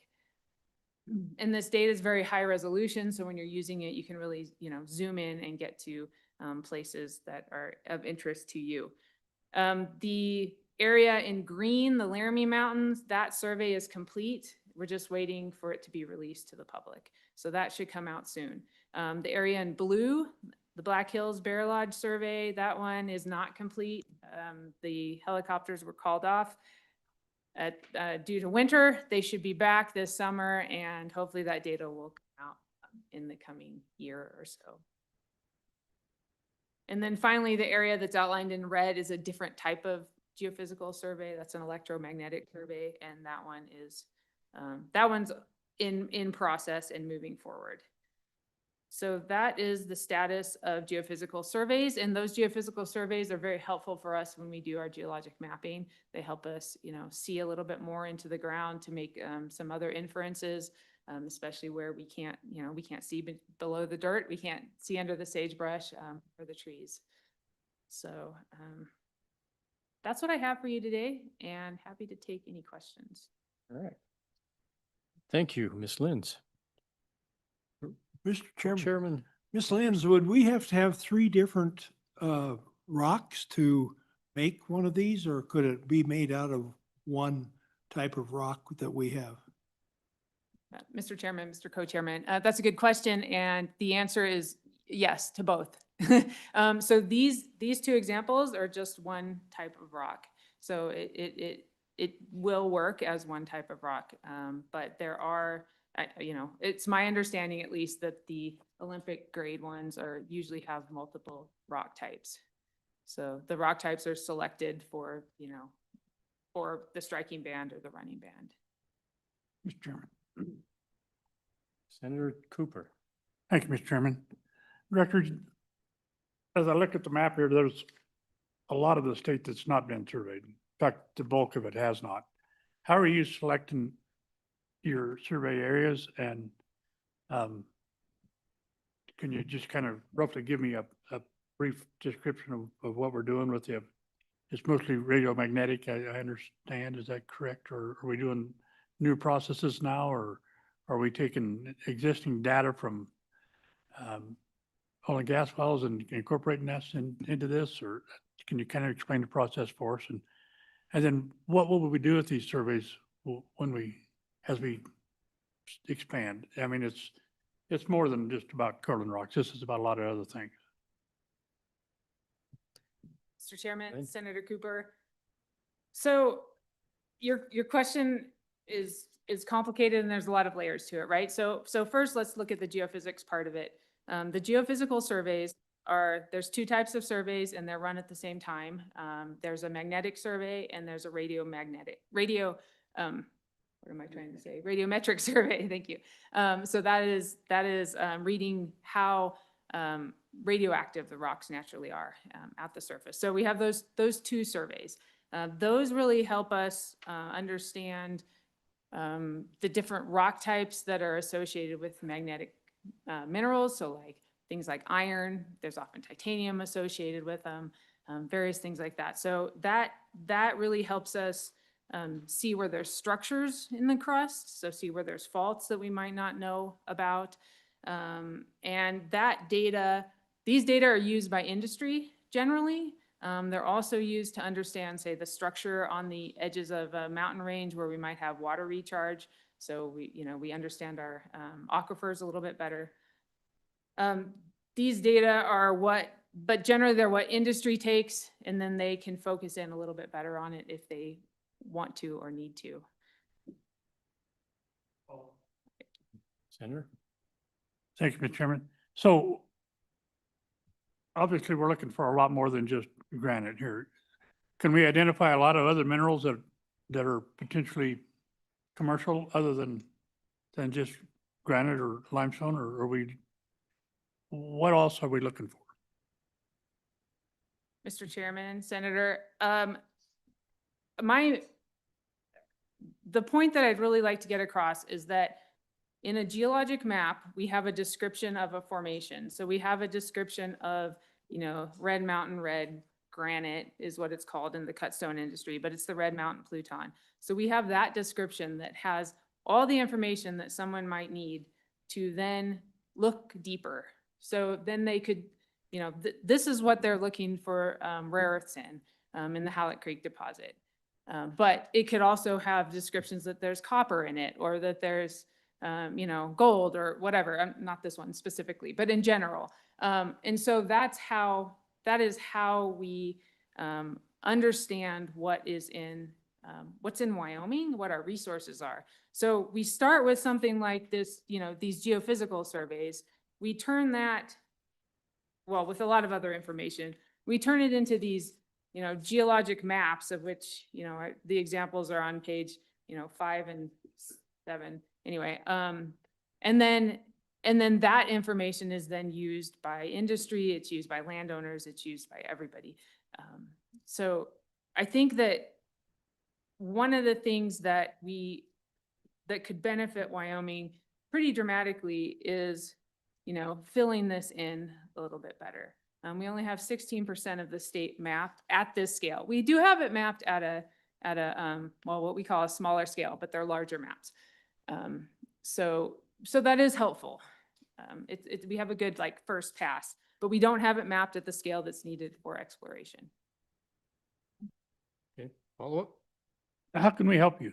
What do you need from us? What can we do to help this process along the line here? Yeah, Mr. Chairman, Senator, that's a very good question. And I think that this is staff time. So a map takes 1 year to 2 years to complete. So I haven't done the math, I should, but this is many, many, many lifetimes left in Wyoming.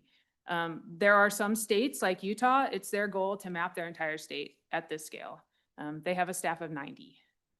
That's not all they're doing. They're doing a whole bunch of other things too. But we have a staff of 20. So it's just, the way the state wants to allocate resources. Representative Campbell. Thank you, Mr. Chair, and thank you, guys. Do we already have quarries where this stone is? I mean, are these new quarries, or is there existing quarries already where this stone exists? Is this a new discovery type of thing with quarry for this stone, or do we have pre-existing quarries that are out there that have this type of stone that are already going? Ms. Lynn? Chairman and Representative, it depends on what stone you're talking about, speaking to exactly. So the unstrained quartz that we need for this? We do not have a curling stone quarry. And I have no idea where this stone comes from. The one from the Laramie Ice Center, we don't know, but it's probably from Scotland. All right. Ms. Drew? I don't have anything else. I should have identified that I'm the chair of the Geologic Survey, so I am Director Lynn's survey chair.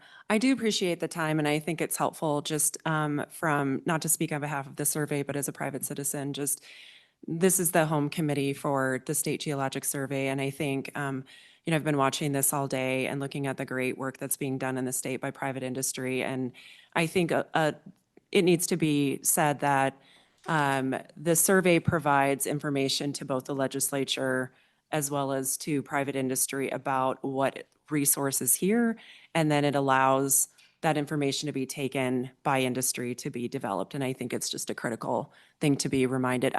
One other point, Senator Cooper was asking about the oil and gas side of things, which of course is my background, but in addition to the maps that exist, there's also a database and mapping program that exists on the survey that's hosted by the state that has a bunch of information that's used by oil and gas, including all of the logs and tops and that kind of thing. So just, I think it's helpful for all of us to be reminded of what the work that the state does, that the survey provides to all of us. So that's all I have. And I appreciate you having them here and the fact that Senator Anderson, you found someone in town who had a curling stone. So thank you to Mr. Borrell for sourcing yet another. I didn't know there was one in town. So thank you for that, Mr. Chairman. Any questions for Ms. True?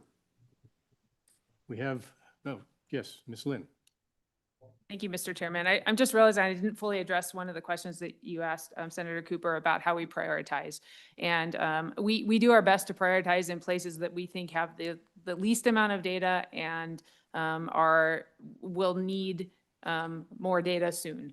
And, you know, we have our internal processes for doing that, and I can share that with you. But I also want to make you all aware that we're going to put out a survey in the next week that is going out to all of our stakeholders. I hope everybody here in the room will take the survey.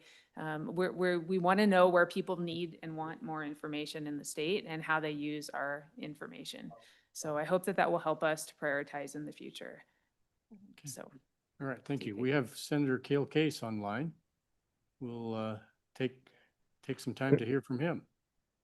Well, thank you, Mr. Chairman. I just would really like to thank the committee and the Geological Survey and Ms. True for kind of stepping up on this issue. And I sit here and I think of what marvelous place we live in, and we have this wonderful geology that we know a lot about, but we really don't know everything about it. And I am fascinated by all aspects of Wyoming's great geology. And I kind of got on this journey because you all know that the desk that you sit at in the Wyoming Capitol, the stone for those desktops came really fairly close by where our capital in Cheyenne is in southwest or southeast Wyoming. The black granite in the Senate chamber, that is the one called Raven. And some people have told me that that is the blackest known granite in the world. I don't know if that's true or not, but that it is of very special qualities. There's a photo of the quarry where that granite came from in one of the publications that you were provided today. It was mined by a company called Raven that operated from 1998 to 2003 and is no longer in business. The other stone in the House chamber also came nearby. And the same family owns some of the ranches, and there's a stone quarry there. In fact, Ms. Kennedy it's a family ranch of theirs. They're kind of excited that this is getting attention again. This is really not about curling stones, except for we could make a set of curling stones and have a challenge on it and bring some attention to it. But really, it's an industry that is, it's big across the United States. There are 276 major quarries, and they operate in 34 states. There are quarries that are commercially operated in South Dakota and in Colorado.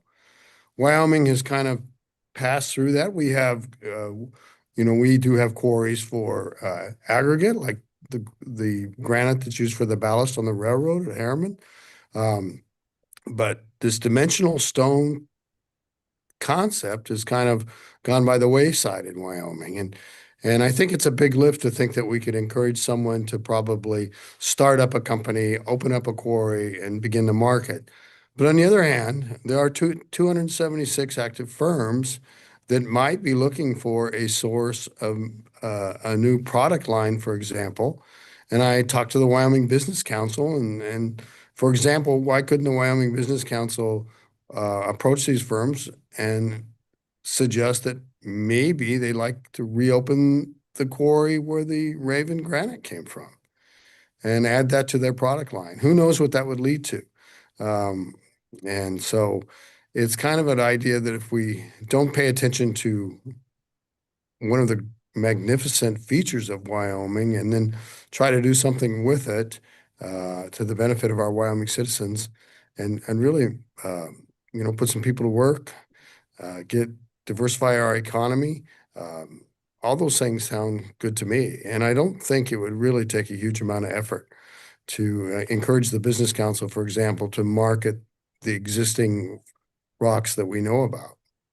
If we want to learn about new rocks and explore our magnificent Wyoming more, we should do that. Why is Utah going to know more about their state than we're going to know about ours? I think we should just jump on that bandwagon and encourage, because we've got the right folks, very smart, good folks to work on this issue. So the curling stones idea, you guys, I still want us to do it. And I think we could have a contest and to develop the stones. I don't think they're it would be quite that hard. I sent you a video on how you make them. But anyway, I think that would be a great kind of fun tool to move forward. But this is really about the decorative dimensional stone industry, which is really untouched now in Wyoming and has had a little bit of a past. Thank you, Mr. Chairman, and everybody for sticking through it today. I didn't think it'd go this long either, so thank you. All right, thank you very much, Senator. Mr. Chairman. Representative Riggins, we have a question. Thank you, Mr. Chairman, and thank you for being here. So have you collected enough information from that you've shown us here? I would think in most of these cases, if you did have people that were interested in prospecting, and I'll put it like that, would they be able to get enough information from the surveys to know where starting points are, identify what areas might be suitable? And I imagine what does it take for them to actually go to a site? Do they have to core drill? What is the process of seeing if those stone and the proper stone and the quality of stone exist? Well, Mr. Chairman, I think there's enough information to get started for sure. I think for some reason this is laying fallow. The big laying fallow for about 20 some years. You know, I think the last major survey was done in 91. So now we're talking 35 years there, right? So it hasn't had a lot of activity. People have been busy with other things. So we do have information. You can go to the Raven Quarry. There are examples of that rock around that's been polished, and that's available. All we'd have to do is go approach those 276 firms, or pick the firms that are most likely, and find out if they might be interested in developing that product line and adding it to their book. I don't think that's a big lift. I think the Business Council could easily do that. But how far you go with, I suppose one thing leads to another. On its merits, funding more mapping and surveying is a good thing, even if it doesn't have anything to do with this project. So, knowledge is a really important factor. The geology of Wyoming has brought us wealth, and investing in what we learn about the geology of Wyoming will bring us wealth in the future, even though there might not be a direct link at this time. I appreciate the questions from Representative Riggins. He's always thinking outside the box. Thank you, Mr. Chairman. All right, thank you, Senator. Any other questions? I'm just trying to wrap my hand, pardon me, Mr. Chairman, I'm just trying to wrap my head around this. So is intent here to where we want to promote Wyoming's geology to where not just curling stones, but just our geology as a whole, to let the world know that we have opportunities that currently are not being viewed? Am I catching that right? Senator? Mr. Chairman, if that's for me, I think in terms of dimensional stone and other opportunities, yeah, it's definitely more than curling stones. It's decorative and dimensional stone. It's your desktop in the House. It's my desktop in the Senate. It's other possibilities there. That's a narrow area that we have great stone. Somebody probably would like to produce that stone, and it would be a good thing for Wyoming. The mapping and going farther, another good thing that could lead to more. I'm all for more mapping. All right, thank you. Any other questions? Seeing none, thank you very much. Any public testimony? We had somebody online. No, nobody online. Anyone in the room? With that, we'll close public testimony. Committee, any directives on this topic of curling stones? Any directives? Seeing none? Mr. Fuller, as we wrap up, what are the items that we have that are on our list now for the next meeting? Yep. So, Mr. Chairman, there were 8 items that the committee has asked for the next meeting. First, a summary on economic development structures is probably how I would describe it in surrounding states. So how other states coordinate and provide an economic development function in state government. The next 7 were bill draft requests that the committee requested. So first, a bill draft for the consensus block grant funding program to codify that in statute and make that a continuous program. Second, a bill draft based on Senator Boner's, or I believe, I don't recall who provided that language exactly, but the language on impact assistance payments to provide for prepayment and discretionary bonding if necessary for the prepayments. Third, a bill draft that would authorize the Oil and Gas Conservation Commission to regulate produced water in the context of the oil and gas industry. A bill draft that, based on language Mr. Obermueller provided, for an exception to utility requirements for certain electric generators. A bill draft for an energy transmission loan program. And here, Mr. Chairman, I would just make one note. There will be a lot of decision points in that bill draft that the committee will have to address. I will try to put something together, but things like funding, the framework of those loans. The other thing I'll provide with that bill draft, Mr. Chairman, are the Energy Authority statutes, because their statutes currently authorize the financing of other projects through bonds that can then be loaned out. To my knowledge, that option has only been used once by a predecessor, a loan issued by the predecessor organization, the Infrastructure Authority, issued one loan for that program. Then, Mr. Chairman, a bill draft for the exemptions to the industrial siting that Mr. Bell provided. So the bill draft would be based on that language. And then finally, a bill draft to amend the reporting requirement for the enhanced oil recovery tax exemption. The next meeting, Mr. Chairman, is back here on June 4th and 5th. So it'll be a pretty quick turnaround between this meeting and the next. With that, Mr. Chairman, happy to answer any questions. Committee, did we touch on everything that we decided on? Did we miss anything? Well, thank you, committee, for being here. Thank you for your time, the input. We had quite an in-depth discussion today, and I appreciate all those that have contributed to that. Appreciate the conversation on curling stones. That's something that we don't normally hear about. Appreciate the time and effort you put forth to bring that to our attention. That we have so many resources in the state of Wyoming that we're not taking advantage of. So much potential. What a great state we live in. Committee, safe travels. We'll see you in about 6 weeks, and we'll adjourn this meeting.